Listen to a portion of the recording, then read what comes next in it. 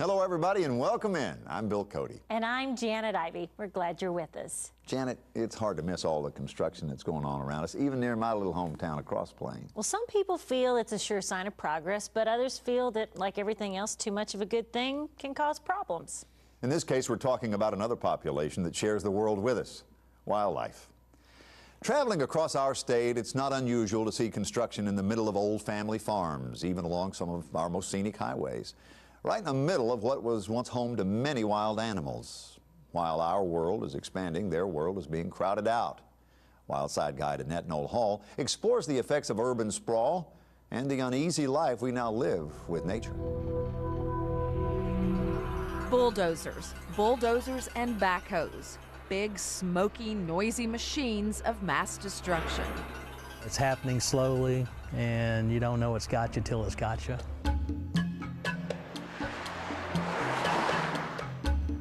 Bulldozers moving in on 122,000 acres of our land every year, stripping it for the primary purpose of building more homes, stripping it to construct more businesses, stripping it away from wildlife. You have to think that long-term vision about what are going to be the real needs way down the road in terms of protecting not only our natural resources and what they will need, but also where are people going to enjoy wildlife, fish, things like that in the future.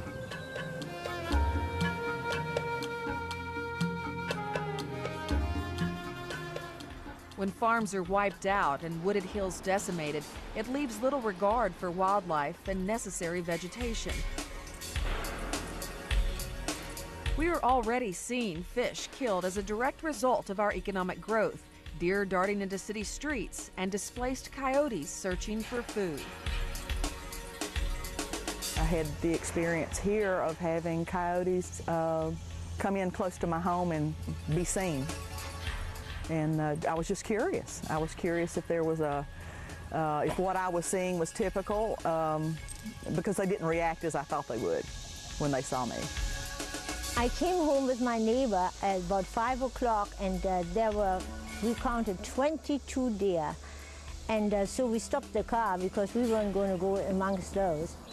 But we are among them, pushing farther and farther out from our cities, looking for the last frontier and willing to tear it down when we find it.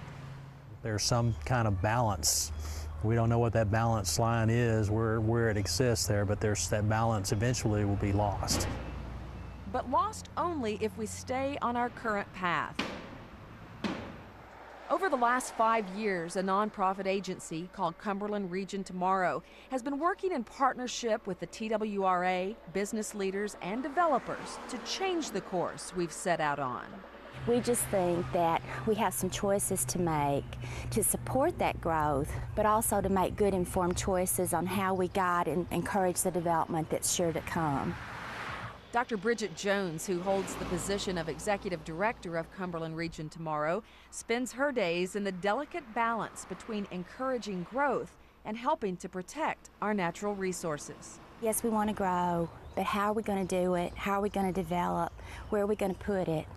So that we can accommodate what we all want, but still hang on to our quality of life.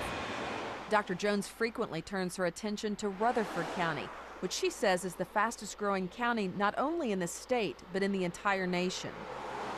They are really on top of it, but they have a huge challenge every year just trying to figure out how to service what they've got, much less, to plan and allow the continued growth and development. Growth is expensive, and Dr. Jones says it's essential that we all educate ourselves on what's happening around us, as well as how our tax dollars are being spent. We want to live out, and we want to have the landscape and the rural land around us and access to woods and waters, but then you'll get enough people out there and they suddenly want a Kroger or a Target. This is one of those areas that used to be out in the country, but as the country is bulldozed away, land management planners say they hope that developers will soon discover that it's more profitable to just work with the land rather than clearing it. And then what happens is you also plan to strategically keep the land that holds that creek riparian area or the wooded area. You plan to keep that open so that everybody that lives out there gets to enjoy that. But for those of us who are just watching from the sidelines, how can we help? How can we weigh in on what is protected and what is developed? And I think the most important route for folks to be involved in and to make their voices heard and known is at the local level there. That's where it's all got to start. If we can use our voice and let them know that we're interested in these things, then they'll pay attention and they'll respond. And then the 1,200 species of fish and wildlife that we are so blessed to have in this state may possibly be able to dodge the next bulldozer. I'm Annette Noel Hall on Tennessee's Wild Side. Dr. Jones says the developers who work with the land instead of against it are already seeing higher profit margins. Cumberland Region Tomorrow has created a growth plan which shows 500,000 more people moving into a 10-county area of Middle Tennessee in the next 15 years. Which is all the more reason for us to be aware of the impact our lives have on the world around us.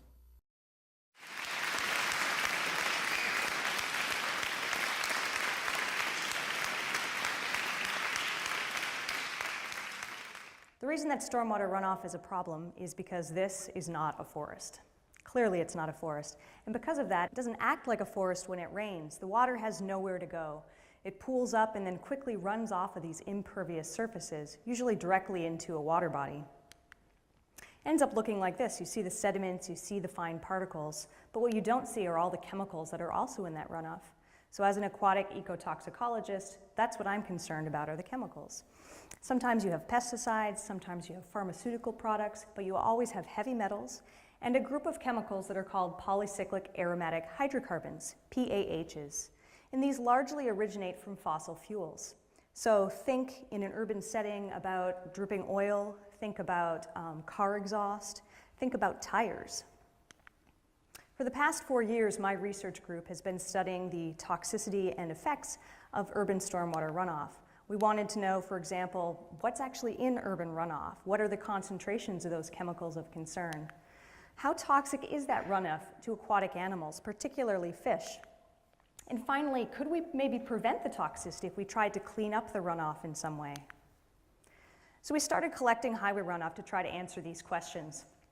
And we're collecting it from not just any urban runoff, but highway runoff in particular, because we know it's going to contain some of the worst actors that we know are present in urban runoff, particularly those metals and PAHs. And there's actually a downspout from this elevated highway directly into our parking lot, so it makes collecting the runoff really easy for us. So what do we find? Well, in terms of chemistry, highway runoff has, not surprisingly, a lot of metals, particularly zinc and copper. It also has a lot of these PAHs. Now remember, it's a group of chemicals, so you can either add them all up and get total PAHs, which is at the bottom of this graph, or you can separate them out and look at them from smaller, lighter PAHs like naphthalene up to bigger, heavier PAHs like chrysene. This is the pH fingerprint. In terms of looking for toxicity, we're using zebrafish as our primary animal, our primary aquatic model. This is a small, rapidly developing fish that responds to chemicals much in the same way that humans do. We've seen that sometimes the urban runoff will kill these fish, but more often it will cause sublethal effects. And included in that are things like an inability to hatch, general developmental delays that make the fish smaller, a small eye phenotype. Their eyes are actually smaller. It's called microphthalmia. Pericardial edema. So pericardial means around the heart, and edema means fluid accumulation. So they're actually accumulating fluid around their heart, and usually this means there's a problem with the way their heart's functioning. And finally, in more extreme cases, you can actually see deformities of the jaw and of the heart itself. I want to show you what this looks like.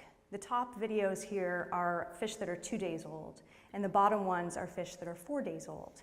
They have a two-chambered heart, and you can actually see the blood pumping between these two chambers. There we go. The rest of the fish have been exposed to stormwater runoff. Their hearts are also beating, their two-chambered hearts are beating and pumping blood for the most part, but they have a variety of other problems, including that edema, the swelling around their heart, including pooling of blood, cranial hemorrhaging, which is actually blood bleeding in their head, and finally, visible deformities of the heart in some cases. And we don't know for sure what chemicals are causing, what particular chemicals are causing these effects, But some of those PAHs I was telling you about, we know can be cardiotoxic. This means that they're toxic to the cardiovascular system, which includes the heart. Now, some of these same chemicals actually get into the air from car pollution in urban areas and also give humans bad hearts.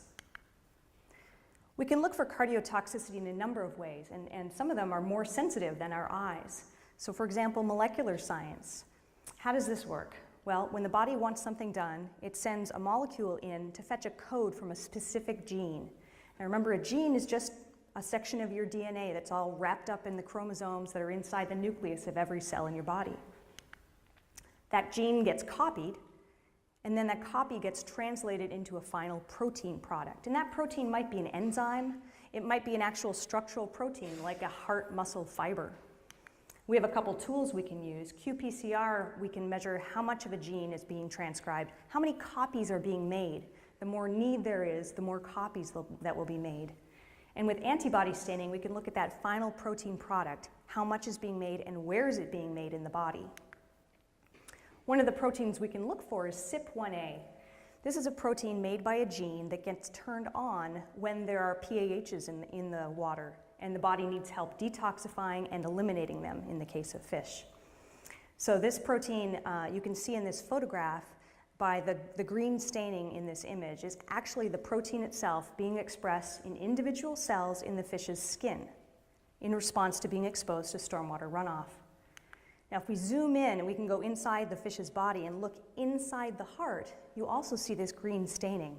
So the detox enzyme is being expressed inside the heart itself. This lets us know that this animal is not only exposed to cardiotoxic PAHs, but they're actually acting on the heart. Another thing we can look for is that gene expression, how many copies of the genes are being made. So in the case where there are more cardiac abnormalities, when fish have more cardiac abnormalities, we see more copies of the gene being made. Another gene that we look for is NPPB. This is a natriuretic peptide, and it's a gene that gets turned on when there's cardiac stress. It's turned on in the heart. So when there's more cardiac abnormalities, you see more copies of this gene being made. These two things together tell us that A, the fish exposed to runoff are exposed to cardiotoxic contaminants, and they're also have bad hearts. So remember, the third part of our research program is looking for whether we can prevent the toxicity by trying to clean up the water in some way. And the way that we're doing that is using green stormwater infrastructure. This includes things like pervious pavement, it includes green roofs, and bioretention systems like rain gardens. Bioretention is just a fancy way of saying getting the water to soak into the soil, get filtered through the soil. So the way that we've done this is collect a whole bunch more runoff, and we brought it down to Washington State University in Puyallup. There we have these large soil bioretention columns. And these are essentially just a core section through a rain garden. And they contain mostly sand and compost and some gravel at the bottom for drainage. We put the runoff in the top of the columns. Some of the columns had plants, some of them didn't. And then we collected the filtered runoff out of the bottom and used it for various tests. In addition to the tests with the zebrafish, we also used our our target organism, which is coho salmon. So coho salmon exposed to clean control water, 100% survival, nobody died. And this is what we expected to see. In the runoff that had not been filtered by the soil, all of the fish died. So what was going to happen in the runoff that was filtered through that soil system? Well, good news, they all survived, just like in the clean water. With the zebrafish, we looked for those sublethal effects. And what we looked for were whether the air bladder was inflated, how big the fish were, whether they had that swelling pericardial area. The bigger it is, the more swelling there is around the heart. And then that eye area, whether they had small eyes. So when the fish were exposed to their runoff, and we compared that to the control fish in clean water, they had no air in their swim bladders, in their air bladders. They were smaller. They had swelling around their heart, so higher area, and their eyes were smaller. But if you treated the runoff by filtering it through the soil, whether or not there were plants involved, you saw a reversal of that. And we saw that there were now normal air bladders, normal sized fish, normal hearts, none of the swelling around the hearts, and normal eyes for the most part, normal sized eyes. What about the molecular tools? We saw that passing the runoff through the soil prevented mortality and it prevented sublethal toxicity that we could see with our eyes. What about our molecular tools? This picture shows the heart of a control fish exposed to clean water. You don't see any of that green staining for the detox gene, the detox enzyme, because it doesn't need it. This second picture you've seen before. It's a fish that was exposed to runoff. And you see that detox enzyme in the skin and also inside the heart, where it's causing the cardiac problems. The water that was filtered through the soil, these are the images we see. You can see a tiny bit of green in some parts of the body, indicating there's still a little bit of the detox enzyme present, but none of it inside the heart anymore, and that's the important part. So when we integrate all of these effects, we look at different animals, different endpoints, lethal and sublethal. We see that by treating the runoff, by passing it through a soil filter, we've eliminated almost all signs of toxicity. So in general then, across these different studies, we see urban stormwater runoff is definitely a threat to aquatic ecosystems. It's able to cause multiple symptoms of toxicity, including mortality in juvenile coho, and also including cardiotoxicity in developing fish. And finally, by filtering the runoff through something as simple as a soil system, we're able to prevent nearly all signs of the toxicity. So the idea is that even though this is not a forest, if we can use green stormwater infrastructure, low impact development, and things like source control to prevent contaminants getting in the runoff in the first place, hopefully we can help this act more like a forest. Thank you.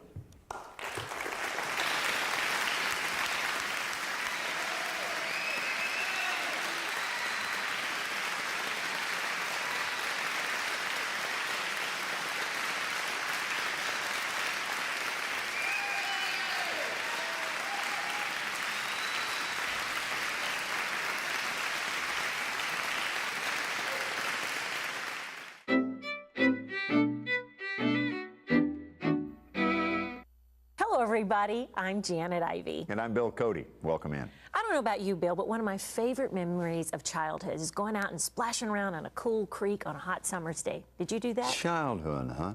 That's why I live on the creek now. I still do that as an adult. Well, whether it's to escape the hot weather or to go exploring for exotic creatures like tadpoles and crayfish, creeks have always held a special place in the imagination of youngsters. These days, there's an even more important reason to get kids into creeks. It's about a better future for them and for nature. Wildside guide Cassandra Finch tells us about a special program that takes kids to the creek and turns the creek into a classroom.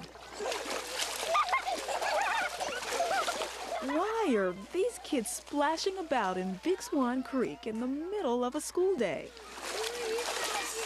Believe it or not, this creek is a classroom for about 15 homeschool students. These darters are just beautiful. The University of Tennessee's Lewis County Extension Office organized this field trip just for them. They can learn about fish. They can learn about river transportation, the ways the river changes over time. They can learn about the chemistry of water. They may call it creek stomp, but the kids are going in more than just foot deep. Diving in and playing with the critters and other wildlife, side by side. Okay, awesome! Yeah, look at that, Tori. Look at the crawdaddy. I can hold one of them. Some are barely old enough to hold these buckets. Let's mine the big one. But as for Big Swan Creek, it's been around for ages. At one time, a railroad bed that carried iron ore ran along these banks, right beside the clear, cool water that flows today. Okay, everybody. Hey, let's gather up here. Frank says the creek is in relatively good health, and he wants to show the kids how they can help keep it that way. Now, what can we do to make sure that our water sources are clear and not polluted? What about kind of what we're doing right now? We're actually learning about pollution. We're learning about the sources of litter. They may be pint-sized, but these kids are as eager to learn about the health of Big Swan Creek as any seasoned conservationist. I love the little design on it. Karen Hargrove knows just how successful this 4-H program has been in teaching children about local streams and waterways. Last year, MTSU's Center for Environmental Education presented the kids the Stream Savers Award for organizing projects that creatively demonstrate how to improve the area's water quality. You see where the kids are, they're not in a classroom. Their classroom's the outdoors today. And one of the flexibilities of home education is that you can take your children on field trips as a part of their everyday education. Put a child in a natural setting and they are just instantly curious about what's there. Something a parent needs to encourage along with this curiosity is a respect for what they find and understanding of how our lives depend on this, not just clean water, but also clean air, just a clean environment. Any garbage you got, let's put it in. Denise Dickerson brought her entire family out here. Little Samuel, Anna, and her twin Rachel. There's Jonas, and as the oldest, Abby is quick to point out what she's found. It is probably some relative of the minnow, because look at the size. After just a few minutes in the water, she's become a bit of an authority on Big Swan Creek's tiny residents. So how did you end up finding all this stuff about fish? I mean, how do you know all this stuff? Actually, I do read a lot of books, but I don't read a lot about fish. It's just, I guess it's experience. When you get into the water, you seem to know it. The beauty of homeschooling is that you find things out here that you wouldn't normally find in books. This outdoor classroom not only stimulates their sense of adventure, it also sparks a lot of questions. I wonder what kinds of things. When we get back, we will hit the books or hit the internet so that they can learn more about these animals. I think it gives them a better understanding of how pollution can affect things. I think a lot of times people don't really see the connectiveness between pollution and what happens in, say, a wild area like a creek, unless they get down and actually see the impact. As the kids prepare to head home, they'll take the lessons of Big Swan Creek with them and use it to help keep Tennessee's other beloved streams and rivers clean. Creek Stomp organizers hope that when the kids grow up and return with their own children, they'll find the same sparkling jewel, still beautiful and pristine. For in the end, we will conserve only what we love, we will love only what we understand, and we'll understand only what we're taught. And we're all teachers, and I think we need to teach the children how wonderful this natural world is and how important it is to us. I'm Cassandra Finch on Tennessee's Wild Side. To learn how you can be a part of Stream Savers, visit our website at tnwildside.org. In only 2 years, the Stream Savers program's already recognized more than 750 kids and adult leaders for their water quality projects. In addition to traditional school classes, the program is also open to 4-H clubs, scout groups, and homeschoolers. Almost anybody who's working to keep our waters pure. You can't help but think that our world is going to be a better place because of the work that they've done.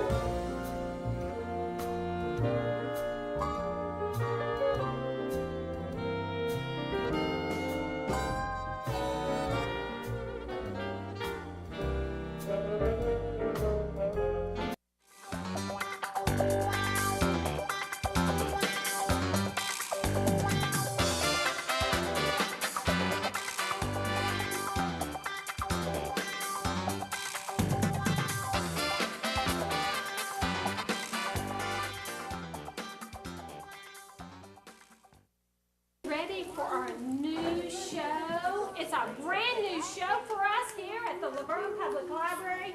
We are so excited. We are going to have so much fun with them. It's the Groove Club, and let's give them a loud, dream big read, as loud as we can on the count of three. They'll know we're ready for them. Let's count 1, 2, 3. Dream big read. Oh, come on. Let's do it louder than that. Oh, come on.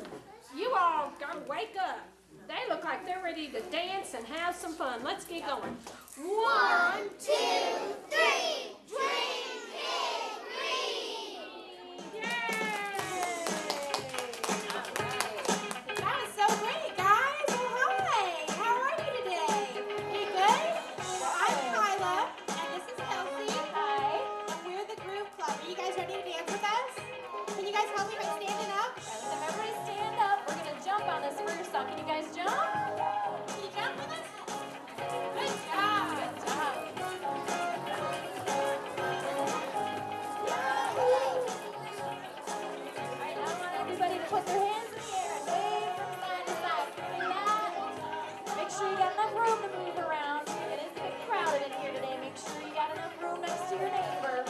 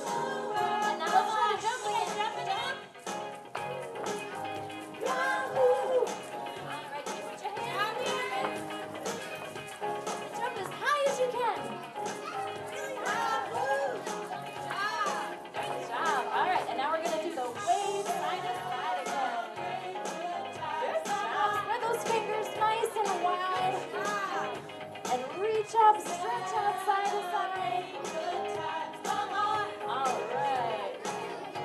And now we're gonna clap on this next part. Can you clap with me again? All right. Throughout the year, so bring your good times, bring your laughter too. We're gonna celebrate and read with you. And now we're gonna stretch up again and shake those hands out to the side. Reach up, celebrate and stretch out. Good job. One more time. Shake those hands out. Let's reach up, celebrate and shake those hands. All right. It's time to come together. Let's read a book. It's now or never. Everyone around the world, come on. You guys jump again? Good job. Raise your hand. Try to touch the ceiling. Oh man, you're some fine jumpers. Good job. And now I want you to jump as low as you can. Can you jump low? And now back to the middle. Just do a regular jump. Good job. Can everybody hop on one foot? Hop on one foot? I go hard foot. Good job. Now hop on the other foot. Oh, good job. You guys are really good. I think they're getting good and warmed up. I think so too. All right. All right, guys. Well, like I said, we're the Groove Club, and you guys know our names, but we don't know yours. On the count of three, can everybody yell out their name to me? You ready? 1, 2, 3. Goodness, there's so many names. I don't know if I can remember all those. I don't think I can, but it's really nice to meet you guys. We're so glad you're here today. Like we said earlier, we are going to do lots of moving and grooving and singing and dancing as we celebrate, like your librarian said, dreaming big and reading this summer. Those are very important things to be doing. So we're going to sing songs and do a couple other things to celebrate that. All right, you guys ready? Can we sway one more time? Let's try the sway. Do those hands again. All right. Stretch those fingers nice and wide. Good job. How you guys doing over on this side? You're looking good.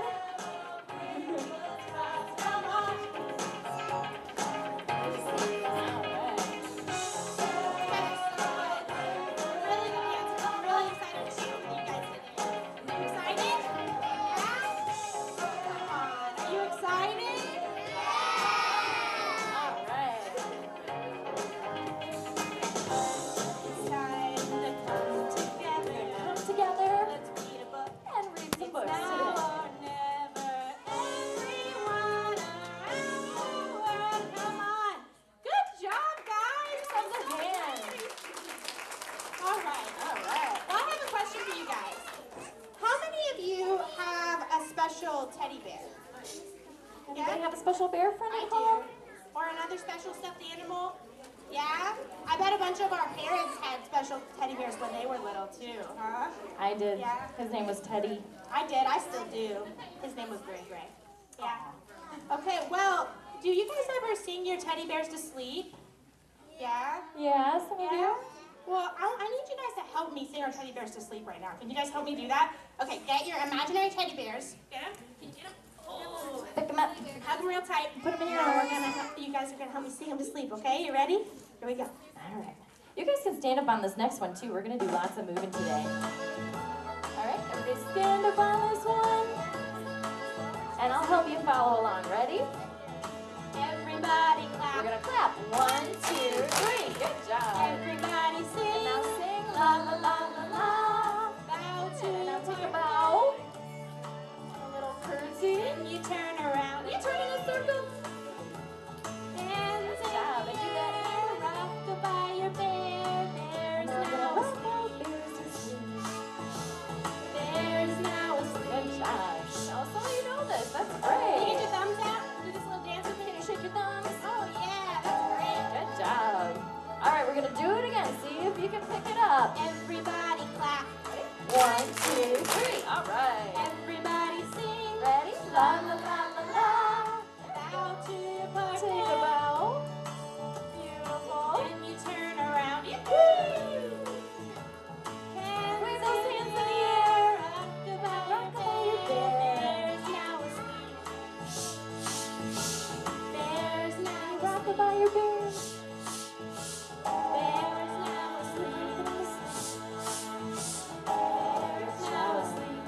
find a safe spot to tuck your bear in. We're gonna tuck him in. Give him a kiss goodnight. We're gonna get those bears out later, so remember where you put them. Great job. You know, I have a special teddy bear, but I also have another special stuffed animal, and he's green, and he really likes to hop. Does anybody know what he might be? A frog! That's exactly what he is, and his name is Froggy, and he loves to go hopping. So this song is all about my frog. Are you guys gonna help me? I need you to stand back up and help me. All right, let's do lots of frog hopping. You ready? Can everybody start hopping? All right. We're gonna start with our hands on our hips on this next song. And just see if you can bounce. Can you bounce with me? Froggy went hopping on a summer day. Good job. Froggy went hopping on a summer day. All right. Froggy went hopping on a summer day. He met Miss Mousy on his way. And now do your hands side to side like that. Good job. She said, Miss Mousy, will you marry me? Alright. He said, Miss Mousy, will you marry me? Together we'll start a family. And now we're gonna march. Can you march in place? Good job. The first to the wedding was Mr. Pig. Alright. The first to the wedding was Mr. Pig. He played his banjo and he danced a jig. What does Pig say? Can you guys oink like a pig? Let me hear your best oink. Good job. Can you snort like a pig? Great job, Peter. What do you think they had for supper? What do you think they had for supper? What would a frog like to eat? Do frogs eat bugs and mosquitoes? Supper. Fried mosquitoes and bread and butter. Ew. Yum, yum. Yum, yum. Good job. Can we hop one more time? You guys ready? All right. Froggy went hopping on a summer day. Froggy went hopping on a summer day. Froggy went hopping on a summer day. He met Miss Mousy on his way.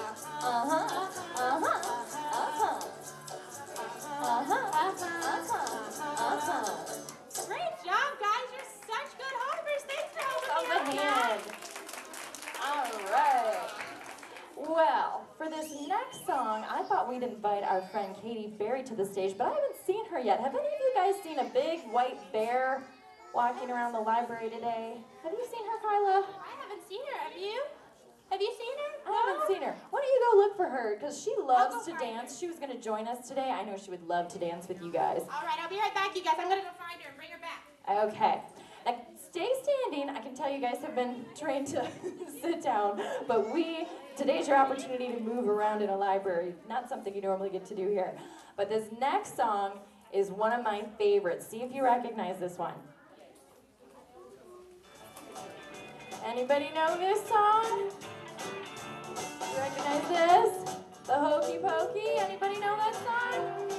All right, couple people. If you don't know it, you can follow along. I want you to get out your Hokey Pokey hands. Can everybody do this with their hands? Get out your pointer fingers. All right, we're gonna start with, I think we start with our left leg. You put it in, then you take it out, and you put it in, you shake it all about. You do the Hokey Pokey, and you turn yourself around.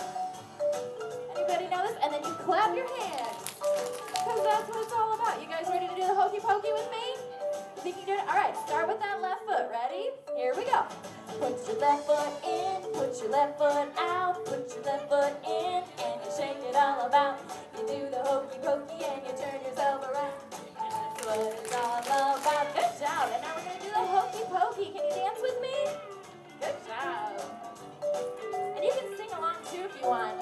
Hokey Pokey, and now clap. That's what it's all about. Now your right hand, put your right hand in, put your right hand out, put your right hand in, and you shake it all about. You do the Hokey Pokey, and you turn yourself around. It's all about. Good job. Hokey Pokey. Can you Hokey Pokey with me? Let's see your Hokey Pokey. You can lift your legs up. All right, that's what it's all about. Now your left hand, put your left hand in, put your left hand out, put your left hand in, and you shake it all about. You do the Hokey Pokey, and you turn yourself around. It's all about. All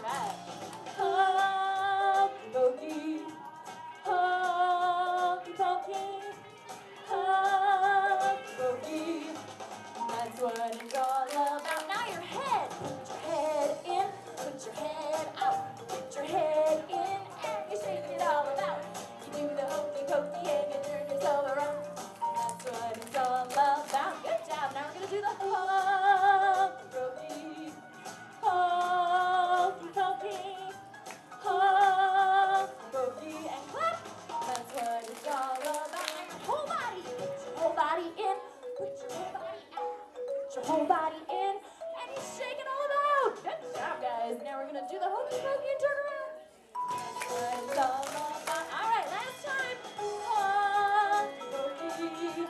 Hokey pokey. Hokey pokey.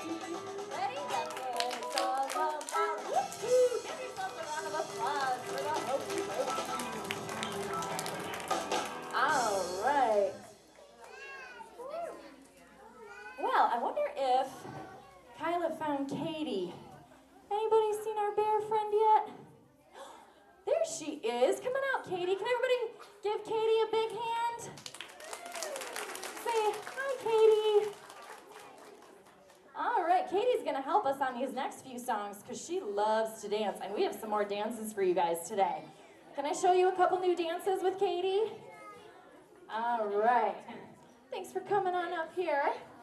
This first dance is called the ham and cheese. I want everybody to get their hands out like this. Spread your fingers nice and wide, and then flip your hands to the side and bring them together like that. And then flip your hands the other way and bring them together like that. All right, and then you go back and forth, and back and forth, and back and forth, and back and forth, and back and forth, and back and forth, and back and forth, and back and forth, till you can't do it anymore. That's the ham and cheese. You guys got that one? All right, now I'm going to teach you a second crazy dance. This is called the chicken wing. I want you to get your hands out again, then make a fist. Put your fists on your shoulders and swing your elbows back and forth like you got little chicken wings. Oh, you guys look great. All right, we're going to do those next two dances a lot on this next song. I want you to follow Katie because she's going to do the dance moves, all right? You think you can do that? Okay, here we go. Okay, we're going to start with the ham and cheese, so get those hands out. Let's see those ham and cheese sandwiches. Oh, you guys are great. And now let's try that chicken wing. Make sure you got that one. Remember the chicken wing? Oh, there you go. You guys make great little chickens. All right, here we go. Come on, in the morning, like my mother says, when you gonna live your life right. Over the day, we're not the fortunate ones, but kids, they wanna have fun. Oh, kids just wanna have fun. Can you jump on this next time?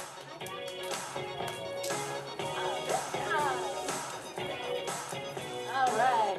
Come on. In the morning, like my mother says, when you gonna live your life right. Oh, Johnny dear, you know you're still number one, but kids, they wanna have fun. You guys look having fun, right? You guys having fun this summer? All right, let's jump on this next part. Put your hands in the air.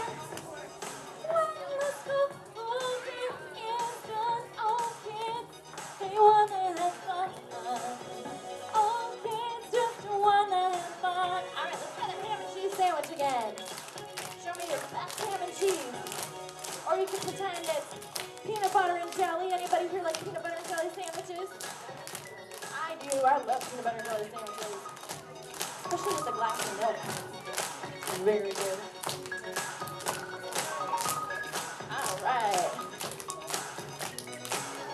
Some kids take a beautiful book and hide it away from the rest of the world.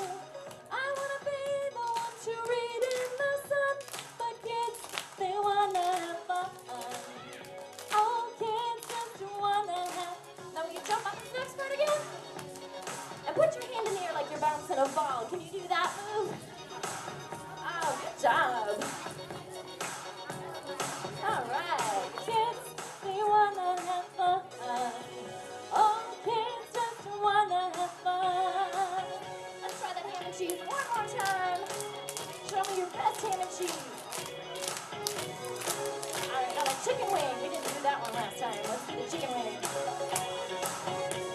Good job. All right, well, now that I have taught you guys 2 of the craziest dances I know, I was wondering if you would show me the craziest, silliest, wackiest dance you can think of. You ready?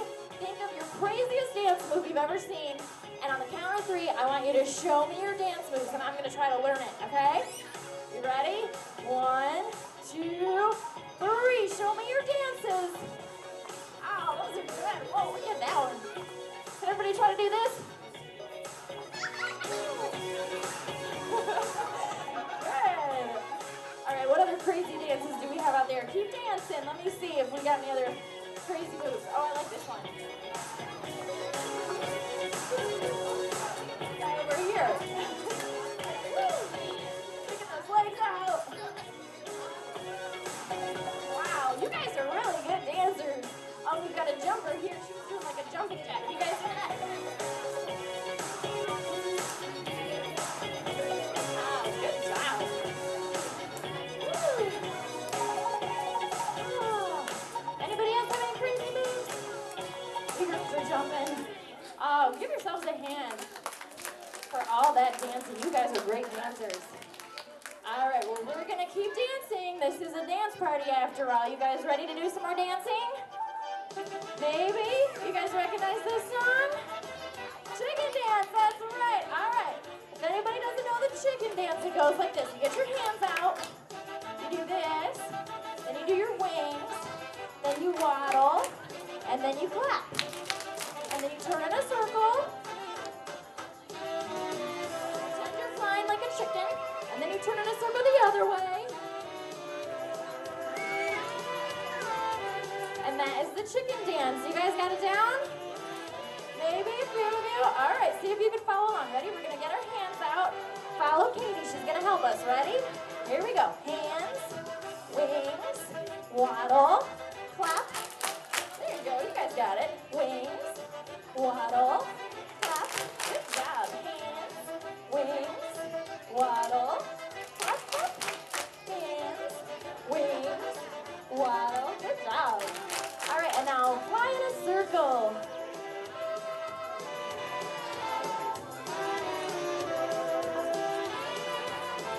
You can turn twice if you have time. And then we're going to turn the other way in a circle.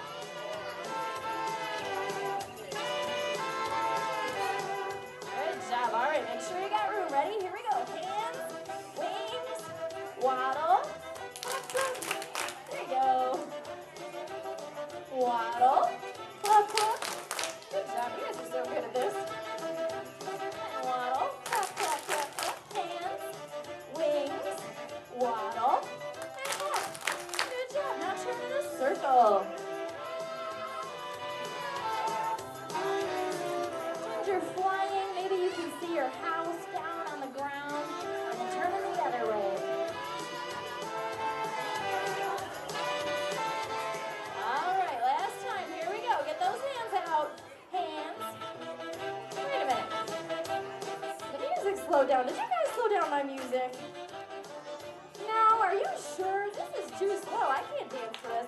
You want to see if we can get it to go faster? Let's see if we can do that. On the count of 3, I want you to say poof, and we'll see if we can get the music to speed up. You ready? 1, 2, 3, poof. There we go. That worked. That's more like it. Wait a minute. This is too fast. Did you guys speed it up too much? Oh my gosh, I can't dance for this either. Ah! Woo! A hand for the chicken dance. That was tough at the end there. Okay. Well, we're going to have a seat for this next song. You can sit down. We'll give you a break from all that dancing. Katie, do you have to leave? Oh, Katie has to go. I had so much fun dancing with her, though. Let's give Katie a big hand if you enjoyed dancing with Katie. I'll see you next time, Katie. Thanks for coming. Say bye. Oh, I love dancing with Katie Berry. She's so much fun. She likes to come out and join us at the library. Wow. Remember how your librarian said today we have or for this summer actually, we have a theme about dreaming big and reading? We have a song that ties into that. See if you know this next song. This is a really famous song by a British singer. Does anybody recognize this song by any chance? You do? What's the song? Adele, that's right, it's by Adele. Who here loves Adele? I love Adele's music. We got a couple Adele fans in here. All right, great. Well, Adele had a dream when she was probably about your age that when she got bigger, she was going to be a singer. And she dreamed really big, just like the theme for this summer says, you got to let yourself dream big, right? So she dreamed really, really big. She didn't let anything get in her way. And when she grew up, she became a singer. And now she gets to sing all over the world for lots and lots of children like you guys. How about that? And all this talk of dreaming reminded me, I had a dream when I was sleeping last night. You know you can have dreams when you sleep, kind of weird dreams. I had this weird dream last night that I had a coloring book, but it didn't have any pictures in it for me to color. Check this out, you guys. This is the coloring book I dreamt of. It looks colorful on the outside, but on the inside, it just had blank pages. Isn't that weird? So I was wondering if you guys could help me out today. You look like you're a good group and you could probably fix my coloring book. I want you guys to reach into your ear and pull out a black magic marker. Can you do that? Whoop! Pull it out. And I'm gonna hold my coloring book out in the air and I want you to go like this and draw some pictures in my coloring book. Ready? Keep drawing. Draw your pictures into my coloring book. It could be a picture of a hat or some flowers or a clown, whatever you can think of. All right, and now we're gonna say a magic word to make those pictures stick. What's a good magic word? Oh, what was it? Abracadabra. I heard that one the loudest. Okay, we're gonna do abracadabra. Ready? 1, 2, 3. Abracadabra. All right, let's see if we got some pictures in here now. We do. Look at that. Oh, that's great. Now we've got some pictures to color in. Okay, well now that we have some pictures, let's add some color to them since it is a coloring book after all. I want you to think of your favorite color. What are some of your favorite colors? Purple, pink, blue, green. All right, I want you to throw your color, do this, and throw your color into my coloring book. Throw that color onto those pictures. All right, and now we gotta come up with another magic word. What's another good magic word? Hocus pocus? Okay, we'll do hocus pocus on the count of 3. Ready? 1, 2, 3. Hocus pocus. Think it worked? Yeah?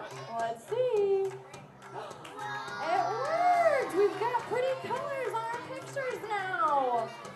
Oh, look at that. You guys are really good at coloring. Okay, well now I want you to see if you can take your color back. Do you remember what color you put in there? I want you to think of that same color and take it back. Now, can you go like this? Take your color back. Take it back off the coloring book. All right, we got to do another magic word. Make sure it worked. What's a good magic word? You want to do abracadabra again? Okay, that's a good one. Here we go. Ready? 1, 2, 3. Abracadabra.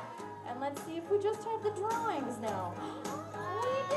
You guys took your color back. That's great. Now I can color in these pictures when I go home today. You guys did such a great job with these drawings, though. Give yourselves a hand. Oh, you were great at that. All right. Well, again, our theme for this summer is dreaming. So remember to always dream big. And maybe you can come up with a coloring book like that yourself when you get home today. All right. Oh, there's Kyla. Hey, Kyla. How's it going? Did you guys see Katy Berry? I couldn't find her. You were the bear. You missed her. I missed her? Yeah. You were the bear. No, she went looking for her. Did you see her? She came out here. I went down the street. I went to McDonald's. She wasn't there. She wasn't in the library anywhere, but she was here. She was here. She had a dance party with us, didn't she? Missed her. Man. Well, did you guys have fun with her? Oh, good. You had a good time. I saw you coming out of that door, and you came back in. I went that way to look for her. I don't know what you're talking about. I'm glad you guys had fun with her. Yeah? All right. Well, we're going to get dancing again. So everybody stand up on this next song. We're going to do some more dancing. All right. Okay, this next song is all about dancing, so I need you guys to really help me out on this one, okay? Okay, you ready?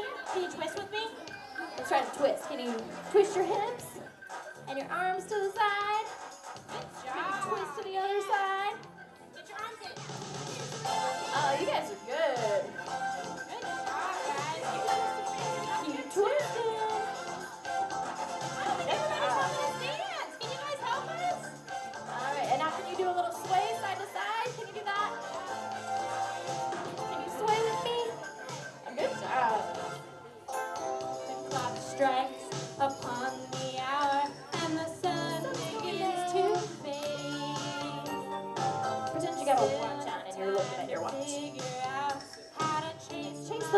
away. Good job. I've been alright up till now. It's the light today that shows me how. But when the night falls, my loneliness calls. All right, now try that twist. Can you do that twist we practiced? Good job. I wanna dream with somebody. Let's try that move. Let's make sure we got that one down. When she goes dream, I want you to reach up and stretch out to the side. Ready? Dream big. Oh, good job. And now twist. Can you twist again? And then do the dreaming big. All right. And then twist. And put your arms up for dream big. Good job. All right, we're gonna go back to that sway. Can you sway side to side with me? Lost my senses. There we go. Just a gentle sway. Sooner or later, the fever ends, and I wind up feeling down. I need the strength to Show us your muscles. take a chance. Oh, good job. We got some strong kids in here today. Enough to last, but when the night falls, my lonely heart calls. And now twist. Show us that twist. Oh, we got good twisters. And now we're gonna do the dream jump. With somebody. Good job. And do the twist. Can you twist? Oh, good job. Somebody who dreams big. Yeah. Do a little more twist. I wanna dream with somebody. Oh, good job. Yeah, I wanna dance with somebody. Show us that twist. What's that twist you guys learned?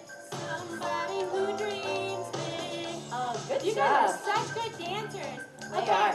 Now we're gonna do something, and I need 2 helpers. So can you raise your hand? I'm gonna pick out a boy and a girl from the audience. Let me see here.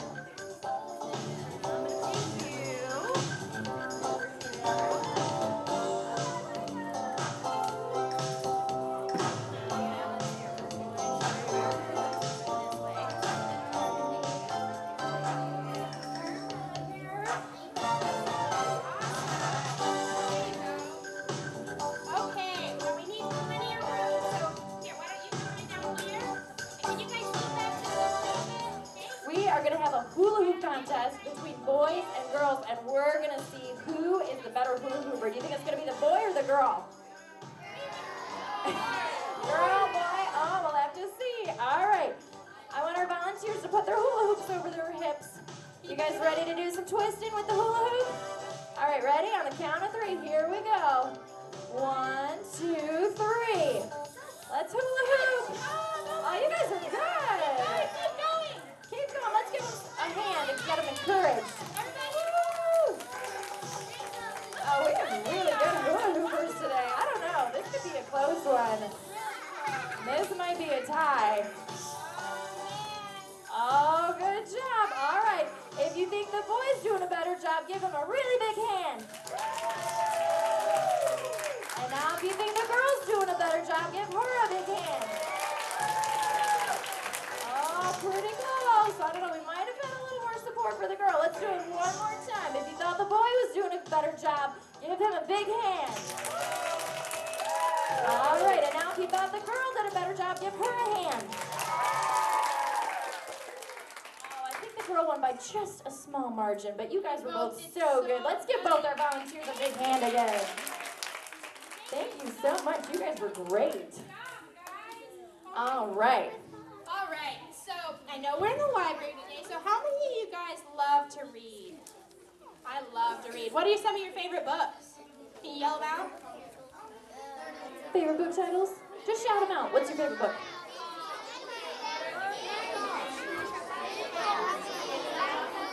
Those are some good books, you guys. Okay, well, this next song, we're going to talk about lots of really good books, so I want you to listen to Kelsey when she sings, and if you hear any books you know, can you yell and scream, okay? Get really excited if you hear any books you know. All right, you ready? Can you help us? Stand up and help us. we're getting there, guys. We need your help. Oh, are you tired? We'll get there. A couple more songs to go. We're trying to wear you guys out today. Okay. All right, pretend you got your favorite book in your hand and open it up to the first page. This book is your book.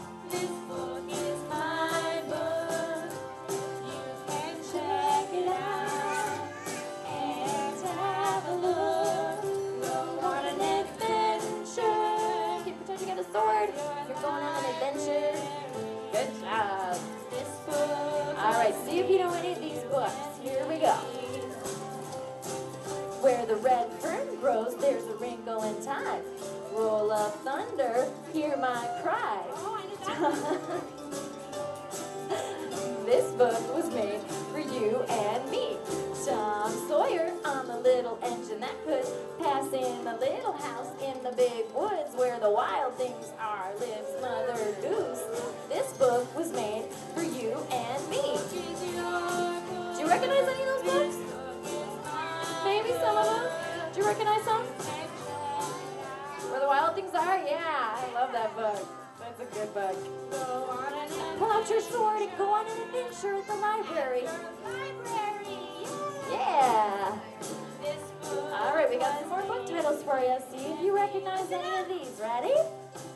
Well, the very hungry caterpillar and the cat in the hat know where the sidewalk ends is Alice's Wonderland. Frog and Toad know how to eat fried worms. This book was made for you and me. The Hobbit dances with Mary Poppins under the giving tree. There's a magic locket. Peter Pan singing chooky chooky boom boom. This book was made for you and me. Did you guys catch any of those books? What did you hear? Chicka chicka boom boom? Yeah, how about you? Alice in Wonderland? Yeah. What did you hear? The Very Hungry Caterpillar? Do you know that book? Yeah, Cat in the Hat? Yeah, good job. All right. Let's see if you can sing this last line with us. Ready? Want to try and get your book out? This book was made for you and me. Try to sing that with us. Ready? This book was made for you and me. Good job. Oh, you guys are great. All right, give yourselves a hand. Give your library a hand for all the summer reading it's going to help you do this summer.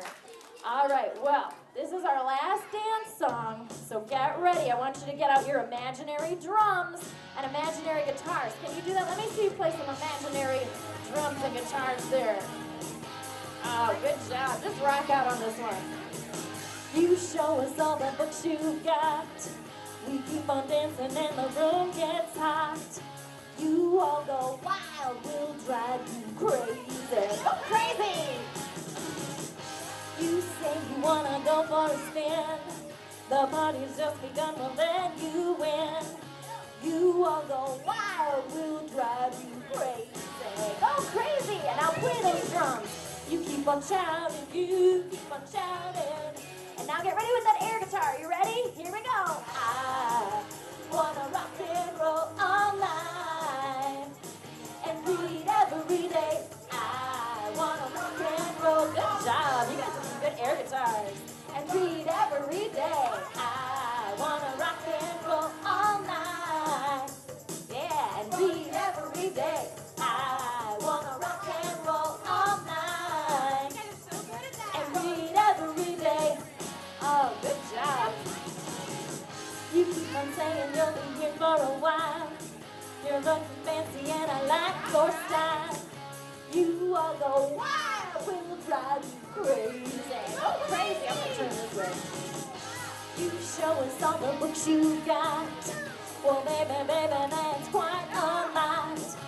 You all go wild, we'll drive you crazy. Go crazy. You keep on shouting, you keep on shouting. All right, we got some air guitar coming up here again. I bet we've got some really good air guitarists in here. Who thinks they'd be really good at the air guitar? Kyle, will you go grab a couple friends from the audience? We're gonna get you guys some air guitars. Cool sunglasses too. Everybody on the crowd, you can keep playing your air guitar. All right, we're gonna hook our friends up with some cool sunglasses. Oh, don't they look cool? Nice. All right, everybody keep playing your air guitar. There we go. And read every day. I wanna rock and roll all night. Yeah. And read every day. I wanna rock and roll all night. And read every day. Oh, give yourselves a round of applause. And our volunteers up here, you guys look really cool on those guitars. We have some of these guitars for sale after the show, too, if you guys want one to take home and rock out to. Those are really fun to play. All right, well, have a seat for this last song. We're going to slow it down. I know you guys got tuckered out with all that dancing and singing and moving around. I did, too. I am ready for a nap. So we're going to slow it down on this last song and get ready to get on the sleepy train. I want you guys to get your hands out like this and rest your head on your hands. And we're going to get ready to take a little nap. Just kind of rock side to side. And now do a big stretch and maybe yawn. Oh, those were good stretches. And now rest your head on your hands again. You guys look tired. I can tell we wore you out. That's good. We did our job. All right. Now, do you remember where you put your bears earlier at the start of the show? Get your teddy bear out. And we're going to hold them really tight. And we're going to get ready to take a nap with our teddy bears. Rock them to sleep again. All right. Then put your bear back down. Maybe put a little blanket over him. Tuck them in. We're gonna rest again. Good job. Get your pillows back on.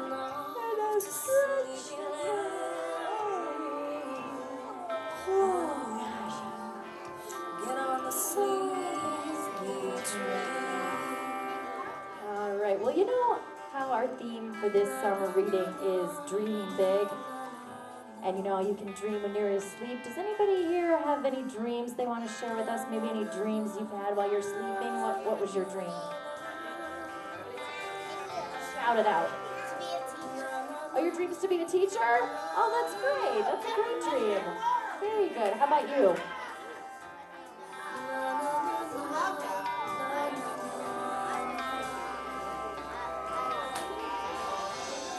What was it? What was your dream? Ooh, that sounds good. How about anybody else? Anybody have any dreams where they were flying? Anybody ever had that dream when you're asleep? Yeah, a couple people, that's always a fun dream. Well, usually it's fun. Sometimes it's scary. Anybody have a dream they were like a superhero that was flying through town? You did? Oh, cool. How about anybody else? Anybody have any dreams? What was your dream? To be an astronaut? Oh, awesome. Good luck with that dream. That would be so cool to go into outer space. All right, well, we're going to get on the sleepy train again. Rest your head on your hands. And do a big stretch. Stretch out. You guys were so great today with all that dancing and moving around. Oh, we're just going to kind of relax on this last song. And then get your teddy bear out again. If you remember where you put your teddy bear or a different stuffed animal, whichever one's your favorite. We're going to hold them really tight. Oh, good job. And say night-night, teddy bear. Say goodnight to them. And then tuck them back in. All right. Well, once again, my name's Kelsey. This is Kyla. We are with the Groove Club. We want to thank you for having us today. You were such a good audience. We also want to thank the library in LaVergne here for hosting this event today. Give yourselves in the library a big hand. You guys did great. We are going to be around at the end of the show. We'd love to meet you guys if you've got time. We like to take pictures with our special friends and give them high fives, so you're welcome to do that. If you have a Facebook page too, you can add us as your friend on Facebook. Our name on there is Groove Club Kids on Facebook. And a couple of the songs that we sang today are on our new CD if you want to buy one of those after the show too. We've got CDs for sale and some of those cool air guitars you saw earlier. All right? So once again, give yourselves a big hand for coming out today. You guys were really great. Thank you so much. I hope you all have a really good summer. Read lots of books and dream big. Bye-bye. Thank you.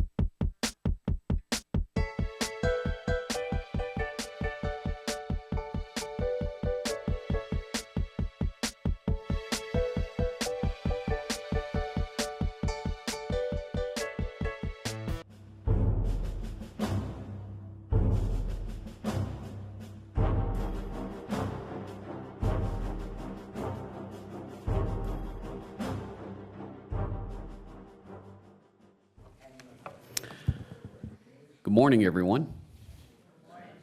Welcome to the LaVergne 2022 Veterans Day ceremony. It is honoring service and sacrifice. So, as mayor, I want to welcome everyone here.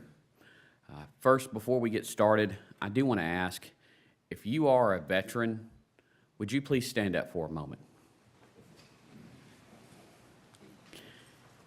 Can we give them all a round of applause?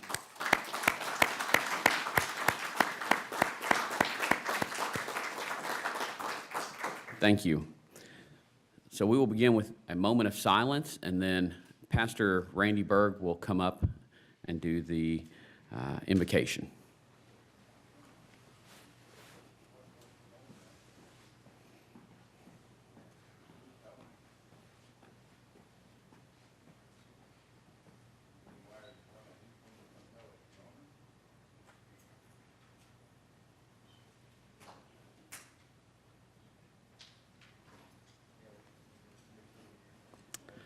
Thank you.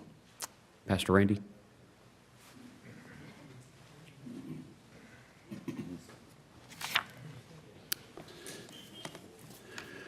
Would you please join me in prayer?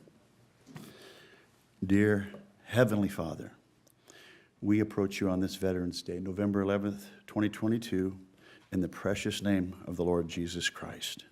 Lord, we ask for your blessings upon veterans and their families gathered here, for their sacrifices, for their service, whether present or absent here today. We pray for the souls of veterans throughout our country to sense your healing presence. We also pray that wherever they are or are gathered, they will receive by your grace a strong reassurance within them of how grateful the real heart of this nation is for all they've been called upon to do, both on and off duty, to serve. Lord, I also pray that we as veterans will rely upon you more to help us all continue to answer this call of duty we somehow still feel and sense within. That call we still know exists within our hearts, to be mainstays, vanguards, watchmen to the preservation of our society and the protection of our families.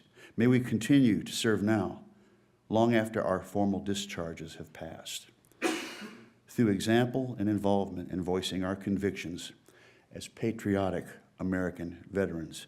So Lord, we pray that while here in this City Hall location, that you would send here an impartation to all of a deep sense of significance, validation, and gratitude to the veterans and their families. Give us meaningful recollections in all that is shared, and reminders to deepen the significance of our lives and our service. Jesus, you yourself are the ultimate veteran, having served so heroically and sacrificially. So we thank you for your great example that sets the standard for all of us moving forward in our lives in wholesome and dynamic ways. Lord, refresh us now with renewed hopes through all that is spoken and expressed in this gathering. In Christ's name we pray. Amen.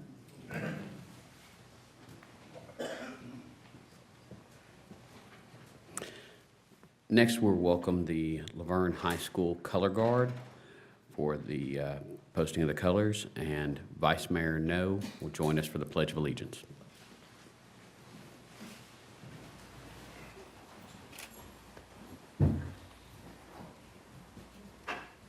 Color guard. Hold. Order. Colors. Left.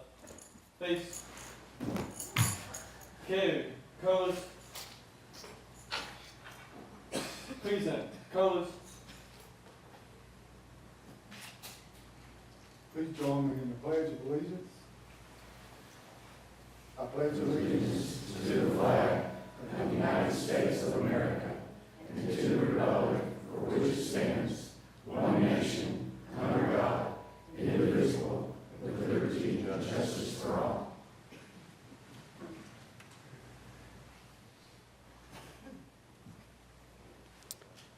And Chloe Penny will lead the national anthem. You need to adjust it. You can. Oh, Saint, can you see by the dawn's early light, what so proudly we hailed at the twilight's last gleaming, whose broad stripes and bright stars through the perilous fight o'er the ramparts we watched were so gallantly streaming, and the rockets' red glare, the bombs bursting in air, gave proof through the night that our flag was still there. Oh, say does that star-spangled banner yet wave o'er the land of the free and the home of the brave.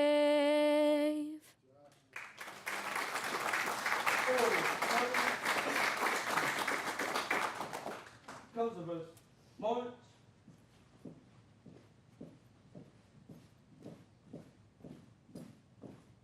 Kogo, halt. Order, colors. Right, face. Forward, march.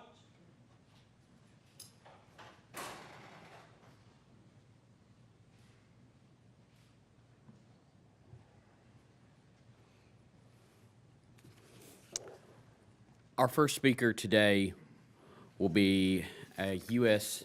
Navy veteran who currently serves this community faithfully as one of our local pastors of Grace Church Worship and Community Center. With that, I'd like to welcome back up here Pastor Randy Berg.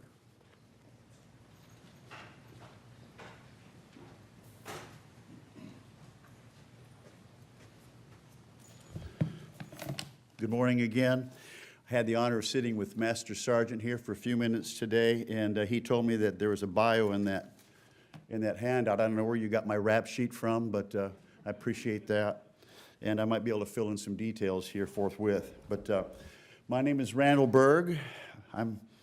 My father was a veteran of United States Navy from 1950, I think 1974. More about him in a few minutes. But the name I have was given to me by a veteran dad. I served 6 years myself in the United States Navy from 72 to 78. And I'm founder, senior pastor for Grace Church Worship and Community Center here in town. We are in our 25th year as a church, just celebrated our homecoming. It was a joyous occasion. I'm 69 years old. I'm married to a beautiful, wonderfully forgiving and tolerant woman who happens to be here today, Jackie. And I have two beloved daughters, Melissa and Melody, and two grandsons. I've lived here in LaVergne gratefully for the past 37 years. Oh, and I say I love you to them almost every day. I shared all that brief bio just to say this. I believe few to none of the good things in my life would have happened to me had I not listened to a veteran, my father, Leslie Titus Berg. He repeatedly tried to instill some wisdom in me, and I was a lot of work. I see that now.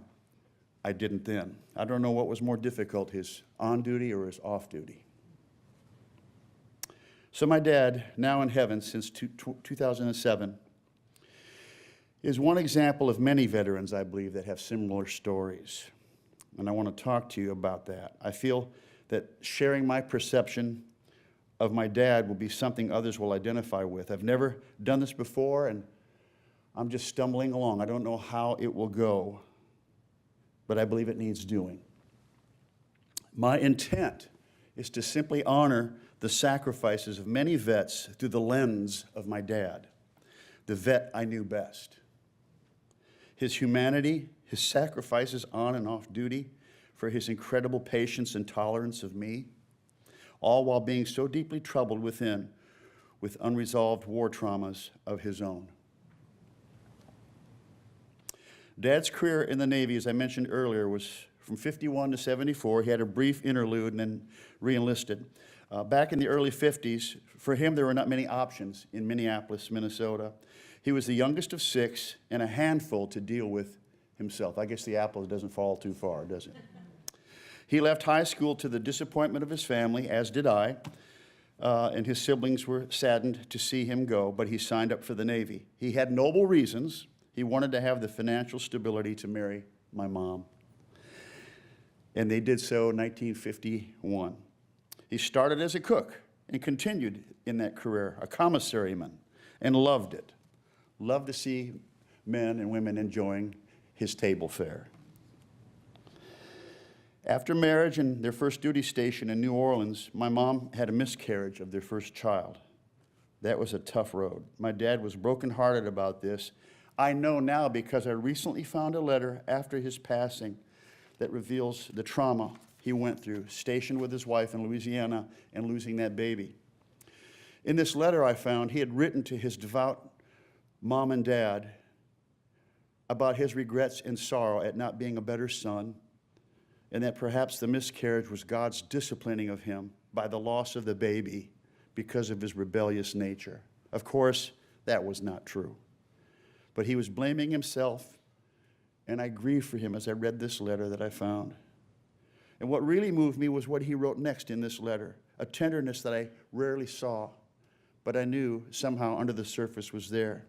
He writes, "How much I want to get it right this time, and I'm praying and longing still for a little darling of my own to hold my arms." As I read those words, the reality of it hit me, and tears of joy overcame me, for my dad was writing about his yet-to-be-conceived and born first son, Randy, me. That's how much my dad loved me before I came along. I never heard about those tender words till long after his passing. Something about men bottling things up inside, and sometimes ladies too. He was tender but tough. In our eventual family of 3 boys and 1 girl, a family of 6, we went to many different duty stations. It was challenging and deeply heartbreaking to see repeatedly my dad leave us year after year. Imagine this, 6 to 8 months at a time for sea duty cruises. Not one tour of duty, but many tours throughout our childhoods. I was young, but watching Mom, we could see it ripped her heart apart every time. We kids, we didn't know how to process it all. How does a child? We just felt confused and bewildered. I still remember the routine of Dad, though. One last hug and kiss to all, and he'd quickly turn his back to walk up the long, lonely gangplank to the waiting aircraft carrier. This happened to us again and again. And so he got on this large gray vessel, and we watched it as it sailed into the horizon till my dad became a little white dot on a gray blob. It was just too much. I now know why he couldn't look back one last time. As for me, I coped by getting into restless trouble. When Dad would return from shore duty, he was welcome to the fact that I needed a lot of discipline, but it didn't take. In 1965, at the age of 12, I watched my dad, this time not stepping onto a ship, but dressed in his finest suit and tie, waving to us as he boarded a domestic airliner for his tour of duty, this time in country in Vietnam. He wrote misleading letters to my mom to reassure her that everything was hunky-dory, but it wasn't. I found out much later that he never was just a military cook working in Da Nang, but was rather pulling duty in country at various dangerous locations and did not want to worry her further, in addition to raising 4 children. But upon his return, he was changed, quieter, more distant, preoccupied. And sometimes the turmoil inside of him just got to be too much, and he didn't handle it well. On top of this, there was this issue of me, his teenage son. In the midst of all his own unresolved issues and heart and soul, he tried to give me some kind of direction. Now, Dad was an incredible musician and singer and was a dead ringer for Elvis Presley. Ask me, I'll show you the pictures. But listening to him, I quickly developed an astonishment for guitar and music and a passion for playing and singing. Unfortunately, my hands found other things to do as well, and I turned to crime. It broke my dad's heart while at sea on one of his tours to hear that I was being sentenced to junior prison at the age of 15. Again, duty on and off can be pretty difficult. That's how out of control I was. When he was later transferred to Charleston, South Carolina, I was released from the facility in California, and we all went there as a family. I subsequently dropped out of high school to pursue my dream as a rock and roll guitar player. When my band broke up, as usually they do, the dream died, but my dad saw an opportunity, and he pulled me aside, suggesting that he take me to the naval base for an audition. Seems he knew the chief there in the Navy band and gave me an opportunity to audition for the newly formed United States Navy pop rock music program as a guitarist. Well, it was a miracle. I couldn't read music, but after the audition, the officers dialogued and contacted Washington, D.C., and I was given contractual guarantee for acceptance in the United States Navy music program. My dad did that for me. It was a life-transforming tour of duty during which the Lord called me into future ministry. During my tour, Dad and I would correspond, and our relationship deepened while he was yet still serving. He was subsequently discharged in 74, myself in 78. But more and more of his wisdom began to find its way into my stubborn heart and mind. Now, this was back in the mid-70s. All these years later, more and more, there's this dawning realization of how much I cherish all the things that my dad, the veteran, did that were pivotal to who I am and what I do today.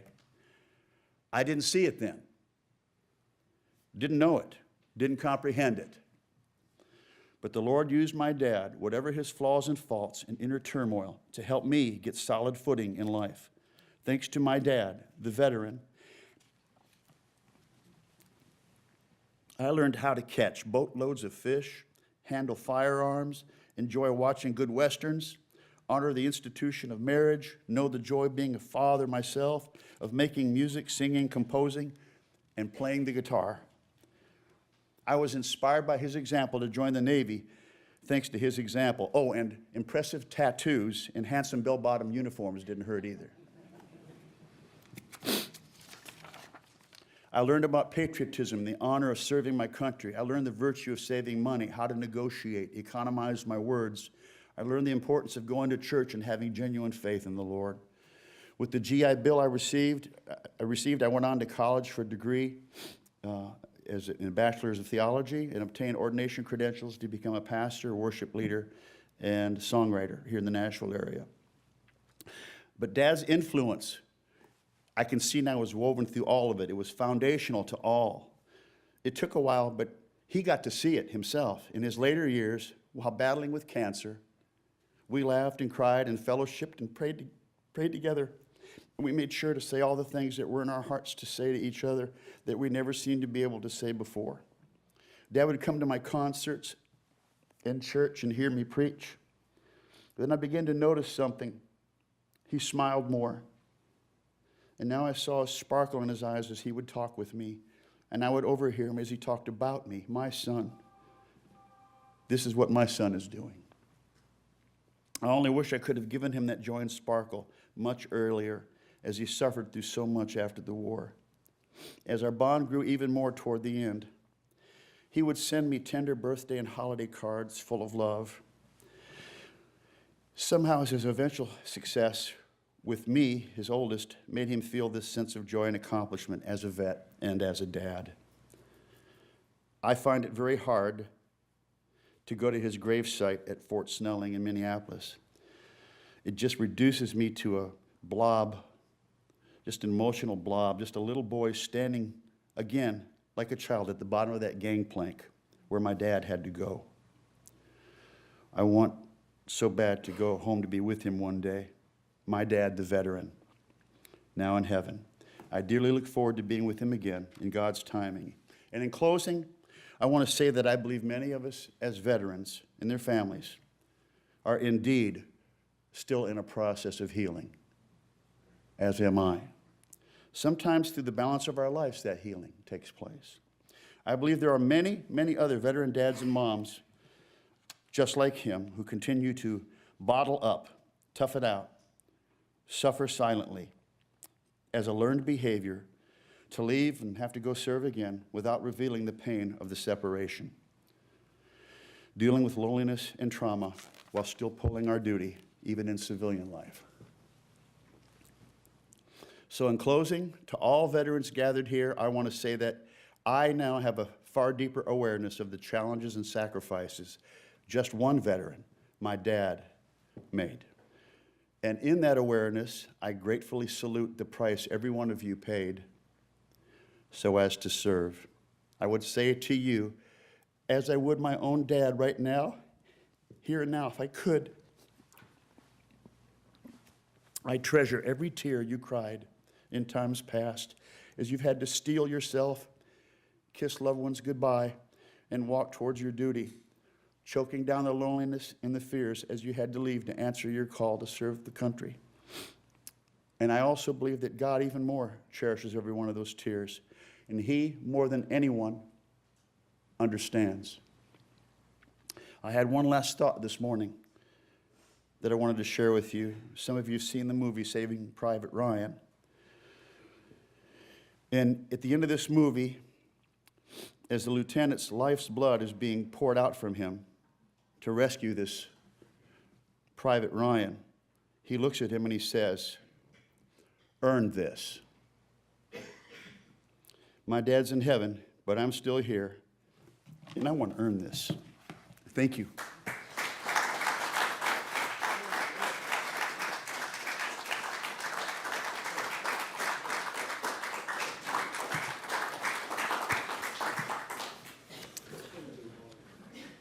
Thank you, Pastor Randy. Next, we have Ross Howard, who is local business owner and an Army veteran.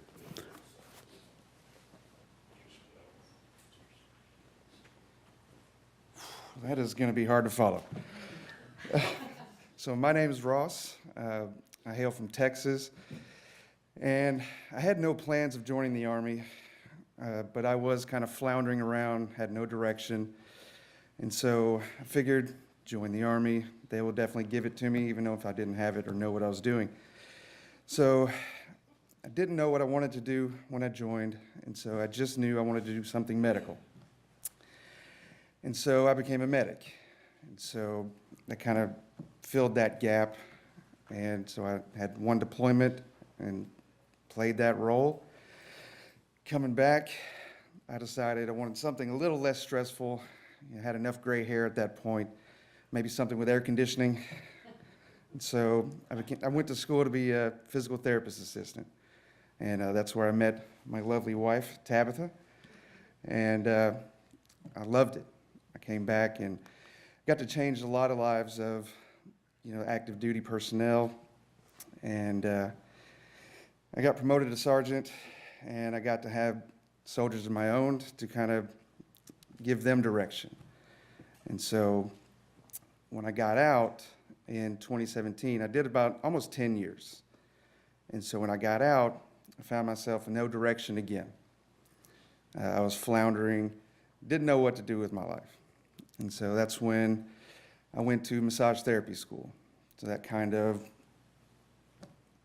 gave me another outlet in healing and treatment of other, clients and get their quality of life better. And so that's what I do now, and I really enjoy it. I get to work with my wife again.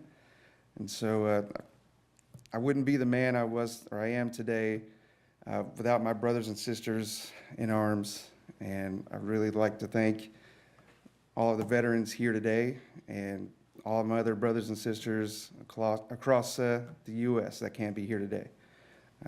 Thank you.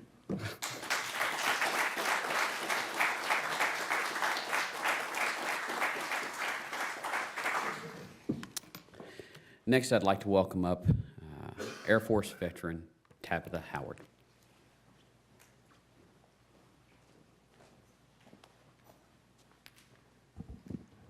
I'm the lovely wife. So I actually grew up the fifth of seven, and I had graduated high school around the last time the economy took a big dump. And I knew that there was no way that my family was helping pay for college. They weren't paying for it for me. They weren't able to help. So I said, well, I guess military is it. And so initially I had tried talking to an Army recruiter, but I felt like he was not helpful. So I went next door and went to an Air Force recruiter. And they were like, yeah, we'd love to have you. So I started my process, and then I went home and I told my mom, oh, by the way, I'm joining the Air Force, but either support me or don't, because if you talk me out of it, I'm not going anywhere, and I couldn't tell her that part. So, so I said, I just support me or not, but this is the decision I'm making. She's like, all right, let's do this. So my first duty assignment, I was stationed in Washington, D.C., had a really cool job. It was a special duty. I was a presidential ceremonial guardsman. I think it sounds much fancier when I tell people than when I actually did the job, because we were fools just as much as everybody else until you saw the pictures and you're like, oh my gosh, you guys look so professional and everything. I'm like, you have no idea behind the scenes. But that really gave me, that was a new sense of purpose that when I joined, it was definitely for the education benefits. Like, without a doubt, like, I knew that's what I had wanted. Doing that job, though, will humble you to your core.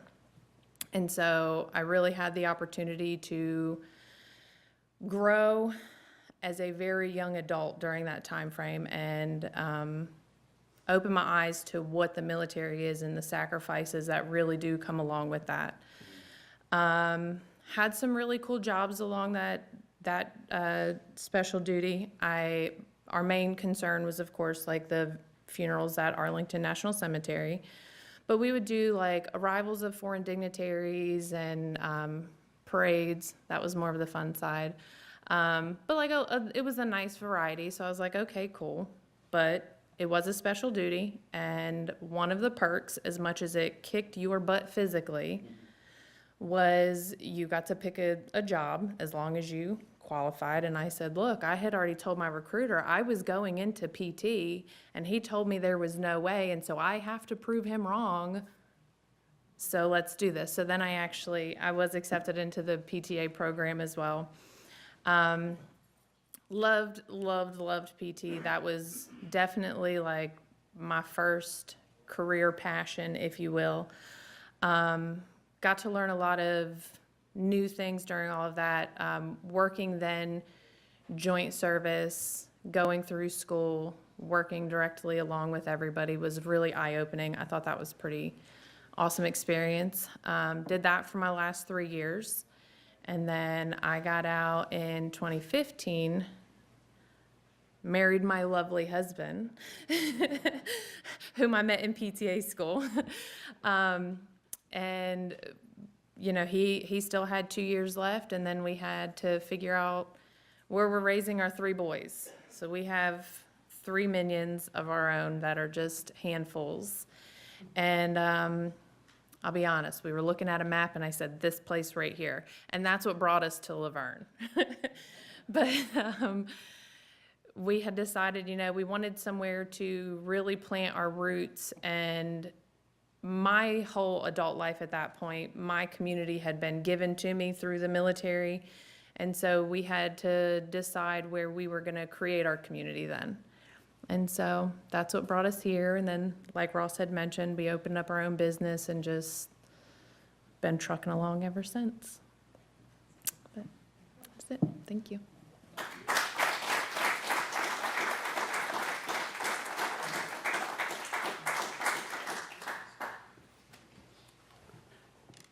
Next, we will have the 21-gun salute by the LPD Honor Guard and taps by Debbie Gentry Bennett.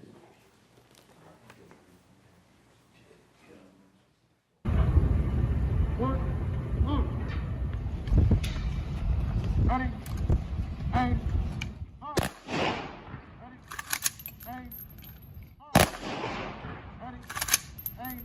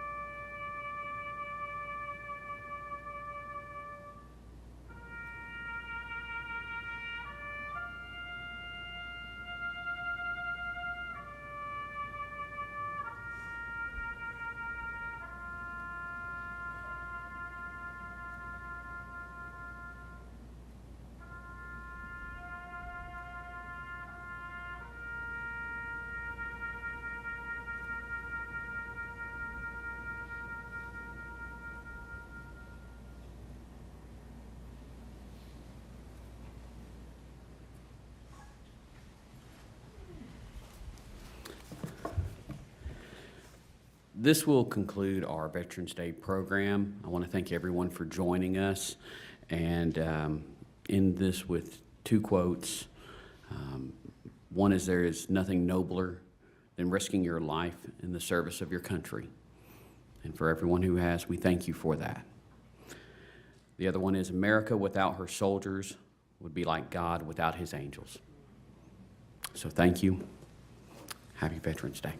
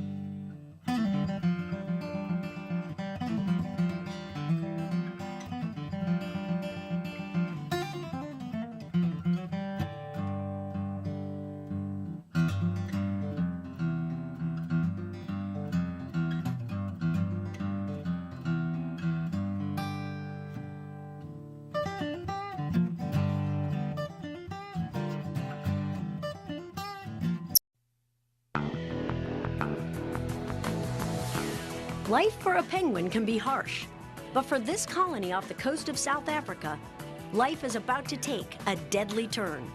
The question is, can they survive?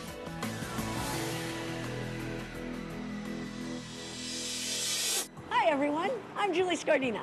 Everybody loves penguins, right? Look at them, so cute, waddling along in their little tuxedos.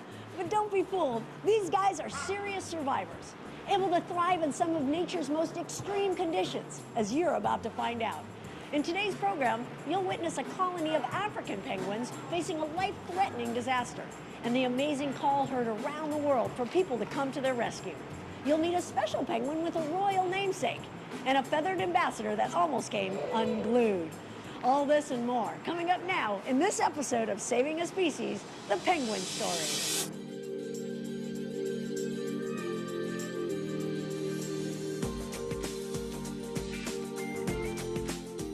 Some people might think Africa is an unlikely place for penguins.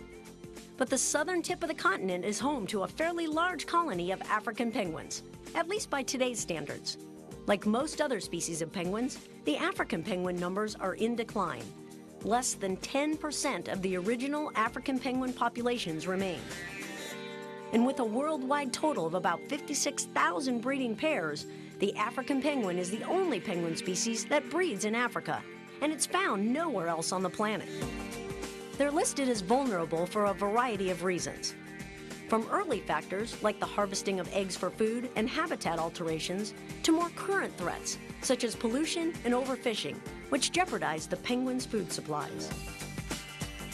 Today, African penguins are a major source of pride and entertainment for the residents of South Africa.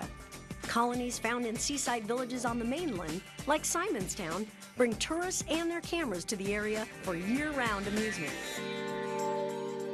So it's no small wonder that when a tragic disaster threatened their beloved penguin population, locals and tourists alike responded in astounding numbers. Cape Townians, we're a great bunch of people, we rock!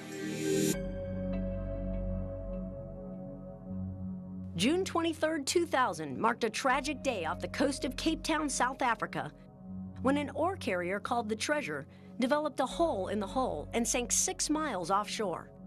2 of its fuel tanks ruptured, spilling over 1,000 tons of oil, and the resulting slick quickly hit Robben and Dasson Islands, both major breeding sites for African penguins. And to make matters worse, the spill occurred in the middle of the penguins' breeding season, putting thousands of birds at risk. This was to become the biggest evacuation and rescue attempt of wild birds in history.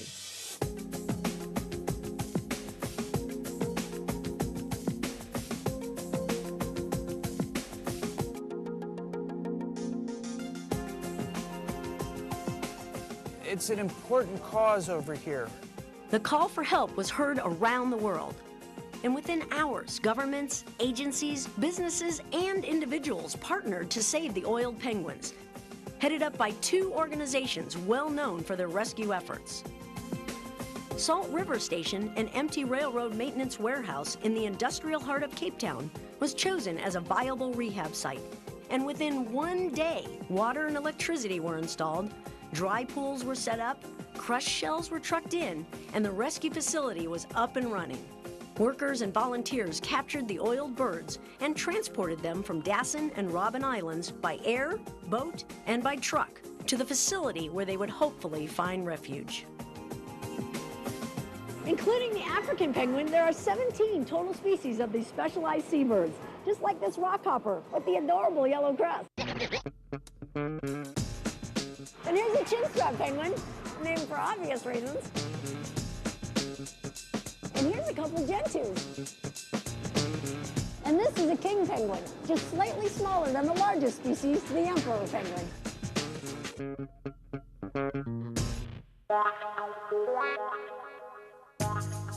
Lots of people make the mistake of thinking that penguins live at the North Pole. But it's the opposite, the South Pole, where many species reside. In fact, penguins are only found in the southern hemisphere. And if you think all penguins are about ice and snow, think again.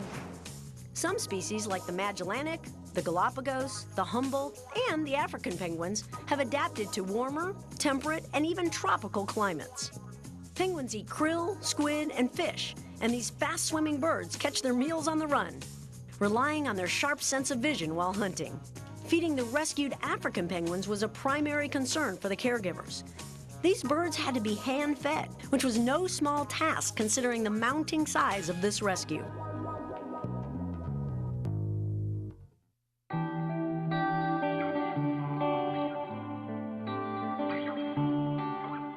SeaWorld was one of many to respond to the African penguin disaster, sending 2 of their aviculturists halfway around the world to offer their services. Back in 2000, when the Treasure sank off the coast of Cape Town, the South African government put out an international call for help. At that time, I had 13 years of experience working with penguins, a lot of hand-raising experience working with babies, so I think I was a good choice to go and assist with the rescue effort. I was selected to go to South Africa because of the work that I've been able to do here at SeaWorld in San Diego of caring for penguins and also raising penguin chicks. Also, here at our park, we have an oiled wildlife care center where we have learned and been trained to care for oiled wildlife, particularly birds. And with that, going down to take care of the animals that were oiled, I was able to use those skills down there as well. Even with years of experience under their belts, nothing prepared the rescue workers for this. Our first day here was actually Sunday morning, and it was a complete shock to walk in and see the magnitude of this. Having worked with birds before in Orlando, I said, you know, a few penguins, how many could that be? But to see the number here was just overwhelming. Overwhelming for the people and the penguins. Priorities had to be ranked in order to keep the birds alive, and food and water topped the list. But the volunteers quickly learned rescued penguins are not necessarily grateful for human help. Right now we're doing a mixture of force feeding, offered hand feeding for the ones that are starting to get an idea of how to do it, and my team is currently going through and tube feeding some electrolytes to keep the birds going because dehydration is becoming a big issue. So we've got all 3 methods going on. Literally tons of fish were necessary to keep the penguins alive. Antibiotics and vitamins were supplied to combat illness and infection under such stressful circumstances. One particular activity really had a positive effect on the birds. Rail cars were tipped on their sides, lined with tarps, and filled with water, resulting in some very happy penguins. The initial rescue attempts with the adult birds seemed well under control. But remember, this was the middle of breeding season. That means there's a whole other side to this story.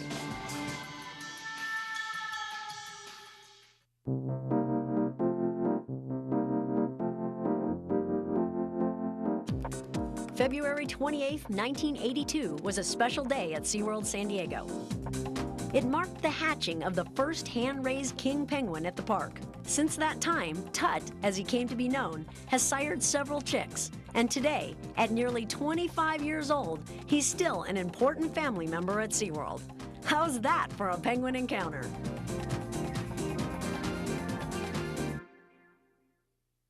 Penguin chicks in the wild can have a tough road ahead of them. Luckily, they have 2 attentive parents they can depend on. This Gen 2 chick hatched out at SeaWorld has a little bit easier time of it. There you go, buddy. With an entire staff of attentive caretakers looking after it. Unfortunately, after the oil spill, many of the penguin chicks were separated from their parents, and the outlook for their future was pretty grim, until the arrival of some helping human hands. Most species of penguins lay 1 or 2 eggs at a time, and generally only one of the chicks survives. Both parents actively participate in tending the eggs and raising their young. This actually created a problem for the African penguins following the oil spill.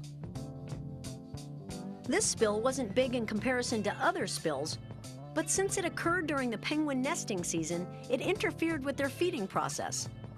Penguin parents regurgitate partially digested fish and other food items to their chicks.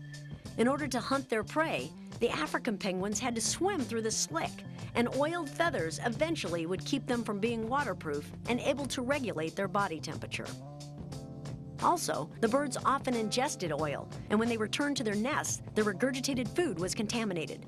So between the feather coating and the toxicity, it wouldn't take long before both the penguins and the chicks would perish. Luckily, Lauren Dubois and a team of experts arrived on the scene.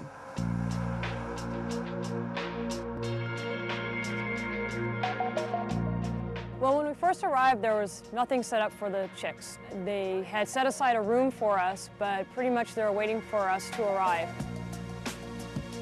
I was working with a colleague of mine from the Baltimore Zoo, Steve Serro, and we started making sure that we were getting the pens set up for the birds. We got tarps set up. We started getting some of our scales, anything that we thought we would need for the chicks. Once an initial assessment was made of the chicks, one of two directions was taken. If they were older, they were moved to the area with the bigger birds. Or they began the process of rehab with Lauren's team. The feeding process is pretty much force feeding them. We want them to get some food in there, which is pretty much grabbing the bird, opening up their bill, and putting a fish in their mouth. On the smaller birds, it's a little difficult because some of the fish is so big, so we'll just cut the fish in half and feed them some of the fish tails instead. Under the rehab team's constant care, Lauren remained optimistic about the chicks' futures. The outlook for these birds is very good, or at least I'm very hopeful. I look at these birds and they're very fat. They look in good shape. There's no oil on them. They all look very healthy. So the prognosis, I feel, is very good. I feel that we'll be able to go out and release these birds and at least give them a good chance to survive.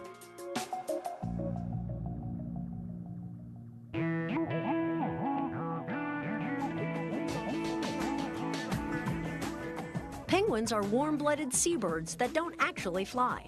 Since they often have to endure frigid waters and extreme weather conditions, 4 primary adaptations help them survive. Their body fat that provides insulation, changes in their metabolic rate when they're on land versus when they're in the water, a blood flow system that adjusts to conserve or release body heat, and feathers. Their feathers are stiff and very thick. In fact, they're 7 times more dense than a chicken's. Although feathers play an important part in keeping them warm, temperate penguins, like the African penguin, need to release heat in warmer weather. So unfeathered, bare patches around their eyes and beaks allow heat to escape. Left alone, the oiled penguin's feathers would no longer be waterproof, and eventually the birds would become waterlogged, unable to swim and unable to regulate their body temperature. Cleaning the feathers was essential before the birds could survive in the wild. We work together as a team to be picking animals for wash. It's important that the animal's strong enough and healthy enough to be washed. First, the birds were sprayed with vegetable oil to dissolve the tanker oil. The difference between when they go into the cleaning room and come out of the cleaning room is phenomenal. Then, they were washed in dishwashing soap. They were washed. They have their black and white coloration back. And washed. And the birds look so good. And then washed again.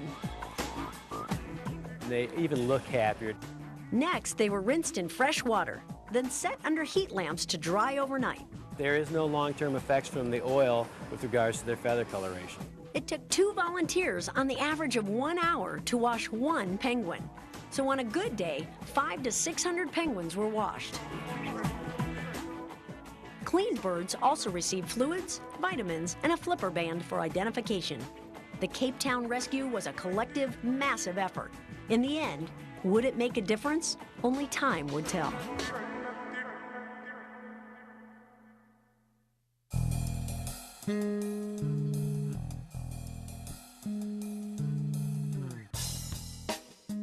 Animal rescues aren't always on a big scale. So it was a lucky day for one little penguin when the staff at SeaWorld San Antonio got pretty creative. They discovered a crack in one of their penguin's eggshells and sealed it up with glue. Elmer, as he was appropriately named, hatched with no problem at all. And today is a SeaWorld celebrity ambassador, teaching kids all around the country about penguins and a caring staff's ingenuity. How's that for a penguin encounter? Times of crisis really show what the human spirit is made of. For a total of 6 weeks, the people in Cape Town worked tirelessly, side by side, to help save the oiled penguins. IFA and SANCOB organized this enormous effort, pulling in corporate, government, and nonprofit partners from around the globe. We've all heard the expression, it takes a village. Well, in this case, it took that and more.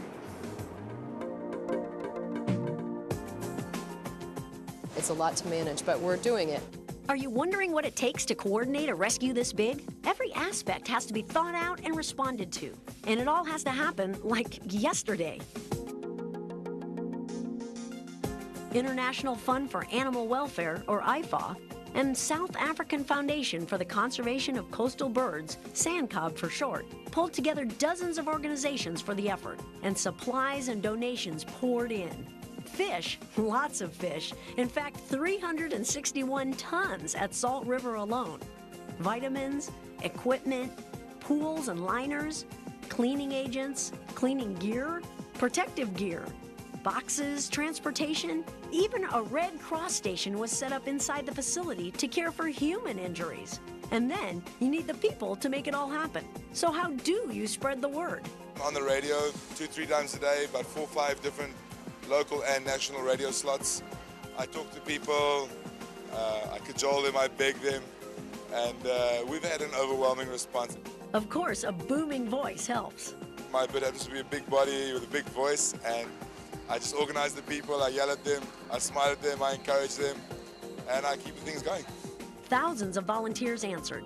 People came after putting in a full shift at their regular jobs. Day after day they showed up with big smiles and amazing attitudes as they got ready to do some very dirty work. The cleaning, the scrubbing, it's not all glamorous. There's a lot of hard, back-breaking work in it, but it's all part. We're all here for the penguins. It's all about the penguins, but it was the people that made it all about the penguins. This shared sense of coming together for the cause moved literally every one of the workers. I never had the remotest idea what this would be like. This is utterly, utterly overwhelming. People are coming together. Most of us are here on a volunteer basis, and that's been a super part of this. It's been great to be here. It's important for us to also be involved in that conservation, and so this is our opportunity to do the right thing. When you have a disaster like this, and I think that's an appropriate word, is a disaster, considering this is one of the largest animal rescues ever, to take a look at something, things that are involved, is just getting the people here to help out. It's an important cause over here. But Big Mike said it best. If we had to factor in the cost of the manpower, it would be astronomical. And the only reason we keep the costs down is because the people are prepared to help. And Cape Townians, we're a great bunch of people. We rock! All the volunteers were a great bunch of people. All 40,000 of them. Because in the end, that's how many people showed up to help the African penguins.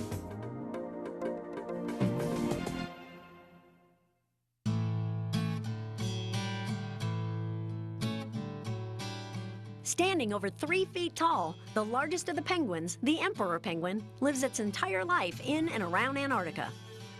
SeaWorld San Diego became the first place outside of Antarctica to hatch and raise an emperor chick. Since then, all the SeaWorld parks continue to participate in comprehensive breeding programs for all of our penguins, welcoming many additions to our SeaWorld family. How's that for a penguin encounter?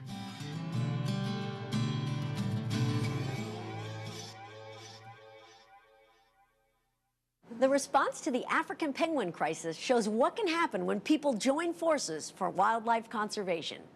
Because of thousands of helping hands, the vulnerable population of African penguins got a second chance at survival.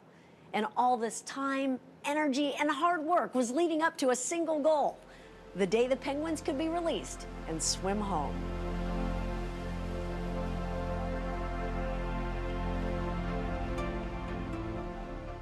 This spill in South Africa, in Cape Town, is probably, to the best of my knowledge, one of the largest responses in history to oiled wildlife.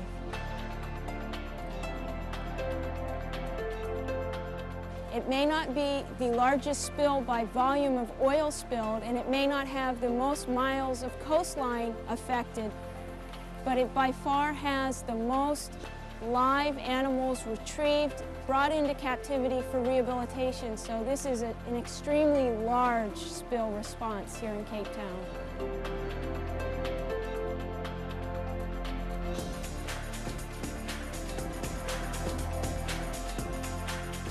After 6 weeks of caring for the oiled birds, the last penguin rescued received his bath, and it was time to send the final birds home. Fortunately, these chicks right here were not oiled, so we didn't have to clean them. Several weeks had passed since the chicks had been rescued. They thrived under the watchful eyes of the rescue team. so they were strong and healthy and ready to survive on their own. Their down was replaced with waterproof feathers, making it possible for them to swim from the shore to their home islands. Well, this is what it's all about. This is It's come full circle, so it feels like all of the efforts have been a success in seeing these set free. And before their release, they were sprayed with pink dye, so researchers could easily identify them. The adult penguins were marked as well, and then fitted with an ID tag on their flipper. Finally, the birds were crated and ready to transport to the sea. It was an emotion-packed day for the workers and volunteers. To actually reach a goal like this is truly remarkable. This was definitely a good day for us. Relief is the big one. The relief is the big one. They got out before anything bad could happen to them. So in the long ride for these chicks that we've released, and I'm very happy for them. They're doing extremely well. It was a nice release. It's always wonderful wherever I am, even if it's one bird or 600. You know, that's awesome. You know, it's a wonderful feeling because it's an accomplishment. It was a long haul for both the animals and the people, but in the end, a remarkable contribution to penguin conservation.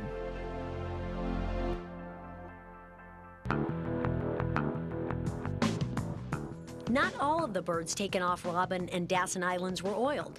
In an attempt to prevent these birds from becoming harmed, volunteers saved 21,000 penguins by collecting unoiled birds and transporting them to Port Elizabeth and releasing them to swim home, where they would arrive after the worst of the oil spill was over.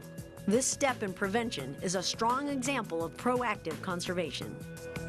Today, many human activities are impacting penguins. Hunting, coastal development, pollution, and overharvesting of fish stocks that penguins eat top the list of threats. Currently, all 17 species of penguins are legally protected, and at least 5 species are considered at risk for becoming extinct. Like IFAW and Sandcob, other groups such as the Captive Breeding Specialist Group work towards the conservation of penguins. The SeaWorld parks maintain Emperor, King, Macaroni, Adelie, Gentoo, Chinstrap, Rockhopper, Magellanic, and Humboldt penguins, and each of these species has successfully reproduced. SeaWorld San Diego participates in the species survival plan for the endangered Humboldt penguin, helping to maintain diversity within this species. In addition, SeaWorld parks also employ 2 stud bookkeepers to track the captive breeding of Chinstrap, Adelie, and King penguins. Finally, the Oiled Wildlife Care Center at SeaWorld San Diego serves as a valuable resource to assist oiled animals in times of crisis. The Oiled Wildlife Care Center is set up to do everything for an animal during an oil spill, and that includes the intake procedures, evaluating the animal, washing the animal, whether it's a mammal or a bird, and also care for the animals and support before the animal would be able to be released. Major disasters remind us how vulnerable an entire animal population can be. But a crisis isn't the only time you can help. Conservation happens every day at a local level. Get involved with a zoological park or aquarium in your town and find out what you can do. When the Cape Town call for action was heard around the world, many responded. We offered help, but what we got back in return was invaluable. There are so many wonderful animals in this world. There's so many wonderful people in the world that care so much about them. To see everybody come together and want to work and really just take care of those animals was incredible. I think being able to come back and share that with the people here in the United States and just even at SeaWorld has been the greatest thing for me. I learned more about people, myself included, on this trip, I think, than any single thing I've done to date. The sheer number of volunteers that showed up every day at the Salt River railway station was just overwhelming. It just kind of reaffirms your faith in humanity when you see how willing people are to donate their time. It really showed that people can truly be compassionate when there's another species that's in need of their help.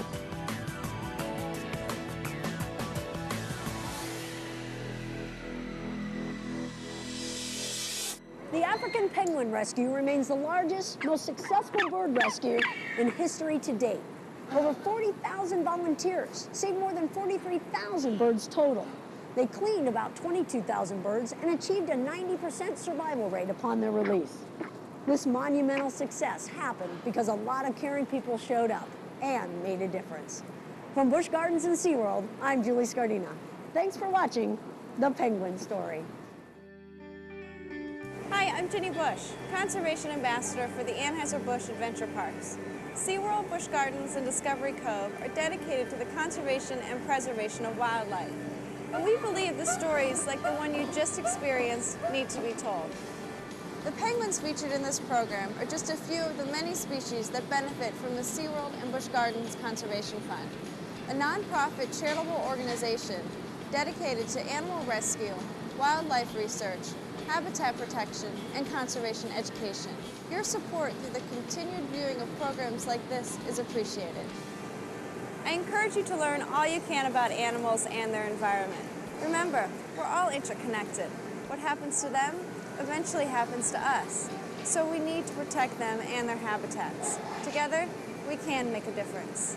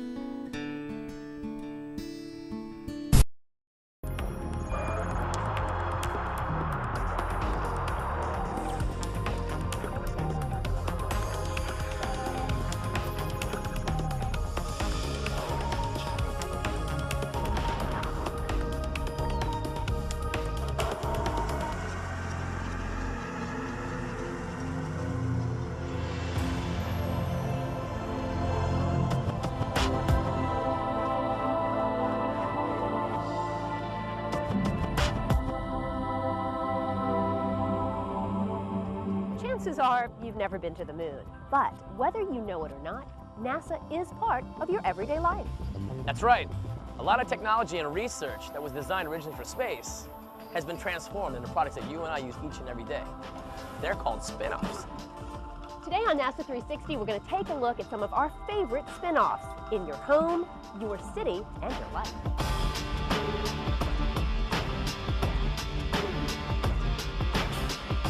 There's no place like home. And in your home, there are probably a few things that you rely on that at some point in time came from NASA technology, starting with a good night's sleep. Ever heard of temper foam or memory foam?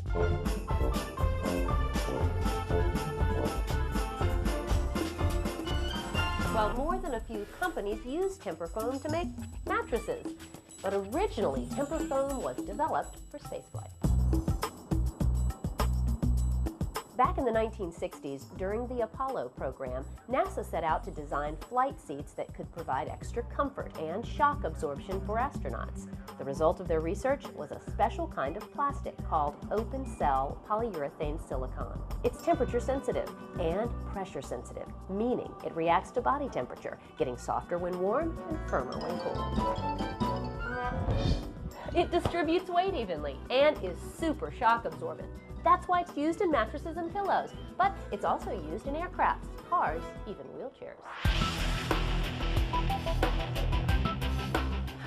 Who doesn't have one of these at home? Cordless power tools are another NASA spin-off. NASA didn't invent the cordless power drill, but they did help to make it a whole lot better. When NASA contracted Black & Decker to design tools for them, the company had already unveiled their amazing cordless power tools. For NASA, the tool company developed a zero-impact wrench for the Gemini project. That spun bolts in zero gravity without spinning the astronaut.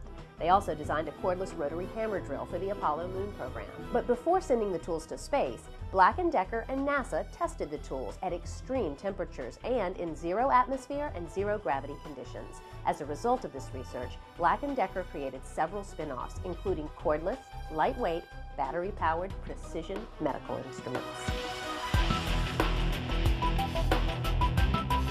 And a cordless miniature vacuum cleaner called a Dust Buster. Knowing that makes house cleaning a lot more exciting.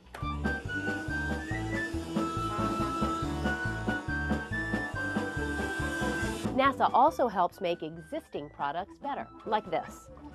Okay, so this is ordinary house paint, right?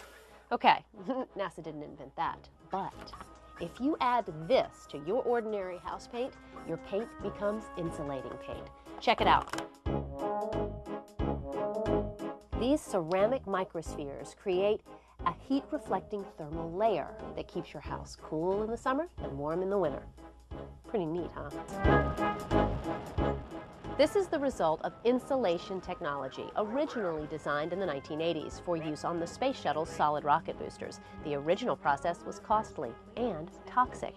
But after collaborating with some like-minded small businesses, NASA helped create this cost-efficient and non-toxic insulator used on homes, businesses, boats, and of course in the aerospace industry.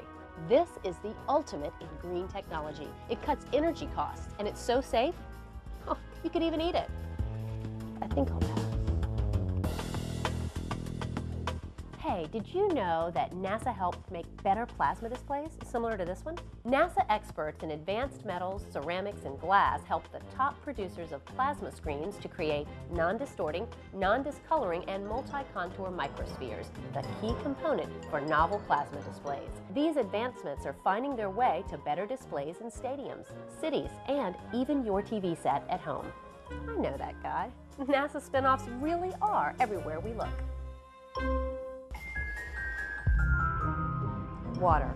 It's one of the most basic necessities of mankind, but unfortunately, safe, clean water isn't always readily available. Johnny Alonso is at NASA Ames Research Center in California to learn how technology designed for space is providing safe, clean water where we need it most here on Earth. At almost 8 pounds per gallon, sending sufficient drinking water into outer space is an expensive proposition. That's why NASA created a water purification technology that can easily recycle every drop of water generated during a mission. We're talking sweat, exhale water vapor, shower water, and now, urine. While drinking your own pee in space sounds totally insane, what's even more disturbing is that over 1 billion people worldwide lack access to sufficient quantities of water to survive. As a result, 10 million people die each year from waterborne diseases. NASA is sharing its water purification technology with private companies to create affordable, portable systems that cleanse any readily available water. This is going to make a huge difference in the lives of people who live in remote or developing areas, where water is scarce or contaminated. Here at NASA Ames, a guy like Sherwin Gormley is a mastermind behind some of this recycling technology. Oh, and his work? It's never done. What's up, man? Hey. What are you working on? Well, I like to think I'm working on the best gray water processor in the world. You basically put your dirty shower water in on one side of this membrane, and what you get out the other little blue line here is something that has about 98 to 99% of all of the stuff that you don't want removed. This same membrane that we have in this device is actually being marketed for aid workers. You would simply drop this can into like any contaminated river or lake or pond, and you would set this membrane down into it, and you hook up this bag full of sugar concentrate. So this is basically lemonade concentrate. Pop it into the top end, and immediately you start getting lemonade. What do we got? Well, let's say you're trapped in that capsule and you're floating around in the ocean for a very long time, and you really have nothing but urine to work with. We put the treated urine in on one side. You put some type of sugar drink mix in on the other side. So 2-3 hours later, you have your sports drink concentrate. Yeah, this is a tried and true technology. Oh yeah, tastes good. Yeah? Yeah, we're good to go. I take your word for it. Thank you so much, man. Well, we can give you one on the way out. Next episode, maybe. Okay. Don't go anywhere. NASA 360 will be right back with more NASA spin-offs.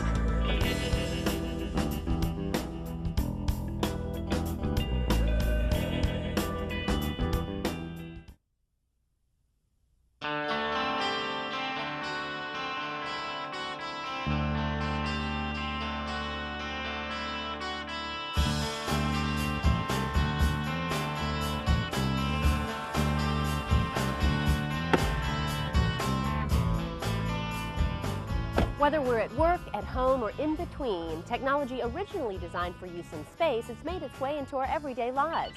Hang on a second. Jennifer. Hey, Johnny. I love modern technology. Yeah, me too. Super fast wireless communication, GPS, and that's just the stuff on my phone. Hey, even this headset's a NASA spin-off, inspired by the same technology that brought Neil Armstrong's voice from the moon back over to NASA's control station. You're right, that is pretty cool, but don't get me started. How about NASA technology in the field of medicine? We would have to do a whole separate episode for that, Johnny. I'll get started on that right away. Oh, but in the meantime, take a closer look around you. I bet you'll find a little NASA in your world. Take, for instance, the Golden Gate Bridge. The coating that now protects the Golden Gate Bridge was originally developed by NASA for rockets and space vehicles. It was designed to control corrosion caused by UV radiation, rocket exhaust gases, and extreme temperatures. Today, the applications are far-reaching. Highway and bridge infrastructures, piers and docks, concrete balconies and ceilings, parking garages, cooling towers, pipelines, all stay strong because of this amazing NASA spin-off. I know what you're thinking. What do my groceries have to do with NASA? Well, astronauts eat too, you know. And when they were planning the first manned space missions, NASA realized that food in an enclosed zero-G environment needed two important things. One, to be free of all crumbs, and two, needed to be free of any and all disease-producing bacteria or toxins. To learn how to keep food and space safe, NASA enlisted the help of a major food manufacturer. For them, keeping crumbs under control was an easy problem to solve. But when it came to keeping bacteria at bay, they found that there was no easy solution. It was concluded that the only way to succeed was to establish control over the entire process, from the raw materials, the processing environment, and even the people involved in making the food. And so, the hazard analysis and critical control point concept was developed, a process designed to prevent food safety problems rather than catch them after they've occurred. These food safety principles have been so effective that they're still in effect in processing food eaten each and every day, in space and in your home.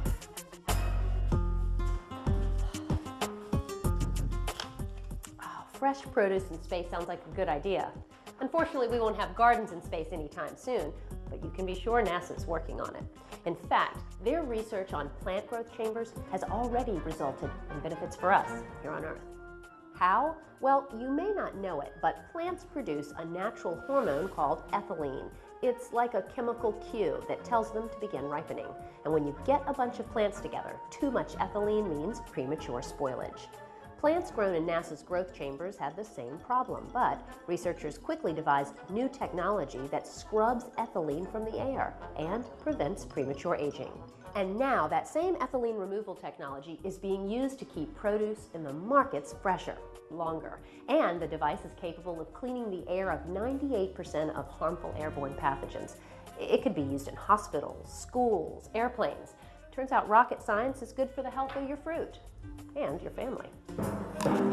Here's one spin-off you might not know about. NASA technology is in your baby's food. That's right, 99% of all infant formulas contain a nutritional supplement that came from NASA-sponsored research.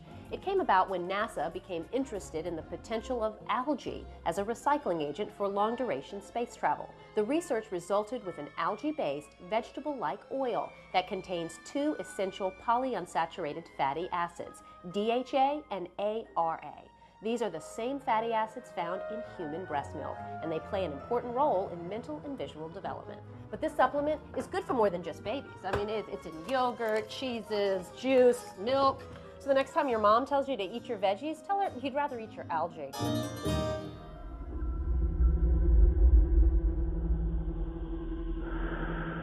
Your mother also told you not to play with matches. Luckily, firefighting equipment today has also benefited from NASA research.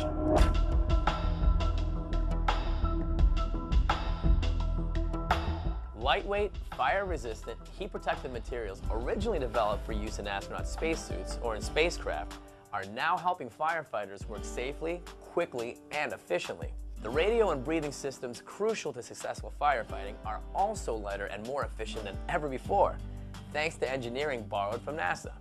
Here in California, where forest fires are concerned, firefighting requires a much bigger perspective. NASA's remote sensing technology provides real-time information to commanders in the field, so they'll know how a fire is developing and where it's spreading. And from a distance, that's safe for everyone.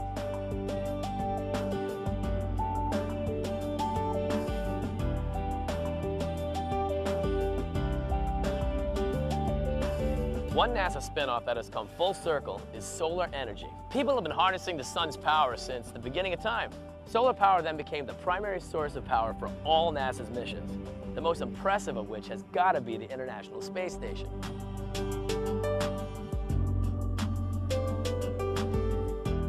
But these aren't the be-all, end-all of solar energy.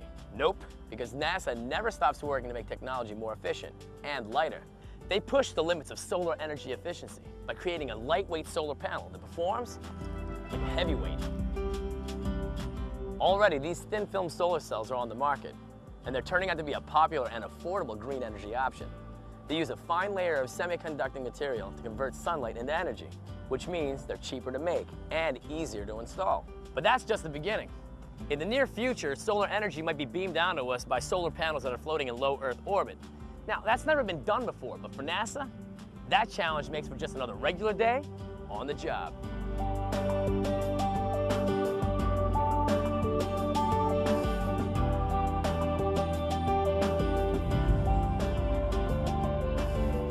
We got plenty more NASA spin-offs when we return, so don't go anywhere. NASA 360 will be back in a flash.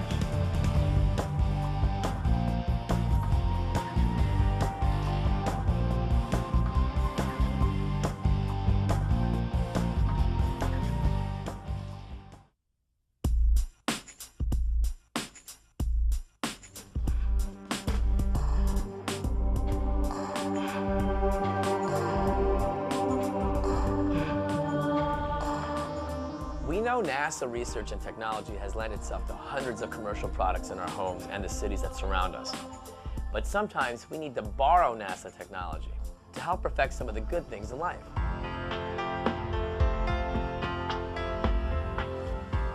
Take, for instance, this wine. For hundreds of years, wine growers have known that grapes harvested in different areas of their vineyards can produce wines with unique flavors and tastes.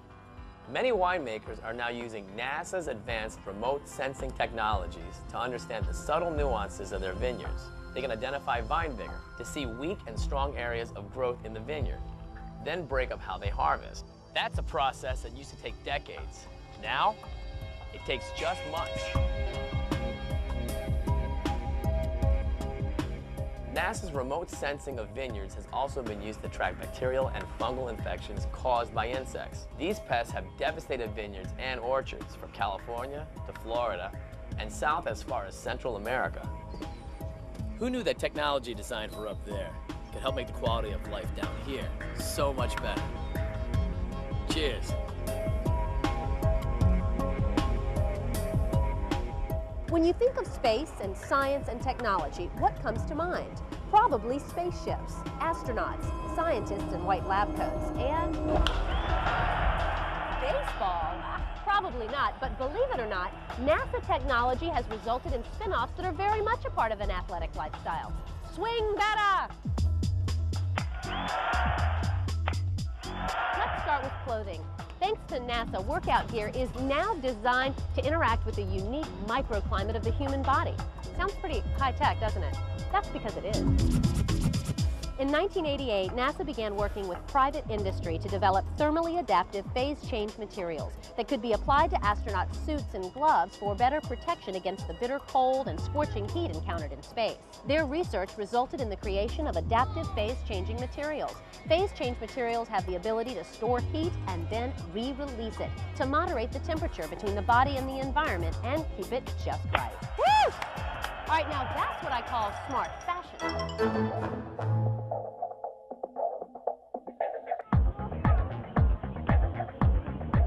Spacesuit technology has also been applied to athletic shoes. Thanks to the work of an award-winning NASA spacesuit engineer, today's athletic shoes are more durable and provide custom comfort for a healthier foot. That's because they're designed with a special midsole that works like a compression chamber, stiff on the outside and cushiony on the inside. Midsole technology is where it's at. It makes shoes lighter, but provides more stability and shock absorption than ever before.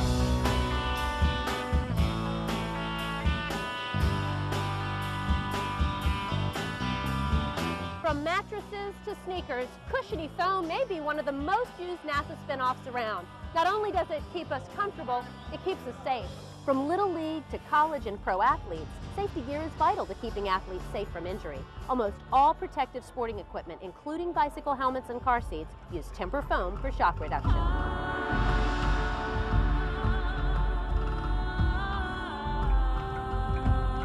Recognize this photo? On January 20th, 2009, photographer David Bergman took this picture of President Obama's inauguration. But it's not just any picture. When you click on any part of it, you can zoom in to see incredible detail. But what's really cool is that this technology is the same technology that the Mars rovers use to take the images of the red planet. That's right. Inspired by the vast landscapes the Mars rovers could produce, engineers at NASA Ames Research Center and Carnegie Mellon University decided to find more down-to-earth applications for this technology. And what they came up with was this, GigaPen. Now I'm here in Twin Peaks with my good friend Rich Gibson from NASA Ames Research Center. And what we're gonna do is take a picture of this.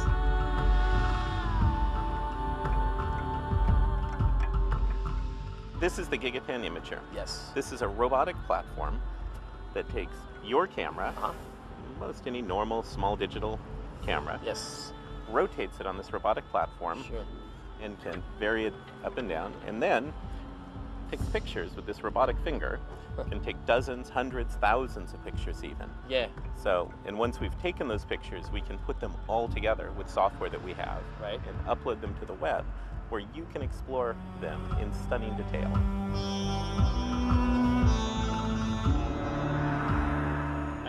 Can we try one? Absolutely. Let's take a look at this. So, in order to program this, we want to pick the top left and the lower right that we want for our shot. All right. Well, how We about could also do 360 degrees. But if I had to choose, can we go towards the Golden Gate? Absolutely. And then I'm going to rotate it this way. Let's take it from. How far do we want to go? Go towards there, just right there. Okay, there we are. So this is set. It's going to take 34 pictures this way, 18 up and down. Moves up to our beautiful Golden Gate off there in the distance. Totally. And click. Once all the pictures are taken, we'll take the card out, take it to my friend Terry Fong, and he'll stitch them together. Sounds great. So how's it looking? It's looking great, but you know, your photo is not just one photo, it's actually 90 photos, and that's like 3.5 billion pixels. So you've got the whole city here. Yeah, this is my shot. This is your shot. We can start zooming in, and what's over here? Hey, look, that's the Golden Gate Bridge. Look at this, man. Oh, wow. Get all the way in, you can see the cars on the bridge.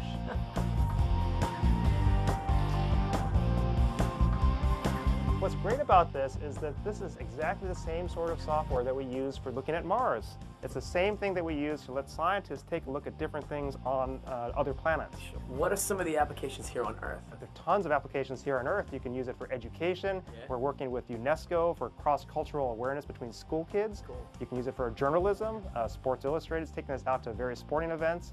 All kinds of great things you can do right here on Earth. So these just are, pretty pictures, Doctor, thank you for your time. Right on. Getting from Earth to space is no easy task and requires an incredible amount of testing. Wind tunnels, extreme temperatures, extreme volumes, extreme vibrations, but all that testing leads to new knowledge, which is then applied to products that we use every day.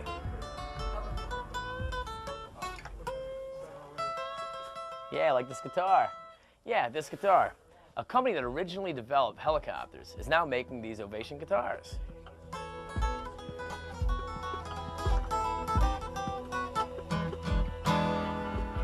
Yeah.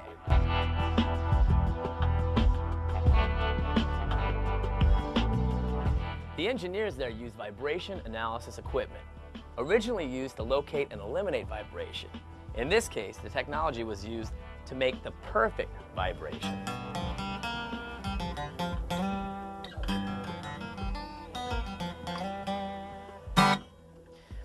Whether it's technology designed to help save lives or just trying to make the best things in life a little better, these spin-offs are the tangible benefits of the work NASA's doing in space. Hey, for Jennifer Pulley, I'm Johnny Alonso. We'll catch you next time on NASA 360.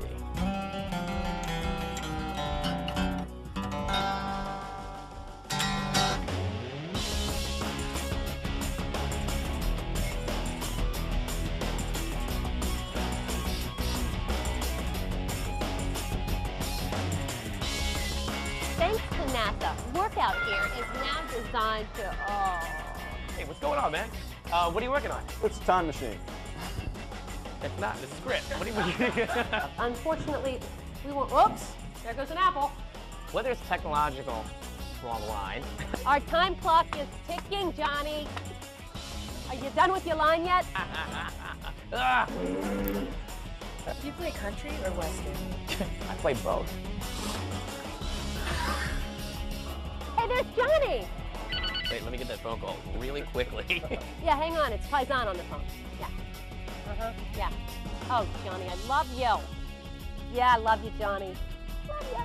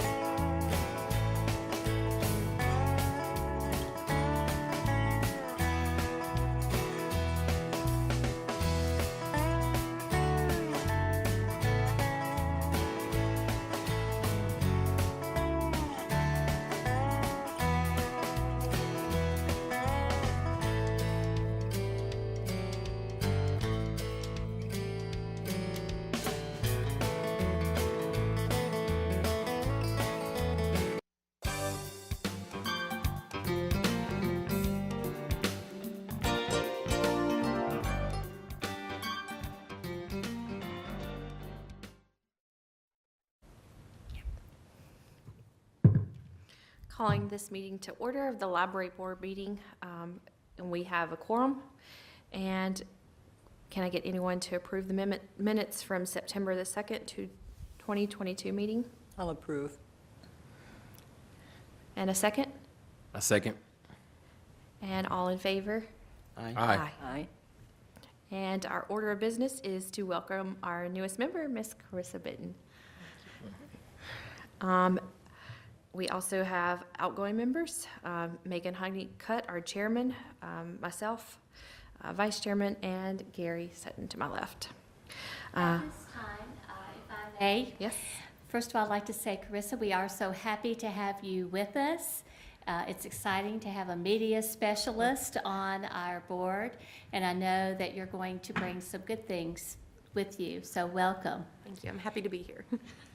And second, appreciation to our outgoing members. As many of you know, there are term limits because of the state library. We have term members that you have to go by. So after so many years, you have to go off, stay off a term, and then you can apply to come back on. Well, we have two here with us tonight that I would like to recognize. So Ms. Bridget Cole, would you please stand? And Bridget, we have just a small certificate of appreciation to you. It's awarded to Bridget Cole in recognition of the valuable contributions made to the LaVergne Public Library Board. This is respectfully presented to you today by myself, Dawn M. Bebout. So thank you so much. Thank you. I think it's been 6 years? 6 years. Yeah. That's awesome. Thank you. So Ms. Cole has been on the board 6 years. I think. Awesome. All right. Gary, would you please stand? Gary, like Bridget, is an awesome patron of the LaVergne Public Library. He has served how many years, Gary? 8, maybe? I don't know. He was on here before me. Yeah. Okay, and we appreciate it very much. So this certificate of appreciation is awarded to Gary Frazier in recognition of the valuable contributions made to the LaVergne Public Library, and it's presented this day to you. All right. Thank you very much. Thank you. All right. Y'all all have to serve 8 years too. So let's give them a round of applause because we do appreciate all that they have done. Bridget has been a force to be reckoned with to push our children to read. Every board meeting, she has encouraged the parents to read with those children or have the children read to them at least 20 minutes a night. And that is wonderful. And she also has pushed to check out books at the LaVergne Public Library. So it's appreciated all that you all have done. And we do hope that you would consider in the future to applying back with us. Yes. Our November special events, did you participate at the Rock Springs Middle School Family Learning Night? Yes, we did. And you want to tell us about those other events as well? Sure. Well, the Rock Springs Middle School Family Learning Night, this was their first one that they want to have annual. They did a magnificent job. We were sitting across from the Smyrna Public Library, and one of the teachers said, "Uh-oh, rivals." And I said, "No, we are partners. We are partners in pushing those children to read and encouraging getting a library card." So we had a good time going back and forth. They had a lot of families there. They had a lot of great different stations for them to go there. And their Impact Club did a great job of helping people, show them where to go, handing out certificates, taking up some of their clipboard, what was it? Where they had to color where they got a prize. Okay. And they had a great time. So it was a good night. The second one that we have on this list is the LaVergne City Employee Veterans were honored by the city at the LaVergne Public Library. And we really appreciate the city using our meeting rooms. It has been an honor to help them honor our veterans and to have the different meetings that are held there. I believe they have I'm going to be wrong if I say it. I want to say 80 veterans employed, but it's probably a little bit more. So that was a good day. Yeah. VITA, and that's the Volunteer Income Tax Assistants, had their open house for 2023 VITA volunteers at the library on November the 10th. I think they had several new volunteers come in, and Debbie Curtis told them what to expect for the coming year, and they were very excited. And that's one thing sometimes VITA lacks, is having enough volunteers to manage the number of families that do come in for tax assistance. So I thought Debbie did a great job preparing this open house. Will you tell us about November closures? Sure. We were closed Veterans Day, Friday, November the 11th. This is a new holiday for the city employees, and it was very much appreciated. My husband, who is a Navy veteran, we were able to attend our grandson's Veterans Day service at St. Rose School, and then we were able to leave there and hurry down, and we were here at LaVergne. So we had two great ceremonies we were able to attend. The Thanksgiving holidays, we will be closed Thursday, November 24th through Saturday, November 26th. And of course, we are closed on Sunday, and then we'll start back with regular hours the following Monday. December special events, the favorite time of the year. Absolutely. So the first one we want to talk about is the Winter Festival and the Parade of Lights. And if you will see your attached folder, Kathy did a great job giving us a wonderful paragraph of what it entails. The Winter Festival is December the 3rd from 3 to 8. It will be at Veterans Memorial Park. The Parade of Lights, and I have heard that Santa and Mrs. will be there this year and will be riding the fire truck. So the Parade of Lights will start at 5 o'clock here at City Hall and then go the parade route to Veterans Memorial Park. Before the parade, Santa and Mrs. will be at the Veterans Park taking pictures for about an hour, and then they will be there afterwards for photos. So please pass the word around. This is a great, great time.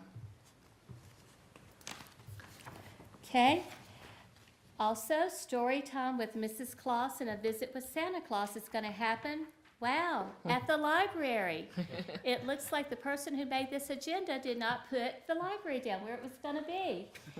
So, at the library on, and I didn't even put the date, Mercy. Hold tight.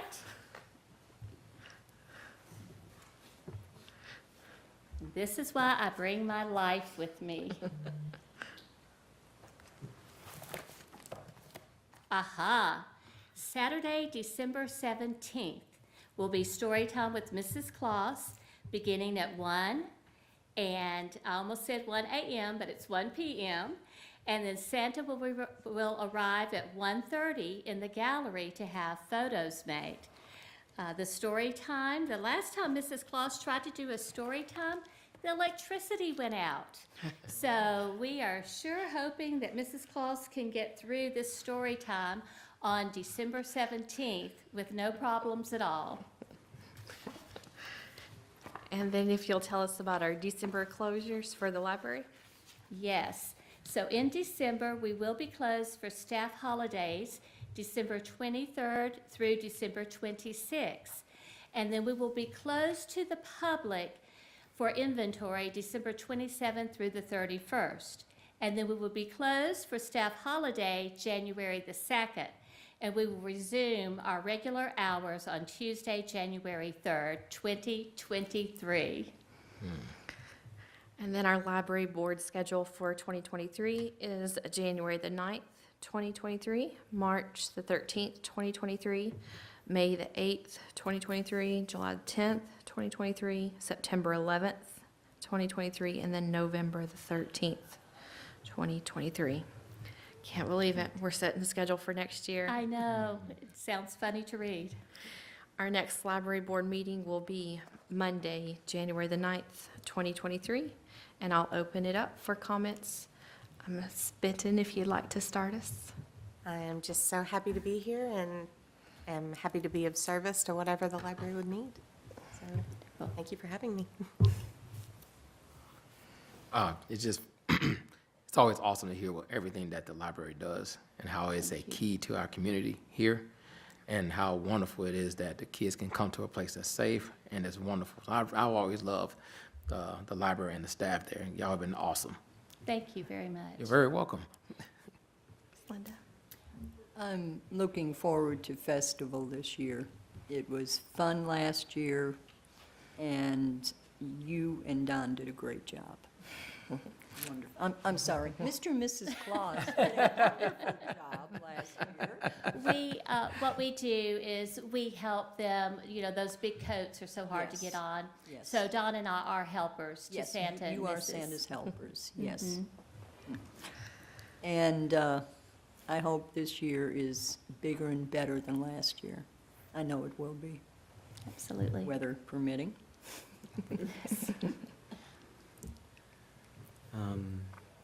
Well, 8 years, wow.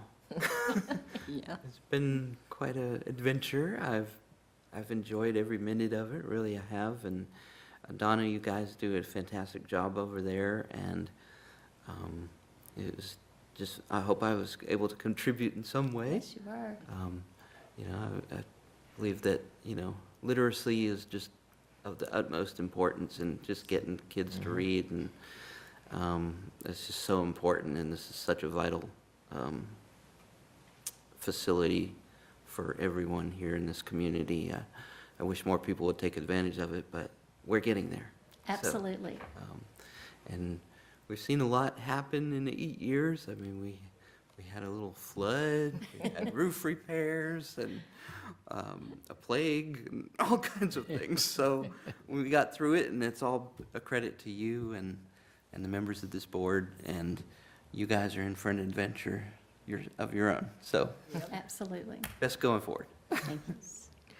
I just want to say that this library is essential to our community. It provides access to information and resources, supports literacy and education, promotes lifelong learning, and serves as just a community gathering place. So it's been an honor to serve on this board and spend 6 years doing this. For anybody who's watching this, we're going to leave some empty seats here, and we need you to apply to be on this board. It's every other month. It's about a 30-minute to an hour commitment. So if you love our library as much as we do, please apply. And again, read at least 20 minutes a night to those babies, and go see our librarians get new books. And with that, library board is adjourned.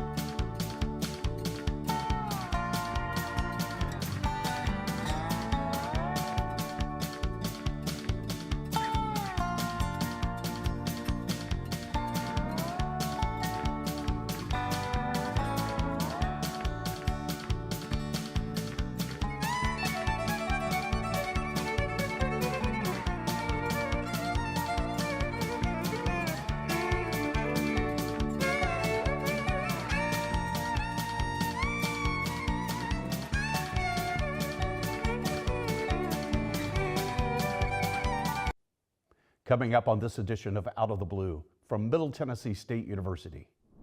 Looking for a scholarship? Apply to MTSU by December 1st, and if you meet the criteria, you could qualify for a guaranteed academic scholarship. Tony Strode from our undergraduate recruiting office gives us all the details. Dr. Sam Zaza of the Jones College of Business is a leader, not only in information technology, but the importance of diversity, equity, and inclusion in helping Nashville fill its tech jobs. She shares her insights and ideas. And remember this major at MTSU, Child Development and Family Studies. Dr. Rebecca Oldham talks to us about how it's a great fit for students interested in what individuals and families need to find for wellness across the life space. I'm Andrew Ottman, and this is Out of the Blue.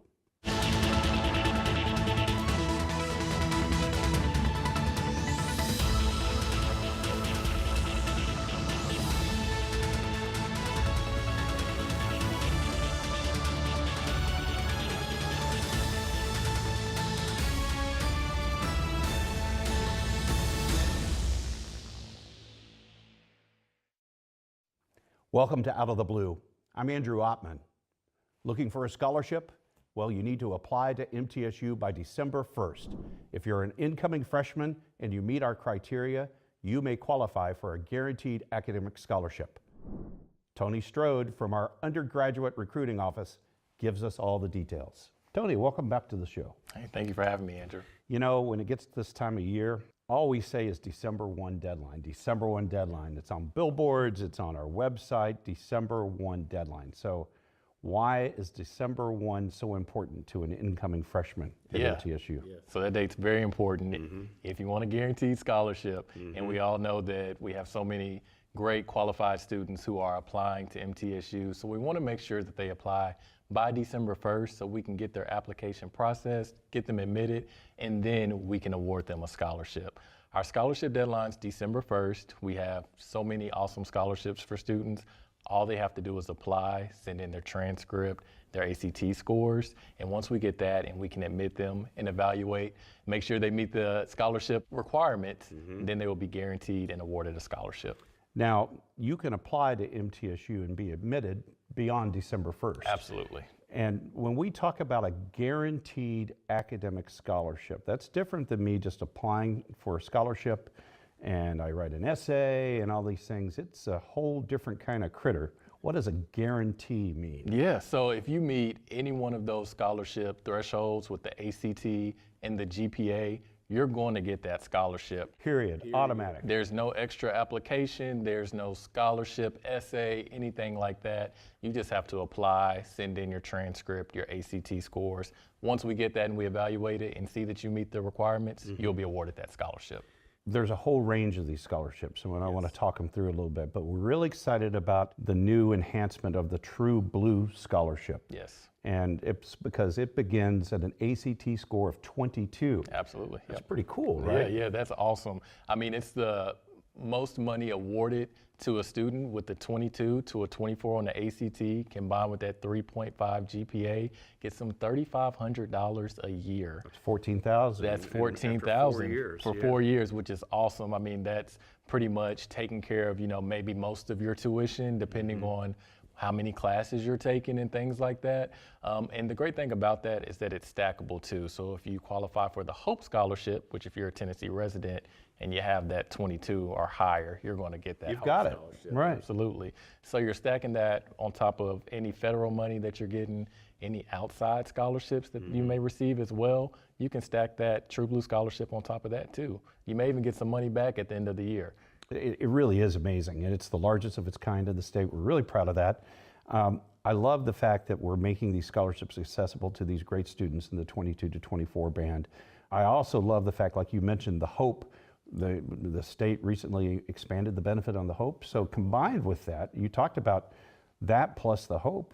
Yeah. It is almost tuition free. It's very, very close to it, very close, right? very close. And you know, every student is different depending on how much money you're receiving in scholarship. And we that's just, the starting band. So if you get higher on the ACT and still that 3.5 GPA, you'll get more money in a guaranteed scholarship. You are all about segues. That's good. So okay, the presidential scholarship, what is that? So that one is $4,500, and that same as the previously True Blue, you'll get that over all 4 years. And once again, stack it with the Hope Scholarship, with any Pell Grant, with any outside scholarships as well. All that combined together. And that one is an ACT band of a 25 to a 29.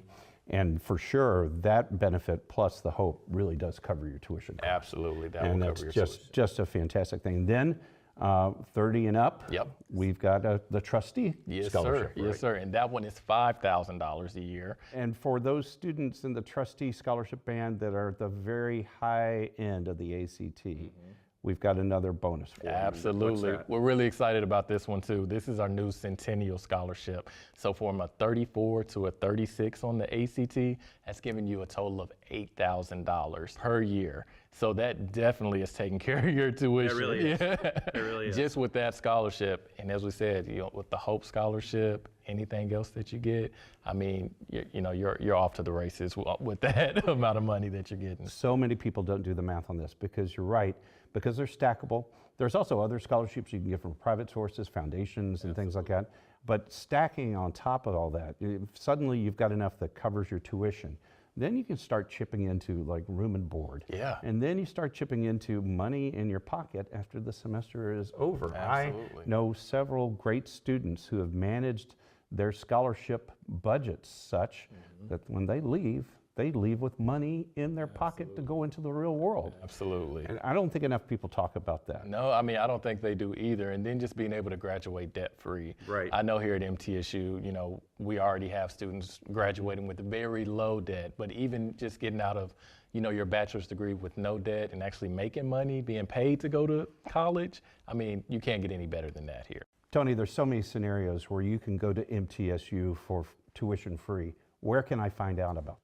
Yeah, so if you just go to our website, mtsu.edu/mtfree, it will take you to that webpage, and you'll see so many different, like you said, scenarios where students can qualify to be tuition free. And then you'll see how you can actually get money back. Well, Tony, you and your team do a fantastic job of welcoming these students to campus, the outreach throughout the state of Tennessee, and plus Alabama, Kentucky, Georgia. I mean, we are just all over. Absolutely, yeah. And that's just a few. We're national. We get applications from all over the country and international too. So we're excited about it. Tony, thanks for all you do. Yeah, thank you. And we'll be right back. I am True Blue. As a member of this diverse community, I am a valuable contributor to its progress and success. I am engaged in the life of this community. I'm a recipient and a giver. I am a listener and a speaker. I am honest in word and deed. I'm committed to reason, not violence. I am a learner. Now and forever. I am a Blue Raider. I am a Blue Raider. I am a Blue Raider.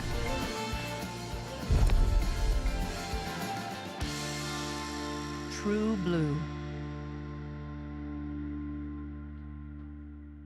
Do you want more from your college experience? At Middle Tennessee State University, that's exactly what you get. More majors, more opportunities, more guaranteed scholarships. Up to $32,000 over 4 years. MTSU, Tennessee's University of Opportunities.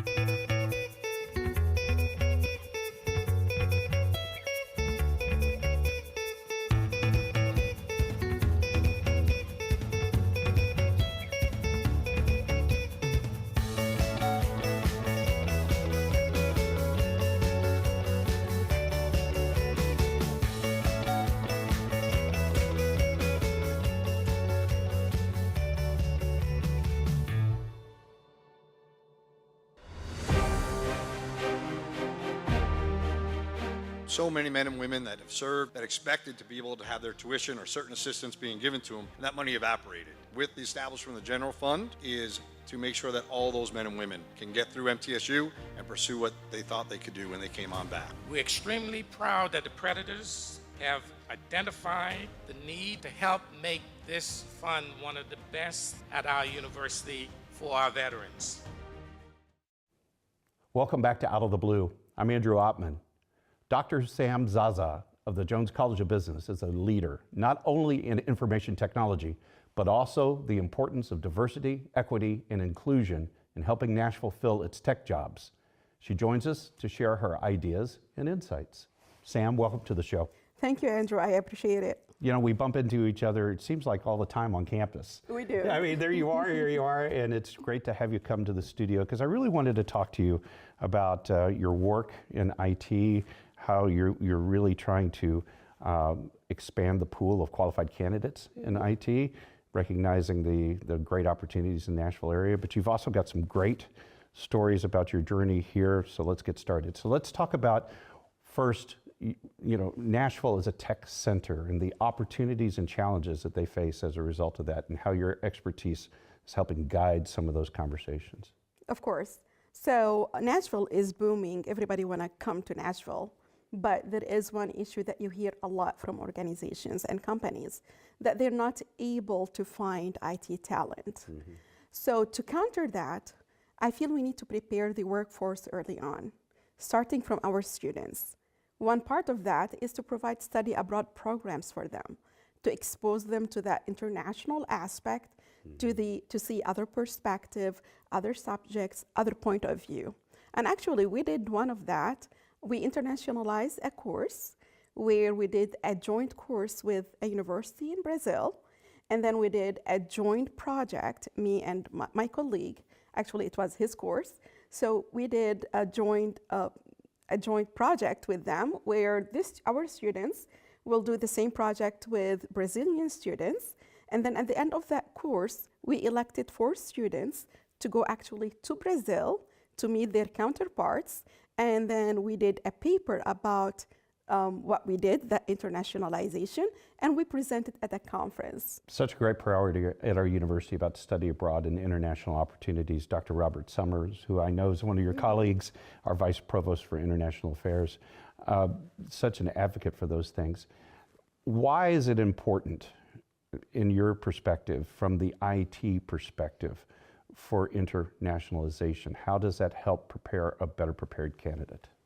I think it is important because for over the last 40 years or 45 years, all the research indicated that there is an IT shortage. Mm-hmm. So for 40 years till now, we were not able to solve this. Mm-hmm. A ton of research has been done.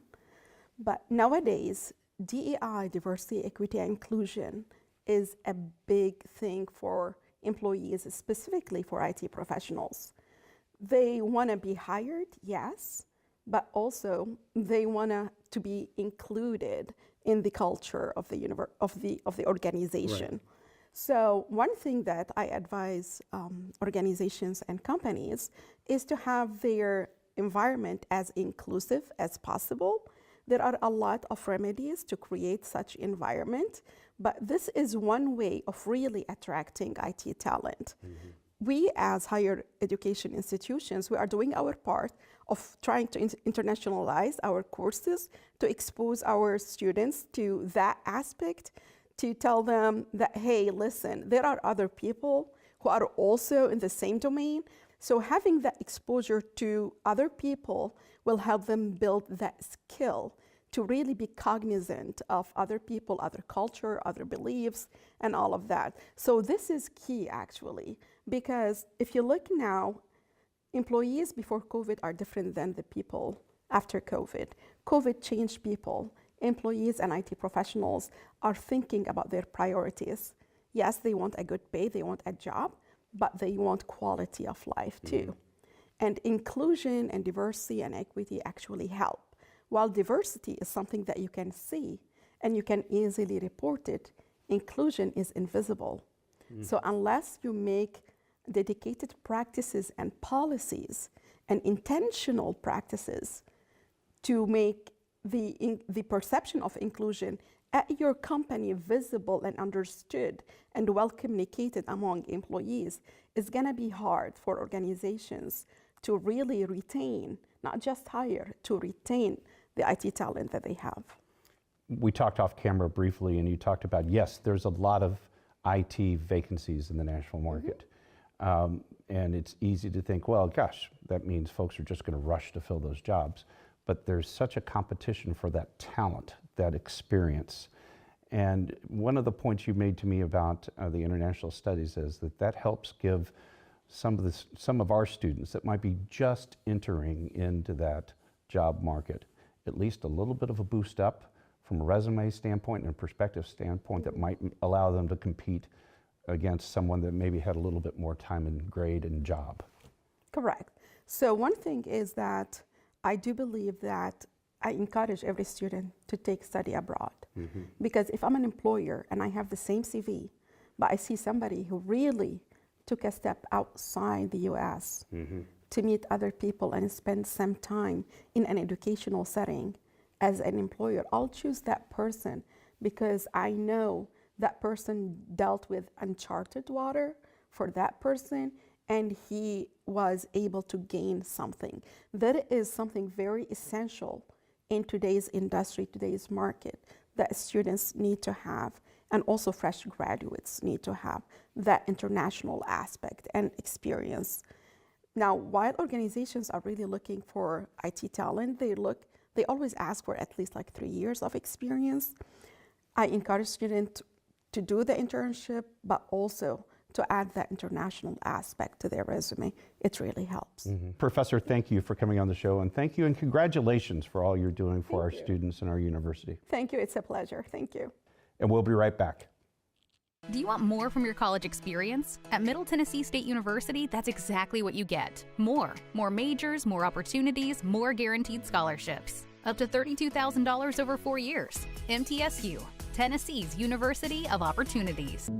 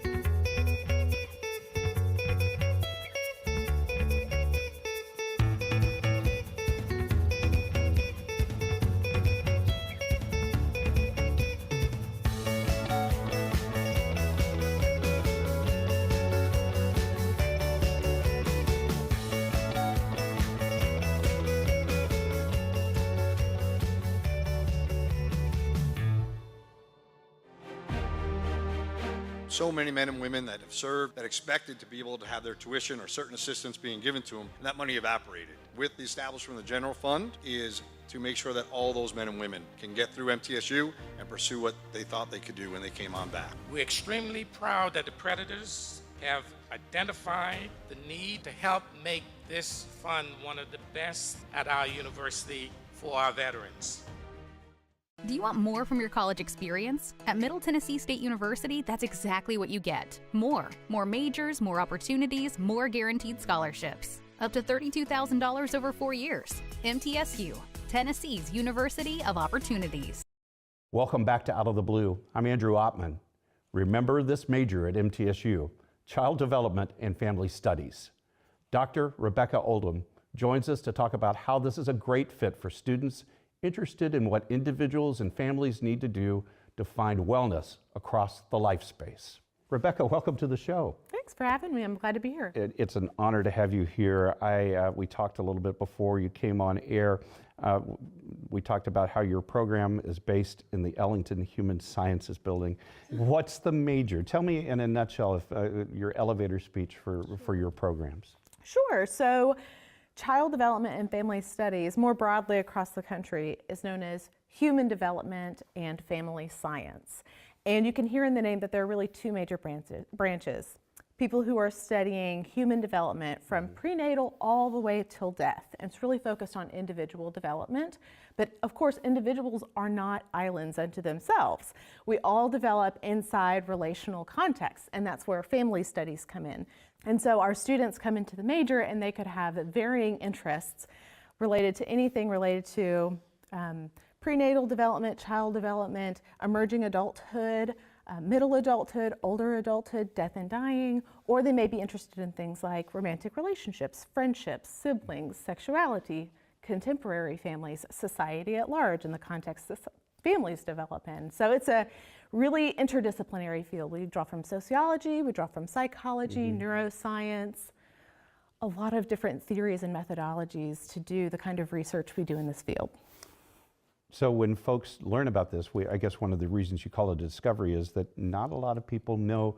They may be interested in this, but they may not just be aware that there's a program that can get to this. And that must be a fun kind of discovery conversation with them as well. Right, so we normally engage with the STAR program where they bring students to campus, usually first-year students to campus early, and they have a panel of different majors on campus that students may not know about coming into college. They know about psychology, they may know about sociology, and they say, I want to be a counselor, so I'm going to do psychology. They may say, I want to work with kids, so I guess I'll do early childhood education. But a lot of our students, when they come to us, they say, you know, I started in psychology and the classes, I just noticed I really gravitated toward classes about communication or about child development. Or maybe I was an early education major and I realized I didn't want to be a teacher, but I do want to work with kids.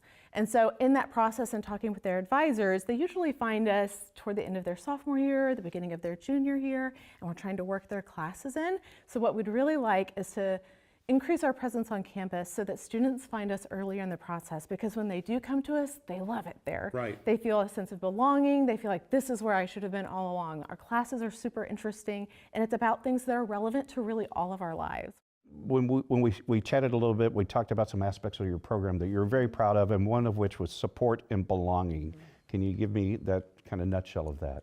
Yes, so I like to say that we have some of the best students on campus because our students care so much about people, and a major value and ethic that we have in our discipline is just that people matter. People matter a lot. So we have students who care about people and we have faculty who care about students.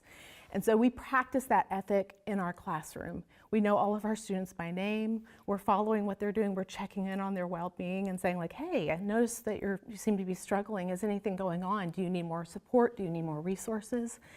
And we also create classroom environments where students get to interact with one another a lot. And so they create social networks in the program that help them feel like they belong and feel like they find a home in our program that goes beyond just being a student in a classroom, but being seen as a whole person. And that's something that we're really proud of in our program and something that our students comment on a lot when they come become CDFS majors after a few years. It seems like there are a lot of opportunities in the job market for the skills that you teach, but what are some of the jobs that you're familiar that your graduates have gone on to? Right, so I think first I want to say that there's a very common misconception. I think because right now the name of our particular program is child development and family studies, like people kind of forget the family studies and they say, oh, these people just must want to work in daycares. And certainly some of them do, but one of the challenges that our majors face is realizing when they get into our program is the absolute wide range of diverse work environments and types of jobs they can have after just a BS in this degree.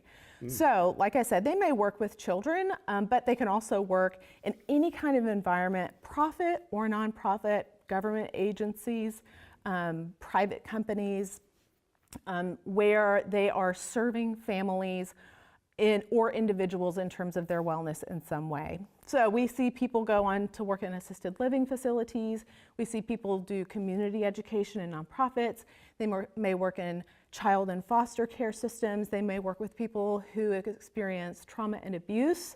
A lot of our students are really interested in helping specific populations. So people who have disabilities is another really popular group that our students enjoy working with. They may even work in the medical system, like hospital systems. A child life specialist is someone who works with children who have chronic illness just to improve their quality of life in the hospital and to work with their families. So that's a good application of this major. So the types of spaces they can work in is very, very diverse. And there are also lots of different graduate school options afterward, but you don't even need to go to graduate school to be able to find gainful employment in this field. All right, we want everybody to remember child development and family studies. That's right. Look going into the university. That's right. Don't discover us after you've been here. Find it going in. Find it going in. Professor, thanks for sharing all this with us. Thank you. I've Really been so appreciate happy it. to talk about our program. We really love what we do, and we really love our students, and we just want more people to find the joy of being a CDFSA major sooner. And it shows. Thank you. Thank you. And this does wrap up this edition of Out of the Blue. A reminder, you can find news about the campus 24 hours a day by going to our website, mtsunews.com. You can also find additional special content on our social platforms, Twitter, Facebook, Instagram, and TikTok. Broadcasting from the Center for Educational Media, I'm Andrew Ottman. Stay safe, stay on course, and remain true blue.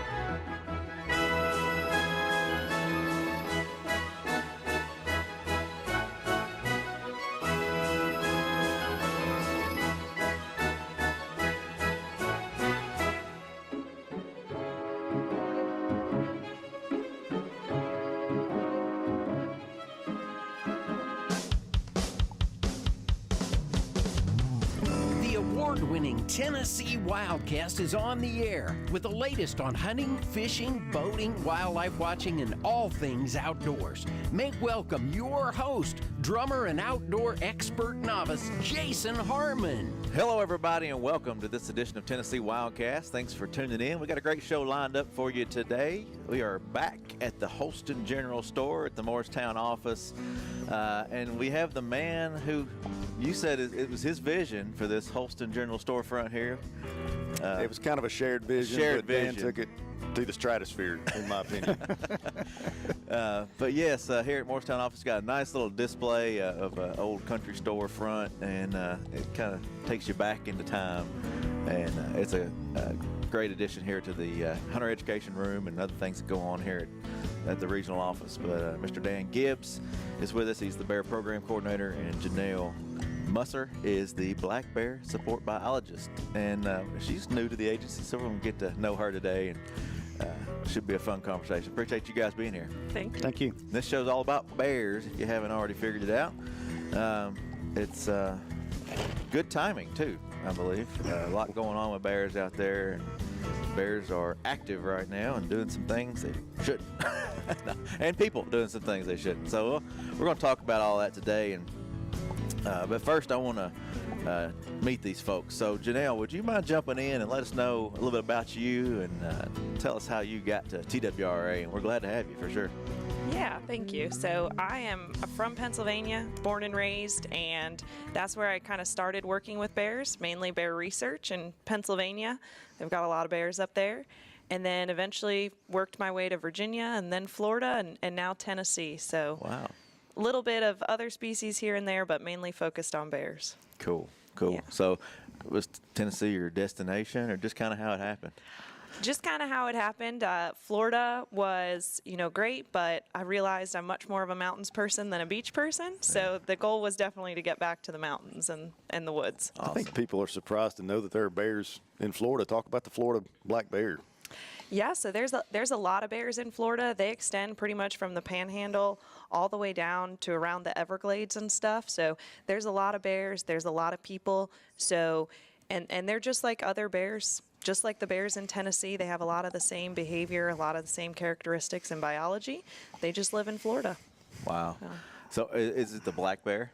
It is the black bear. It's a subspecies, but overall they're pretty much the same bear. They still do the same behavior. So they're still doing the same thing right now in the fall that bears in Tennessee are doing. They're eating acorns, they're trying to bulk up for winter, and that kind of stuff. So Cool. Well, I think great fit. Good choice, Dan.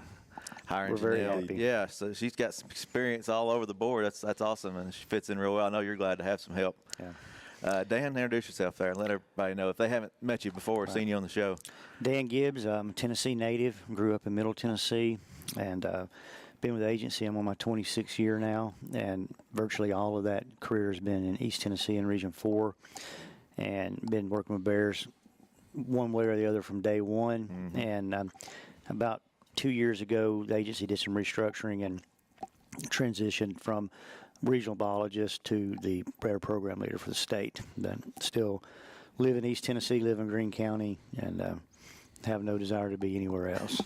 So, and he, talking about this store, Dan took several log cabins apart and built his current home out of those pieces. So he's a multi-talented individual, and his house is really neat. He took me up there and let me see it. Wow. He's constructing it. That's cool. Yeah. Well, if it's anything like this little storefront he created here, it's got to be pretty cool. And this is an old corn crib from Lick Creek. Lick Creek, WMA, yes. That is our chair and table shed. You wouldn't know it on the outside. It looks like a trapper cabin, but yeah, that's what we use that for. So good storage. He's got great vision and the skills to put it into play. Yeah. Well, if you haven't visited Morristown office, come by and check it out. It's pretty cool. A little stop. The ladies up front and the guys and gals who work here would love to talk to you and meet you. Got the best staff in the state, I'm convinced. Pretty good. It's up there. I don't know. You can't be partial, can you? Talking to a Nashville guy. I'm always excited to get come east because it's. I grew up out this way and I enjoy coming back home. So. Where is home for Jason Harmon? Yeah, Decatur, Tennessee, down just south of Knoxville, north of Chattanooga. So. And a diehard Vol fan. Go Big Orange, yes. GBO. And it's going well this season. So, all right. Well, let's jump into the recent conference you guys just went to. All three of you got to go. And what did you bring back? It was the Human Bear Conflict Workshop, correct? Right. Well, what's some of the stuff that stood out there that y'all brought back with you? Well, I'll just say this is the third one of these that I've attended. The first one was in Montana, and we came back with a lot of new things for the state of Tennessee from that meeting, some things that we're still using today. The Bearwise program was pretty much conceived at that conflicts workshop in Montana, so a lot of good things come out of that. And then in the last one was actually hosted by the agency in the Smoky Mountains National Park. That's right, in yep. Gatlinburg. And then this one got delayed with the COVID issues for a couple of years, and it was held last week in Tahoe, in Nevada. So for me, being the third one, you're still getting a lot of good information, but it's a little different perspective because it's your first time. I'd be interested to hear what Janelle says because it was the first time she attended that meeting. But the thing about it's nice is you're seeing people from all over the country and all over the world, actually, that are dealing with the exact same issues, whether it be sloth bears in Asia or grizzly bears in Canada or up in Montana and Wyoming, to polar bears. We're all dealing with the same issue. So it's a little bit of a shot in the arm to talk with other people dealing with the same kinds of things because it helps you realize you're not kind of stranded on an island. Mm-hmm. The same types of things that we deal with here in East Tennessee and in our gateway communities, they're dealing with and around Lake Tahoe in California and Nevada. And so it's good to be able to talk to those people and you get some new ideas, you get some fresh ideas, you get encouragement, you meet people that, right now it's just the introduction and you've exchanged phone numbers, but 5 years down the road, it could be a great contact to really help you out a lot in a specific situation that you're dealing with. So, but you also see successes that other people had too. And the thing you got to understand about bears is you're in it for the long haul. There's not going to be overnight. There are overnight successes, but overall it takes many, many years. And we saw some work that, are beginning their third decade on programs that have been very successful, but it takes a long time to get buy-in from the community. The funding is always a challenge, but overall it's a great meeting. You come back pretty enthusiastic about what the future is and see that, hey, you know, we're fighting a hard battle, but it's not a losing battle. Good. And we'll get there. Good to get back in person too, and those networking opportunities. Absolutely. It's great. Yeah, it's great to get those phone numbers and understand what people are struggling with, just like you. Right.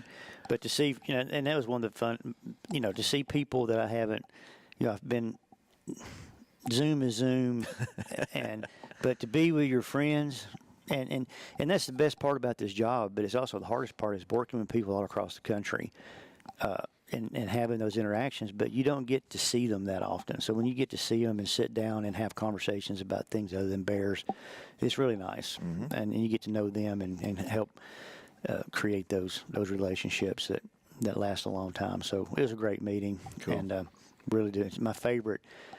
By far, those are the three best conferences I've ever been to, those three conflict conferences. Wow. Well, Janelle, what were your thoughts? I know, Matt, you got to go to the one here when we hosted, but you got to go to this one as well. What were y'all's thoughts about?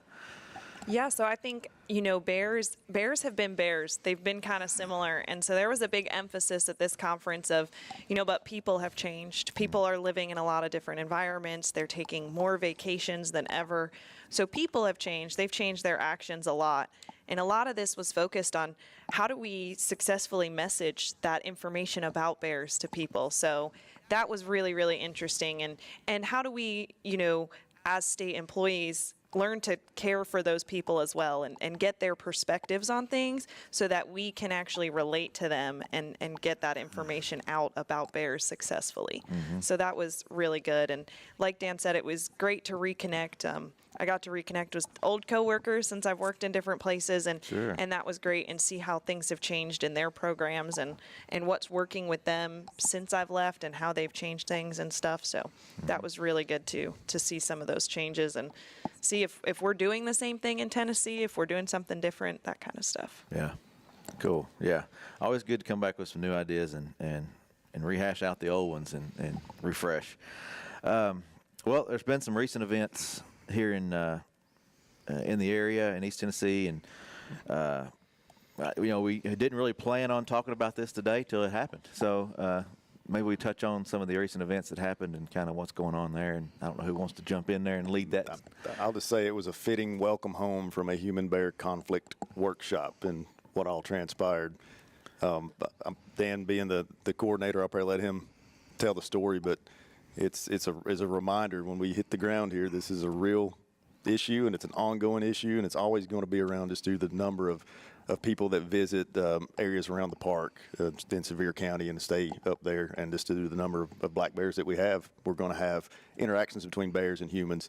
And one thing I learned from the conference is to not refer to them as problem bears and nuisance bears. It puts the ownership back on us as humans for creating these conditions that habituate bears. Mm-hmm. So that's the biggest takeaway I got. But I'll let Dan jump in and tell what happened. So there was a true conflict here in Tennessee that we've had to deal with. Correct. Yeah, and I'll give the details, but Janelle was on site. I was not on site, but Matt said when you get back and you hit the ground, I mean, that's literally, Janelle hit the ground, got out of the airplane, got in her truck at the airport, and got the call.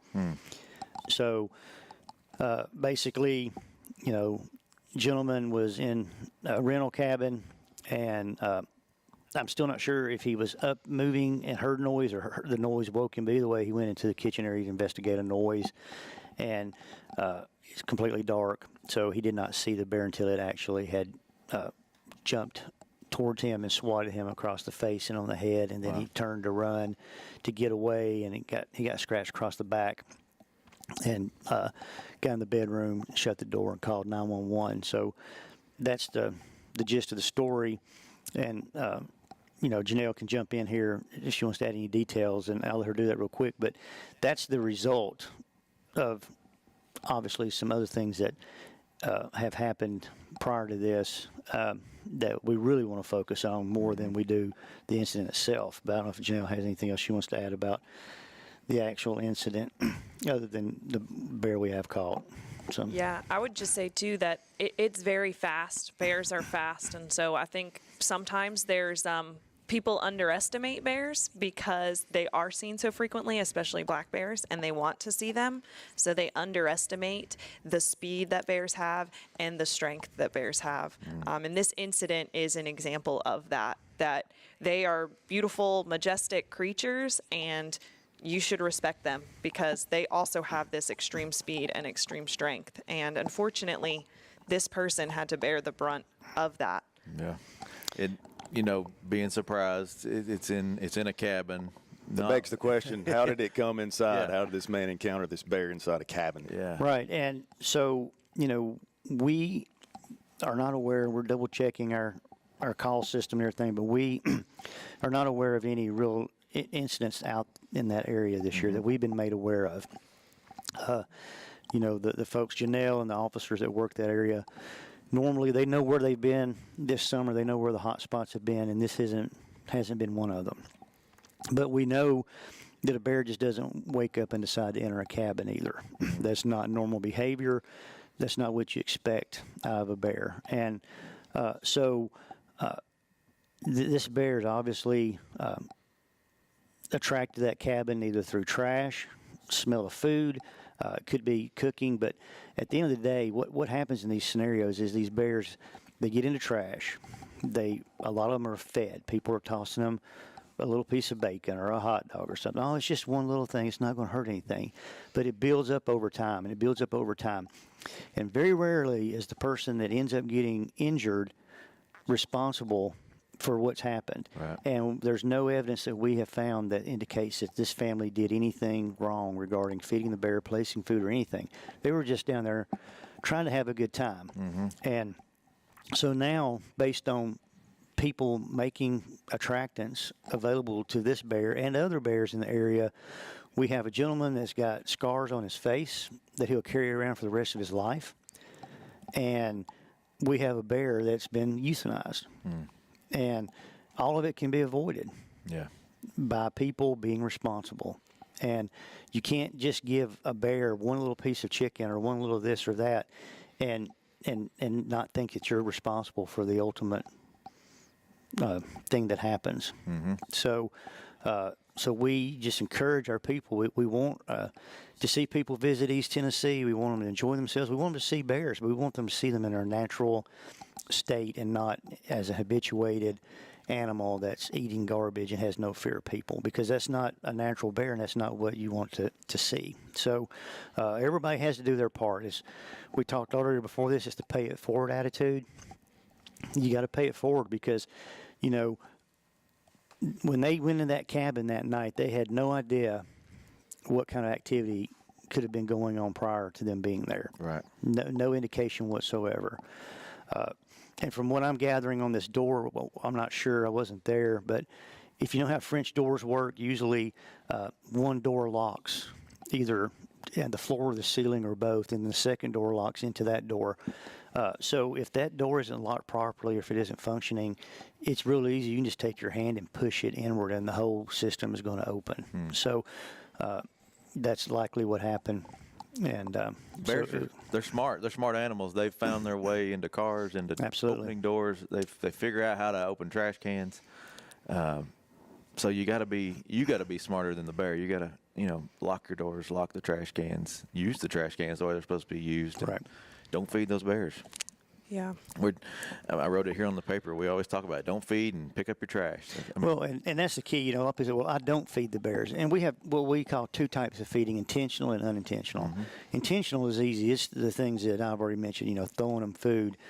But this unintentional feeding is really the bulk of the issue is, take the time to put that little hasp back on that trash can when you put it in there. If that trash can is full of trash, do not put more in there, because if the lid's not closing, instead of just turning around and walking off, maybe you should take a little bit of the trash out of there so the lid does lock, and then find somewhere else to put the trash, or if it's a rental, call the people and say, hey, the trash can's full. But people have got to be proactive and be more responsible, or we're going to continue to see these kinds of tragedies happen. And I'm thinking even about like your grills. I mean, you're grilling a hot dog and it rolls off. Well, don't leave it. Don't go pick it up and throw it away, because I mean that's not intentionally doing it, but right there you've done it. You fed that bear. Right, and people, I mean, even dumping grease, people do it all the time. Yeah. They dump grease outside. I mean, you don't want to pour it down the drain. It'll clog your drain up. But put it in a can, let it cool down, put it in the trash can, and then dispose of the trash properly. Do not put any kind of food source or food waste. I mean, don't even throw potato peels out in the woods. You just can't do that around here. Yeah, well, you can't do it. You do that at home, which may not be bear country, and you just don't think about it when you come up here too. Right. Yeah. It'd be hard. And I think, a lot of people, they think that, oh, it's so sad that the bear was killed, and it is. And I think that that's important to note. It's okay to be sad about that. I'm sad about that. Nobody wants to do that as part of this job, and that's the worst part of it is having to do that. Mm-hmm. And so, if you care about bears and you want to keep seeing bears and stuff like that, do these little things. Go that little extra step. Make sure, do your education when you go to anywhere to recreate. Are there black bears here? How should I secure my food? How do you camp properly? It's all these little things, and that information is out there. And ask those questions, do your research so that you're prepared to know how to do these little things. Because I think a lot of times people don't do it intentionally. Even when they are intentionally feeding a bear, they're not thinking, oh, this is going to lead to a bad thing where a person could get hurt or this bear could be killed. But if you do that research, you do that education, you'll learn that, and you'll realize quickly those little extra steps you can take to save a person and a bear. Yeah. Well, you talk about education. Bearwise is a great program that you were instrumental in helping get started, and now it's in 30-something states. 33 state, across the country, people are using this program, and and you see this when you go to the mountains and you stay in a cabin, or you're around these areas. You see the signage, you see the commercials, you see all this posted and on the refrigerators that I've stayed in and around Gatlinburg and Pigeon Forge. There's the magnet on the fridge. The word is getting out, I think, pretty well here in East Tennessee, but we're not reaching every person. I think it's impossible to reach every person. So that's the challenge for us is when the Griswolds come in every weekend to stay in the cabin is getting them to do the right thing. And that's hard to do when you have 14 million people coming to the park every year. That's just the park. We know there are millions of people that come into these gateway communities and don't even set foot in the park. So, peak weekends, you're looking at 250,000, 300,000 people or more come in on Friday evening. They leave Sunday afternoon, and then Friday afternoon you start all over again. Yep. And they're not coming, a lot of them are coming from East Tennessee, but they're coming from Chicago, they're coming from Indianapolis, they're coming from Atlanta. They're coming, I think people will be amazed how far folks travel to get to East Tennessee to spend a weekend. It's pretty amazing. And they certainly, a lot of these places do not have any idea at all about what to do with bears, regarding bears. So a lot of the responsibility comes back on the companies that are renting out cabins, renting out apartments, renting out hotel rooms, whatever it may be, is getting that information to those people. And we're really trying to work hard to make folks aware of the information that is available on Bearwise, that they can get their people there. But it's a constant battle, and when you're doing educational stuff, you just got to keep hammering it because people have to see it multiple times. All the research says, I think it's 7 times you got to see something before you really remember it. So a big part of Bearwise is about saturation and brand recognition, and hopefully a lot of the places that they do come from, that they do have bears, say in North Carolina, North Carolina uses the Bearwise program. So people from North Carolina, when they see that information, they know what it means. They're familiar with it, and know what's expected of them. So that's a big part of that program too, is consistent messaging across the entire range of the black bear. And that's bearwise.org, right? Yes. .org. So go check that out, bearwise.org. And it made me think about campers, too. I mean, you got your people pulling in their RVs and their travel trailers, and most of your cooking is outdoors. Or, if you're in a tent, you're outside all the time. So things to think about there, too. Right, and there's information on bearwise.org about hanging food if you're camping in a tent. If you're in a hard side camper, you're okay. But if it's a pop-up with a soft top, you need to be either storing food in a vehicle with a hard top or hanging that food And out lock of that the door. reach. Yeah, Like you an gotta open- lock the doors every time. You gotta lock them. Well, it is the fall, and bears are gearing up for winter denning. So talk about issues that people may encounter right now. Yeah, so bears they're eating more than ever right now. They're gearing up for that time when there's going to be a food shortage, when it's cold. And one of the big things that is key, especially if you're a homeowner in bear country, is making sure that you're checking your crawl spaces and making sure they're secure. We've had several times in Tennessee bears that decide to den under there. It makes a nice place, and to them, they don't realize that it's any different than any other ground den that they might decide to choose. So especially if it's an area that's not used that much, people maybe aren't out around their house as much when it gets colder, that could be a place for bears to decide to den. So if you have those, check them, make sure they're secured, that kind of thing. Try to prevent that bear from doing that. And I'll add, some people think, well, that'd be kind of cool to have a bear denning under my house. Well, I can tell you from the couple that I've been in to deal with, they can cause some pretty substantial damage under there. We had one last year, a lot of insulation damage, and I'm not sure why the bear did it, but it chewed through 3 or 4 of the floor joists almost to the point where it went. There was one that was within a half an inch of going completely through the entire floor joist. So there was some significant structural damage to that home as a result of that bear denning under the house. So even if you do it for no other reason to keep your house from getting tore up, make sure there's a door over the crawl space, and make sure you've got a lock on it, or you got a couple of screws in there that keep that door in place so they can't knock it down. And what attracts them there is it's a big open area, and there's a little bitty hole that they got to crawl through to get in there. Kinda like a cave or a it's den, replicating a ground den or a cave. And but a good idea too.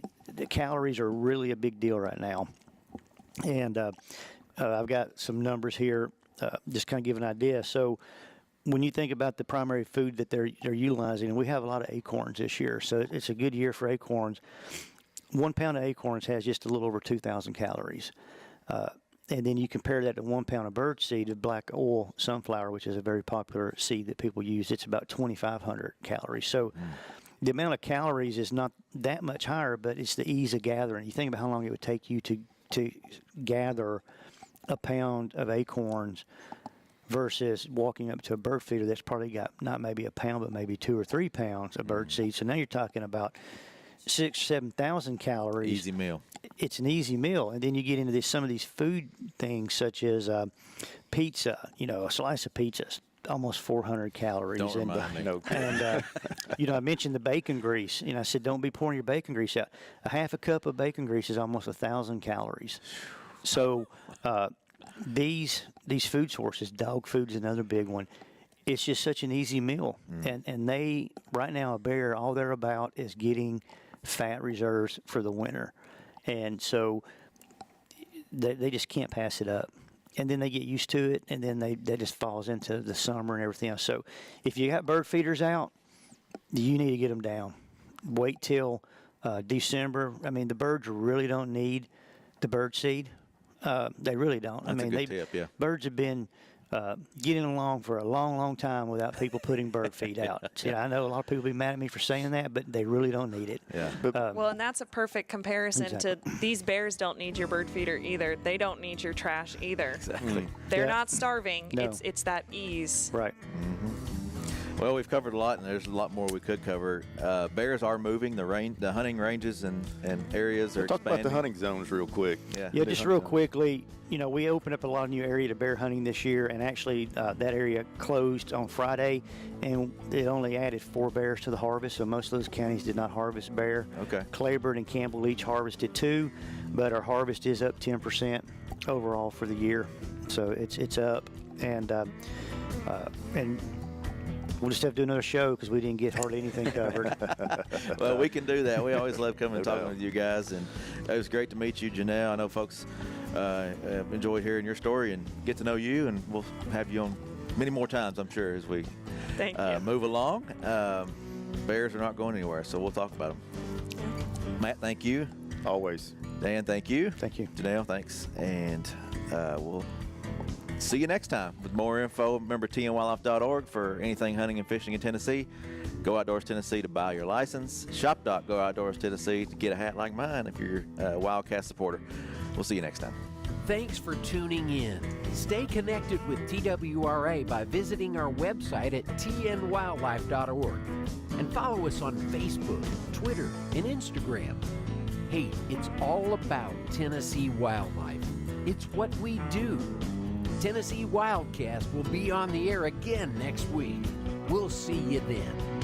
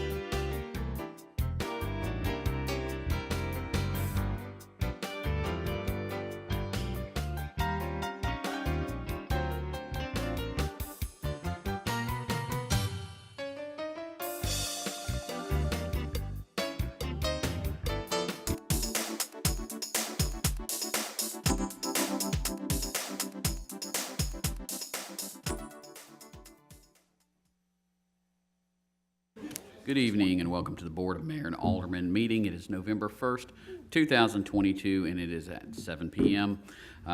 Call this meeting to order. We do have a quorum. Tonight, the prayer will be with Vice Mayor No, and the Pledge of Allegiance will be with Dr. Bill Burns. If everyone will please rise for the prayer and the pledge. Let us pray. Our most graciously and heavenly Father, we come before you this evening with humble hearts, open minds, bowed heads. Lord, we would ask that you watch over our fair city. Thank you so much for an incredible, beautiful day in your world, because we know that without you, nothing is possible. Lord, we ask that you help this board make decisions that will benefit all of LaVergne and its citizens. And these things we ask through your Son, Jesus Christ. Amen. Amen. Dr. Burns. Ladies and gentlemen, my name is Dr. Bill Burns. I'm a retired Army doctor with 12 years prior service in the Navy. If there are any veterans here tonight, would you please raise your hand and be recognized? Okay, thank you very much. Ladies, there's a small token of appreciation. I'd like you to take there and do that. Okay. All first now in uniform and veterans, hand salute. I pledge allegiance to the flag of the United States of America and to the republic for which it stands, one nation, under God, indivisible, with liberty and justice for all. Thank you. Thank you, Dr. Burns. First item is to approve the minutes from the October 6th, 2022 regular meeting. Make a motion to approve. I have a motion to approve from Alderwoman Honeycutt. Is there a second? Second. All in favor? Aye. Minutes are approved. Moving on to departmental reports. Chief Davis with the Police Department.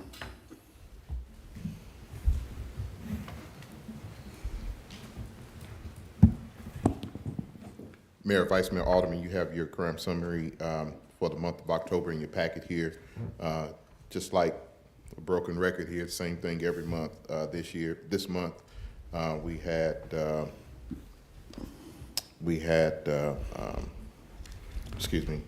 10 cases where motor vehicles were broken into, and all 10 of those motor vehicles were left unlocked, resulting in one firearm being stolen out of that vehicle in the hands of a criminal in the city now. Also in the packet, you see activity from the officers.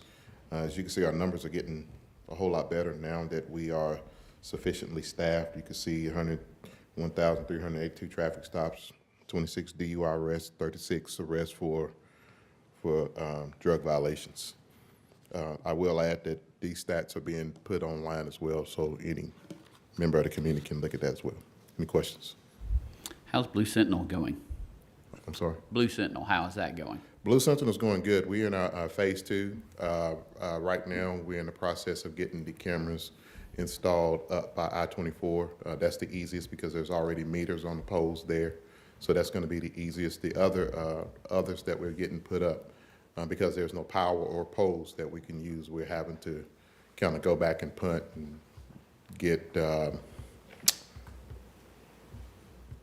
solar panels. That's what I'm trying to say. Get solar panels for those things so we can power it that way, which I think that's the way we'll go forward in the future, to where we just use solar power to power those. But other than that, we're moving right along with that. Does anyone have any questions? Thank you. Thank you, sir. Fire Department, Chief Beasley.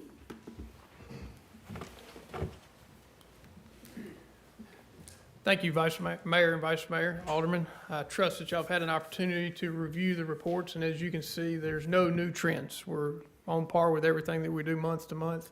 Nothing unusual to talk about within the reports. I do have a couple of things worth mentioning that are happening this week and next week, if y'all don't mind. Obviously, we know that there's a groundbreaking for new Fire Station 41. This week is a monumentous occasion. Obviously, it's long overdue, and thank you to the Board of Mayor and Aldermen for securing the funds to make that happen. Additionally, we have next week 4 recruits graduating fire school. It'll be the first time the LaVergne Fire and Rescue has invested in a fire school itself. So with these 4 people that are graduating, 4 people that have done exceptionally well. Been on campus with them multiple times in the last 10 weeks that they've been there and watched and participated in their training. Our fire instructors have been part of the recruit training, so we've not just sent somebody off to be trained, so we participated in that. It's a great partnership between Murfreesboro Fire and Rescue and Lebanon Fire Department, so it's a great product. 2 of those individuals came from our Fire Explorer program, so we've invested in this community and continue to do good work with those young people in the high school. It's great to hear. Do y'all have any questions? Thank you, sir. Parks and Recreation Department, Mr. David McGowan.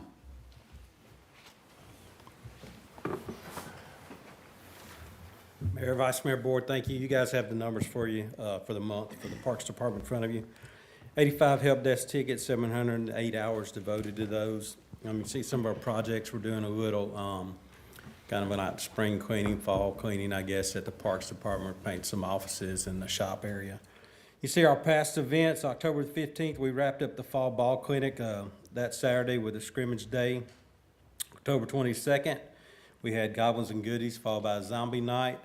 Unfortunately, we did have to cancel the movie due to the wind conditions. We are working on something in the future that hopefully we won't have to do that again. Upcoming events, Veterans Day, November the 11th. Parade of Lights and Winter Festival is December 3rd. You can see some of the events at the Senior Center upcoming. Lunch at Asuka. November 17th will be their Thanksgiving dinner. Upcoming meetings, Park and Rec on November 21st and the Greenway on the 21st. Park and Rec at 6, Greenway at 7. Veterans Day is November the 11th. That ceremony will take place at 11 o'clock at Veterans Memorial Park. Weather permitting at the Wall, if we run into some rain, we will move that to Pavilion A as we have in the past. Flags can be purchased for $10. They will be displayed during the ceremony. Those are yours to take home after the ceremony. Your veterans information will be displayed on those. Bricks for the wall are still available. They're $35. Each brick up to 4 lines, 21 characters per line. Forms are available on the city's webpage, or you can call the Parks office at 615-793-3224. Snow rink, we're planning on setting that back up. We plan to open up on December 1st. It'll run through the 17th. Thursday through Sunday will be the days of operation. Thursday will be 4 to 8, Saturday 12 to 8. Sunday will be from 1 to 5. That Sunday, December 4th, that 1 p.m. time slot right now is going to be limited to families with special needs. So if we have a good turnout and we need to extend that further, we will. So that's something new we're going to try this year to try to offer a little something for everyone. We're not going to have online registration this year. It's all going to be in person. I don't think the rink wasn't full enough last year to kind of warrant online registration this year. We will be accepting canned goods and unopened and unwrapped toys that we will donate those to the PD for Christmas. Any questions? David, the size of the rink, is that increased from last year? It will. It'll double. Well, I won't say double. It'll increase by 50%. So last year it held roughly 48 skaters is what it was rated for. So this year that number should increase. At no time last year did we have 48 skaters on there, but it will give a little more opportunity that if we do run into that, we can open it up and possibly have more toddlers out there at the same time. Okay, and who are the guest speakers for Veterans Day, the veterans that are speaking? They are Tabitha and Ross Howard. That's the things I did not have written down here. And I think, you may know this, I think we have one more lined up. And you're gonna have to help me out with that one. Steve? Kathy told me, and you and I are in the same boat? Kathy is God sent, and it's almost like you don't worry about it. I think when you start to lose your hair, it kind of affects your memory also. So we'll blame it on that. Here we go. Did the other part of the rink come in? It's supposed to be here Friday. Okay. It's supposed to, the delivery truck is set up to pick it up tomorrow. It's still in customs. It's been in customs for 2 weeks. So Friday is supposed to be our delivery date. So last year there was no issue once customs released it with it getting in here within a day. I think I did skip over the Parade of Lights and the Winter Festival. That will begin at City Hall. It ends at Veterans Park with a tree lighting, fireworks, snow rink, and craft and food vendors will be set up. I sent you a text message or an email about Fox had put it on there that it would start at Veterans Park and go the other direction. Yes, sir. And in the front part of that media release, they had it right, so how it got kind of backwards at the bottom, yeah, it's beyond me. Now, David, is Chief Beasley going to be out demonstrating his ice skating prowess like last year? I'm going to practice. I'm coming for you. Is that hip recovered? It is. And then will Doug from Public Works, will he be doing the figure skating again this year? That was the plan. I think he kind of offered, and I think Danny also said he was going to come out since he has a hard hat and a vest. Nice. So we should be Well, good. they can show the lift. Yes, sir. I guess the only thing left is to put Michael in the Duncan booth. One last thing before I go, I definitely would like to thank Ann Smith for her hard work and diligence, keeping our events posted and getting those pictures out to the public so they can see what a good turnout we've had. Don't want her to get overlooked, but we certainly appreciate her help. Any questions? Thank you, David. Moving on to the Library Department, Miss Donna Bebout. Here she comes.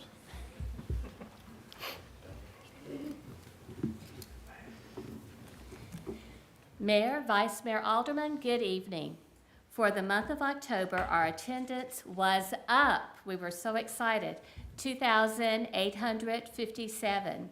And our circulation was also up, 3,115. And we also issued 85 new cards. We've had a lot of people that I met at National Night Out and Old Timers Day that have come that said they've just moved to the area and needed to get a library card. So we were very happy to accommodate them. We had 19 programs for ages birth to 17 and 5 for ages 18 and up. We're building those programs back up slowly but surely. Want to talk a little bit about our Saturday movies at the library. Those also have had really good attendance. We just watched Hocus Pocus, the original, this past Saturday. We had several children who really enjoyed that. I was vacuuming today. We always have refreshments. And I was vacuuming today, and something kept hitting, and I finally looked, and there were Skittles and M&Ms that were hid in my carpet, our carpet. So it was very interesting. So we had to get down and start picking those up, but it was fun. November the 12th, we're going to be having a Charlie Brown movie marathon, and of course, it can't be November without Charlie Brown's Thanksgiving. So families, come on out, enjoy the movie. We have a wonderful TV, and it's just great to get in that meeting room and watch a good movie and have good refreshments. Tonight, I wanted to talk just a few moments about a couple of programs that we have monthly. These programs, as you know, like our story times, we have ages according to what we help present in the story times. Like on Mondays, we have homeschool story time. That's for kindergarten through 3rd grade. Miss Janice, she teaches the children the states and the capitals and the presidents. They learn it through song and dance. She reads stories that are pertinent to some of the curriculum that's going on and that they do. So it's important that we have those ages, that kindergarten through 3rd grade. We have Once Upon a Story Time on Wednesdays, and that's for our preschool children. So anyone age 2 and up to about 5 years old can come to story time, and they learn early literacy through fun songs, rhymes, puppets, stories, and so much more. And of course, through the fun of sharing books. Jammies and Stories is our one night that we have on Thursday nights at 5:30. Kids and families, which we've had adults come in their pajamas, and they come and they get to listen to some great stories, and it's families of all ages. We have them from babies all the way up to grandparents, and that's just a really fun time for music, movement, dance, books, and a craft. So that's why we have these ages divided out. We understand that there are siblings that need to come along sometime, and we welcome them. But we really like to focus on the age that we are looking at that time or that we are there for. So our Kids Crafternoon, this is one that is coordinated by a former teacher. She's a former science teacher from St. Cecilia. And this is for students grade 1st through 5th. Now, we're going to have a great program on November the 8th at 5:30. We like to do STEM in action. STEM meaning science, technology, engineering, and mathematics. So when we give them crafts such as, a little show and tell here. Okay, looks adorable, doesn't it? When you look at this, do you think of STEM? Okay, but it does. They have to take the kit that is packaged up. They have to read the directions. They have to comprehend those directions, and they have to follow the directions. And therefore, after they have done all of those things, it becomes a really fun and beautiful craft. Show it around here. So this is one of the crafts that they're going to be doing. Oops, I have a turkey stuck to a turkey here. Okay, that's the Give Thanks turkey wreath. The next thing we're going to be doing is the gliding turkey. Now, it comes in a package like this. And again, they have to open the package. There's no instructions to this one. They have to use their mind and figure out how to put it together to make a glider. When they're doing this, Miss Becky's going to be talking about aerodynamics of a glider using currents of rising air called thermals. And we have a demonstration tonight, Mayor. You already did it. You are, oh. Did I miss it while I was talking? You said aerodynamics. Oh, and it came down. All right, you need to try that again. Okay, readjust the wings, readjust the tail feathers. All right. The air conditioning worries. We run with that all the time. Okay, stand and go. There we go, much better. So the mayor got the aerodynamics just right. And tonight, Miss Becky sent all of the mayor and the aldermen a kit to see if you guys can put this together. And we may have to have a contest sometime to see who can make their glider go very far. I'll get it out in a moment. Okay, so do you understand why we would like to have the grades 1st through 5th? Because we want to get those things, over to them. We want them to understand, but have fun while they're doing it. And again, if younger siblings come, we welcome them. We welcome the parents to sit beside the younger siblings and help them out. One more, and I know I'm taking long tonight, and I apologize. Teens and tweens, and that's ages 11 to 17. We're going to have a program November 17th at 5:30. And our invitation says, invite a friend and have fun being creative in our do-it-yourself gift workshop. It's a great way to make gifts for families and friends. Marta and Lauren have come up with some great creative gifts that can be given away or they can keep themselves, but they have to be very creative in it, and they have to use their imagination. Now, please note the crafts are geared for ages teens and tweens only. We may be using rubber bands that could pop a little one's finger, or scissors, or things of this sort. So this is why we have the ages 11 through 17. All we ask of the teens and tweens who are coming to provide the laughter, and we will provide the refreshments and also the supplies. Do you have any questions? And thank you for letting me go very long tonight.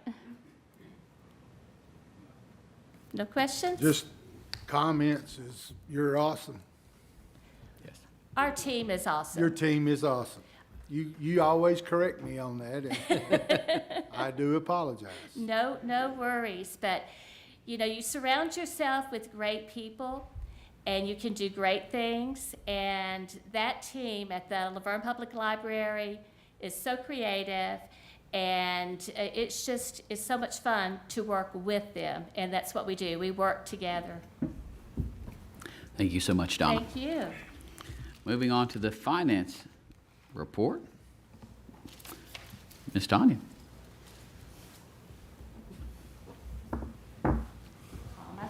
It's their first time, ain't it? Welcome, welcome.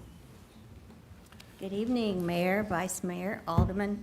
I just want to apologize. I have no cool show and tell. I'm sorry. I'll be doing the financial report for September 30th. In the general fund, expenditures exceeded revenue by $832,000. Just a reminder, property tax bills go out October 1st, so we're expecting that revenue to increase. Local sales tax was $969,000 above budget, also $198,000 above the prior year. State street aid revenues exceeded expenditures by $262,000. Stormwater fund expenditures exceeded revenue by $98,000. In our water and sewer fund, revenues exceeded expenditures by $723,000.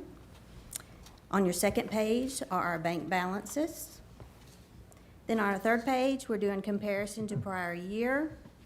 The general fund revenue was down $67,000, expenditures up $65,000.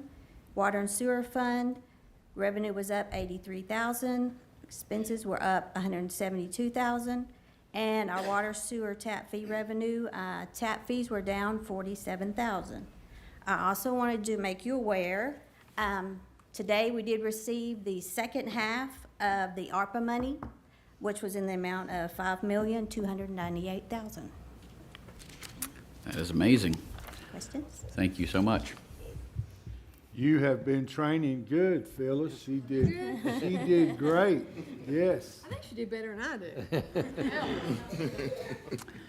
Next up, we have Mr. Danny Campbell with the water treatment plant.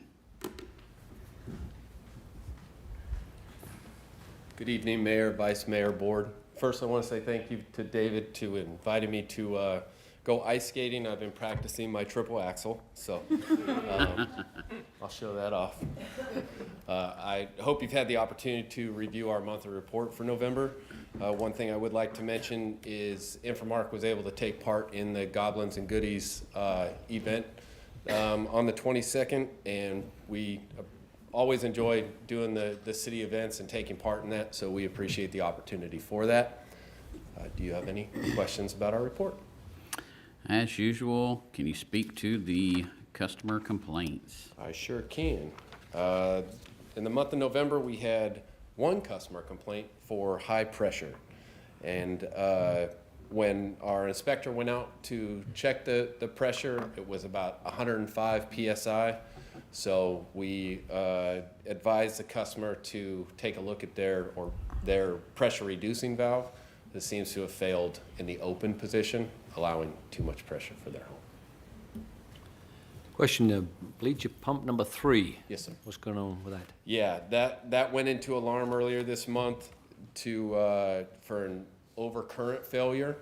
We're currently working with Ecotech on what would be a better option, whether replacing the pump or purchasing a new smaller size pump that could work with the current skate upgrade project that we're going through. So we're gathering up information, speaking with the city about that and trying to find the best option for the plant that's for treatment purposes and financially responsible for that. Thank you.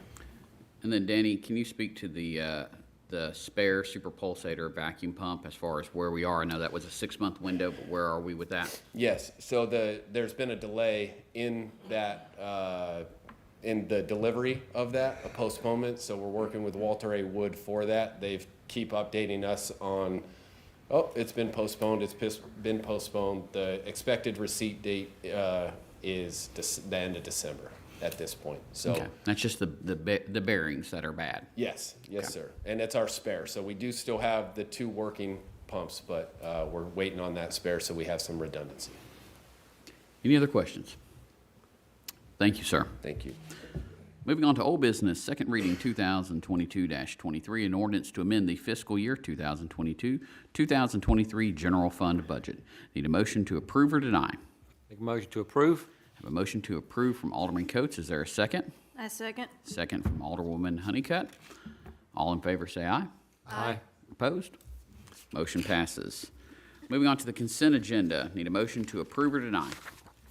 Make a motion to approve. A motion to approve from Vice Mayor No. Is there a second? I second. Second from Alderwoman Honeycutt. All in favor? Aye. Aye. Motion passes. Moving on to new business, first reading ordinance 2022-24, an ordinance to amend the fiscal year 2022-2023 fire impact fee fund budget. Need a motion to approve or deny? Motion to approve. I have a motion to approve from Alderman Coates. Is there a second? Second. Second from Vice Mayor No. All in favor? Aye. Motion passes. First reading ordinance 2022-25, an ordinance to amend the fiscal year 2022-2023 general fund budget. Need a motion to approve or deny? Make a motion to approve. I have a motion to approve from Alderwoman Honeycutt. Is there a second? I'll second. Second from Vice Mayor No. All in favor? Aye. Motion passes. Resolution 2022-25, a resolution to amend the employee handbook. Need a motion to approve or deny? Motion to approve. I have a motion to approve from Vice Mayor No. Is there a second? Second. Second from Alderman Coates. All in favor? Aye. Motion passes. Number 8, motion to approve a tender and completion agreement with United States Fire Insurance Company for the completion of the 24-inch water main project from the Stones River Roundabout to the water treatment plant. Need a motion to approve or deny? Make a motion to approve. I have a motion to approve from Alderman Coates. Is there a second? Second. Second from Alderwoman Honeycutt. All in favor? Aye. Motion's approved. Motion to approve a letter of intent from PG Stones River Partners for the purchase of 169 Stones River Road, Fire Station number 41. Need a motion to approve or deny? Motion to approve. Have a motion to approve from Vice Mayor No. Is there a second? Second. Second from Alderman Coates. All in favor? Aye. Aye. Motion passes. Motion to approve a rental agreement with Life Point Church to use their facilities for the city's annual employee Christmas party. Need a motion to approve or deny? Motion to approve. Have a motion to approve from Alderwoman Honeycutt. Is there a second? Second. Second from Vice Mayor No. All in favor? Aye. Aye. Opposed? Motion passes. Last item on the agenda is going to be appoint or remove board and committee members. We have the library board with one term vacant. We do have one applicant, which is Carissa Benton. Need a motion to appoint Miss Benton. I'll make a motion to appoint Carissa Benton. We have a motion to appoint Carissa Benton from Vice Mayor No. Our second it. All in favor? Aye. Motion passes. Moving on to Mayor and Alderman comments. Alderwoman Honeycutt. Well, considering this is my last meeting, I jotted a few notes down. First of all, it's been an honor to be a part of this board. I'm proud of our work that we have done together and the things that we have accomplished to move this great city and community forward. I would like to thank the board for their confidence in me to serve and for our police, fire, and all of our staff and their hard work each day keeping our city safe and taking care of our residents. I'm so proud of the pay increases that we passed this year and hope they all know how much they are appreciated and how much that was well deserved. Again, it's been my pleasure to serve with you all. Well, most of you. I think, with that being said, I think someone in purple would do a very good job and do well in this chair next month, and I encourage everyone to get out and vote. And speaking of the color purple, grape just so happens to be my favorite flavor of Kool-Aid. Thank you guys again. Thank you. Alderman Coates. Hope everyone enjoyed the trick-or-treat last night. I'd like to thank the police department for keeping our roads safe with the children around them. Appreciate that, thank you. And not to forget Veterans Day on November the 11th.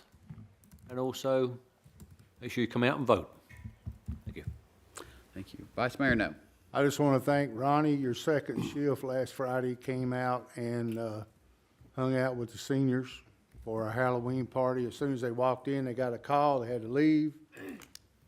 Luckily, it was something not bad, so they were able to come back. The seniors are always glad to see men and women in uniform come in and eat with them, dance with them. And then lastly, Alderman Honey, well, no more, Miss Honeycutt. Thank you for accepting the appointment.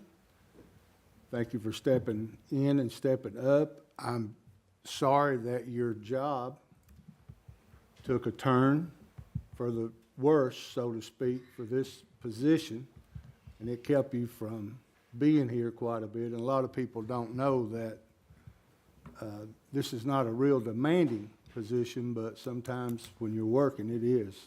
And we do appreciate you, and I wish you and your family the best of luck. And I know you guys are looking, and you're going to be moving, so just wanted to say thanks, and I know you've made it as much as you could, so thank you. Thank you, sir.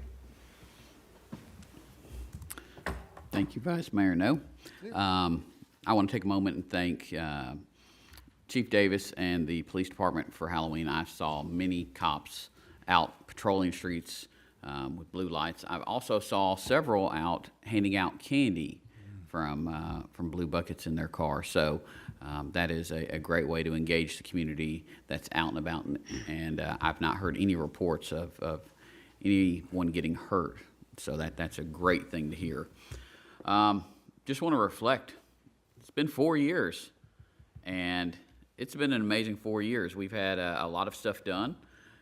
We've gotten the CMAQ grant, and that's going to get going now that we've accepted that contract. So we will see sidewalks and crosswalks on Murfreesboro Road.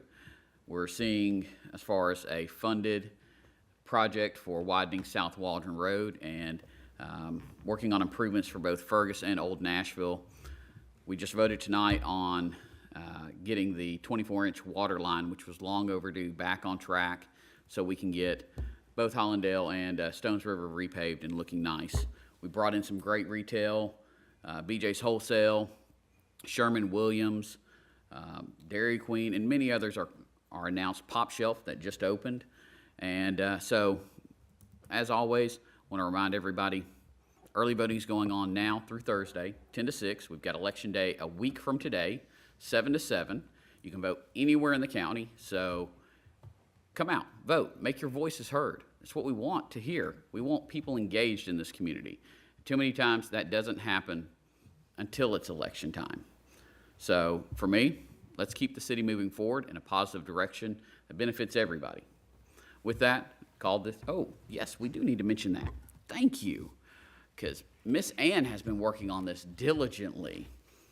So part of our 50th anniversary, we have, each month, we have different items. So this one, we have the cookbook. It is available digitally on the city's website. You can download it, you can print out your own copies if you want, or just use it on a tablet, e-reader, however you would like to. Lots of great items and recipes from our residents in the community, some from our staff, and I've even heard that Ann Smith's going to start cooking some for us every so often. Her and Phyllis. So Bruce can greenlight that. But with that, let's have a great rest of the week. Call this meeting adjourned.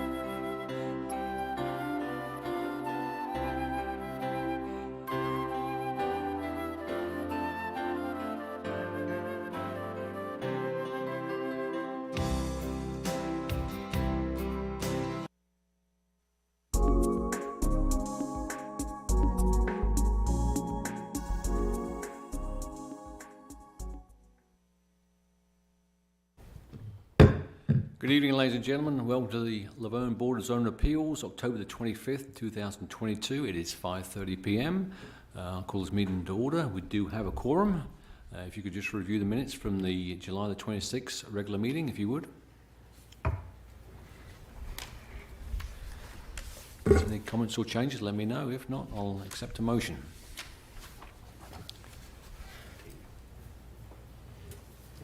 Motion to approve. Move to accept the minute. Do I have a second? Second. Second. Those in favour say aye. Aye. Minutes are approved. On to new business. Request for a special exception to allow sales and leasing of trucks and trailers properly located at 25 Ingram Boulevard, tax map 17, parcel 25, I2 heavy industrial zoning, property owned by 25 Ingram Partners LLC. Mr. Logan, give me your report, please. Thank you. So this is the report for 25 Ingram Boulevard.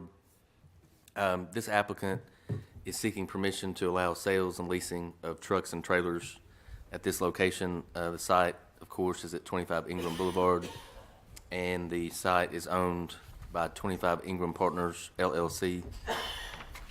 And the proposed business would generally operate during normal business hours, and according to the LaVergne Municipal Zoning Ordinance, in Article 5, commercial uses that are allowed in the commercial zones, which are C1, C2, C3, and C4. Those uses can be allowed in industrial zoning, in this case the I2 zoning district, if the Board of Zoning Appeals grants a special exception for those commercial uses. One of those uses that would be allowed includes what this applicant is asking for tonight, which is vehicle sales and or leasing. So looking here on the screen, the property right here, it's outlined in blue, this rectangular piece of property, and it is located on the south side of Ingram Boulevard. So for a closer view, you can see here, again, outlined in blue, and the building is here where I'm pointing, and then to the east is a larger parking area, and this driveway comes in from Ingram and makes sort of a horseshoe shape so that they can loop around through the site. And there is some parking here on this west side as well. This is the zoning map, so the dark blue indicates heavy industrial zoning. So again, this is I2 zoning. There is C2 zoning on the west side. That parcel touches Walden Road as well. Then all the other surrounding properties are zoned the same, which is heavy industrial. This is a photo of the site. So you can see the existing building and driveways. So this is Walden Road would be behind you, and this would be going down Ingram to the east. And the next photo is looking west. So again, this is Ingram, and this is the traffic signal at Walden Road in Ingram. And then you can see the other driveway entrance that's existing today. This building is a two-story building currently, and you can see these bays where the current tenant or former tenant has been conducting their business. So there are large, three large bays on the existing building. And landscaping, the site has some nice landscaping already that probably exceeds what's even required in this industrial district because it's not in an overlay zone. So the landscaping out there is nice. They did submit a full binder with all of their plans and photos, which you have in front of you. And so this is the plan that they submitted that shows the dimensions of the site and the shape and size of the building on the site, as well as the driveways and the utilities. And this is just a closer view of that plan that they submitted. And that completes the report. Thank you. Thank you, Ms. Logan. Do you have an applicant here that can stand on the podium, please, if you would, and be sworn in?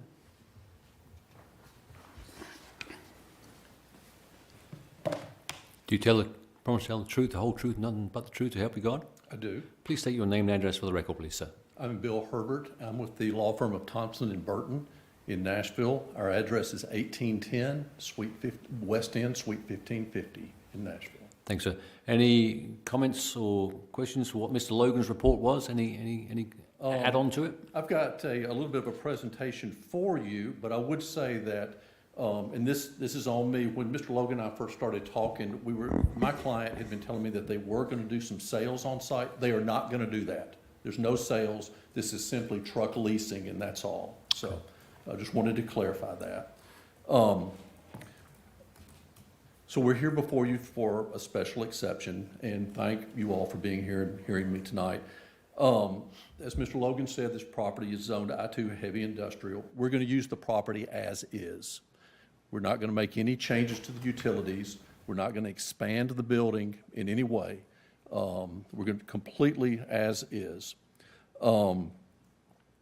The previous use is a concrete pumping company, and I've driven by there, and they may kind of still be in that building, or they may not be. I really don't know.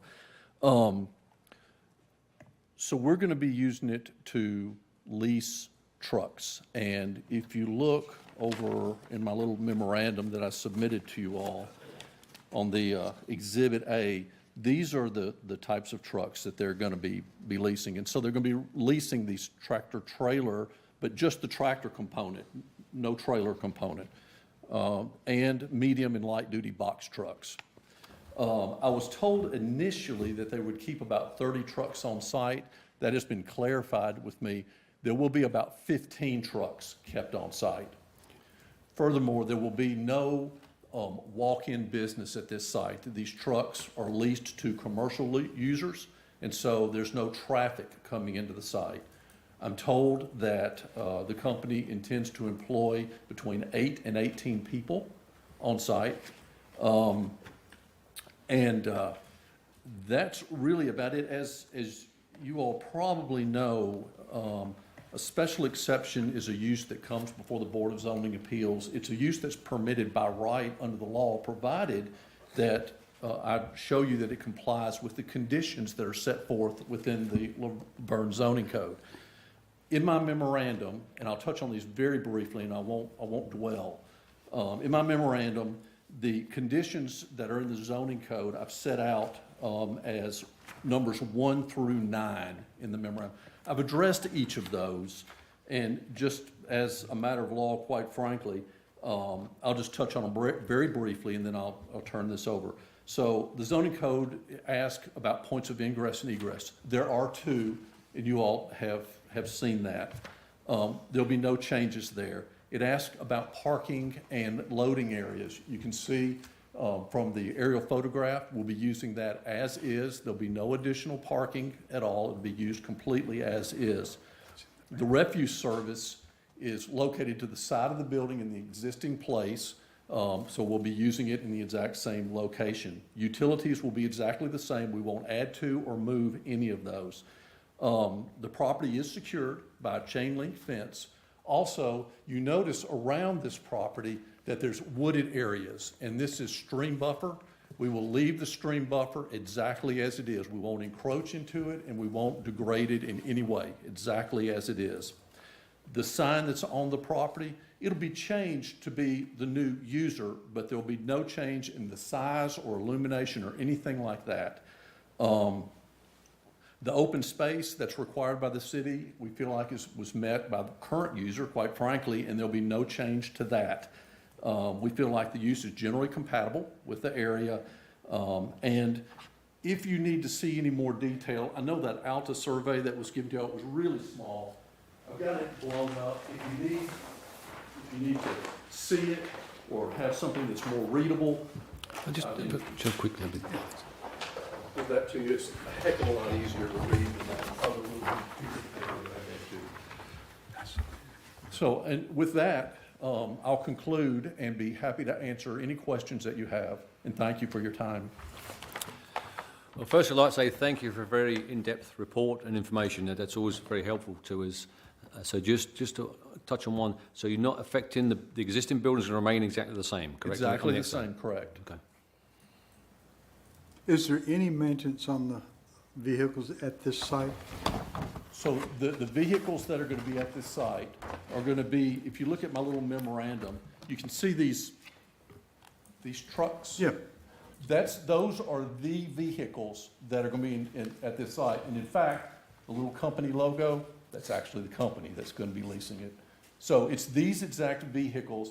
They expect that there will be, there's going to be between 10 and 15 of these vehicles maintained at the site at all time.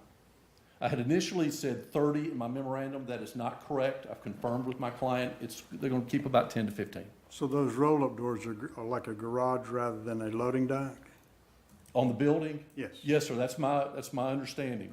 Okay. They're currently there, and we're not going to change those. And the maintenance will be done internally in the building, I assume? I'm sorry, say that again. The maintenance will be done inside the building? That is correct. It'll be done inside the building, and I'll say this, they'll only be doing cleaning and routine maintenance. There will be no repair work being done on this site. Just whatever may be minor for cleaning up the vehicle, whatever, changing the oil to get it ready for the next person who's leasing the vehicle. Will they be doing fueling at the site? That is a really good question. I believe so, because there is already an existing pump at this site. I didn't see that on the... There'll be no add-on in that regard at all, but there is an existing pump at this site. So they're in compliance with all hazmat and safety regulations? Yes, sir. Okay. Any other questions from the board? With that, I'll accept a motion for or against the application as stated. I submit a motion to accept. I have a motion to accept. Do I have a second? Second. Second. All in favor say aye. Aye.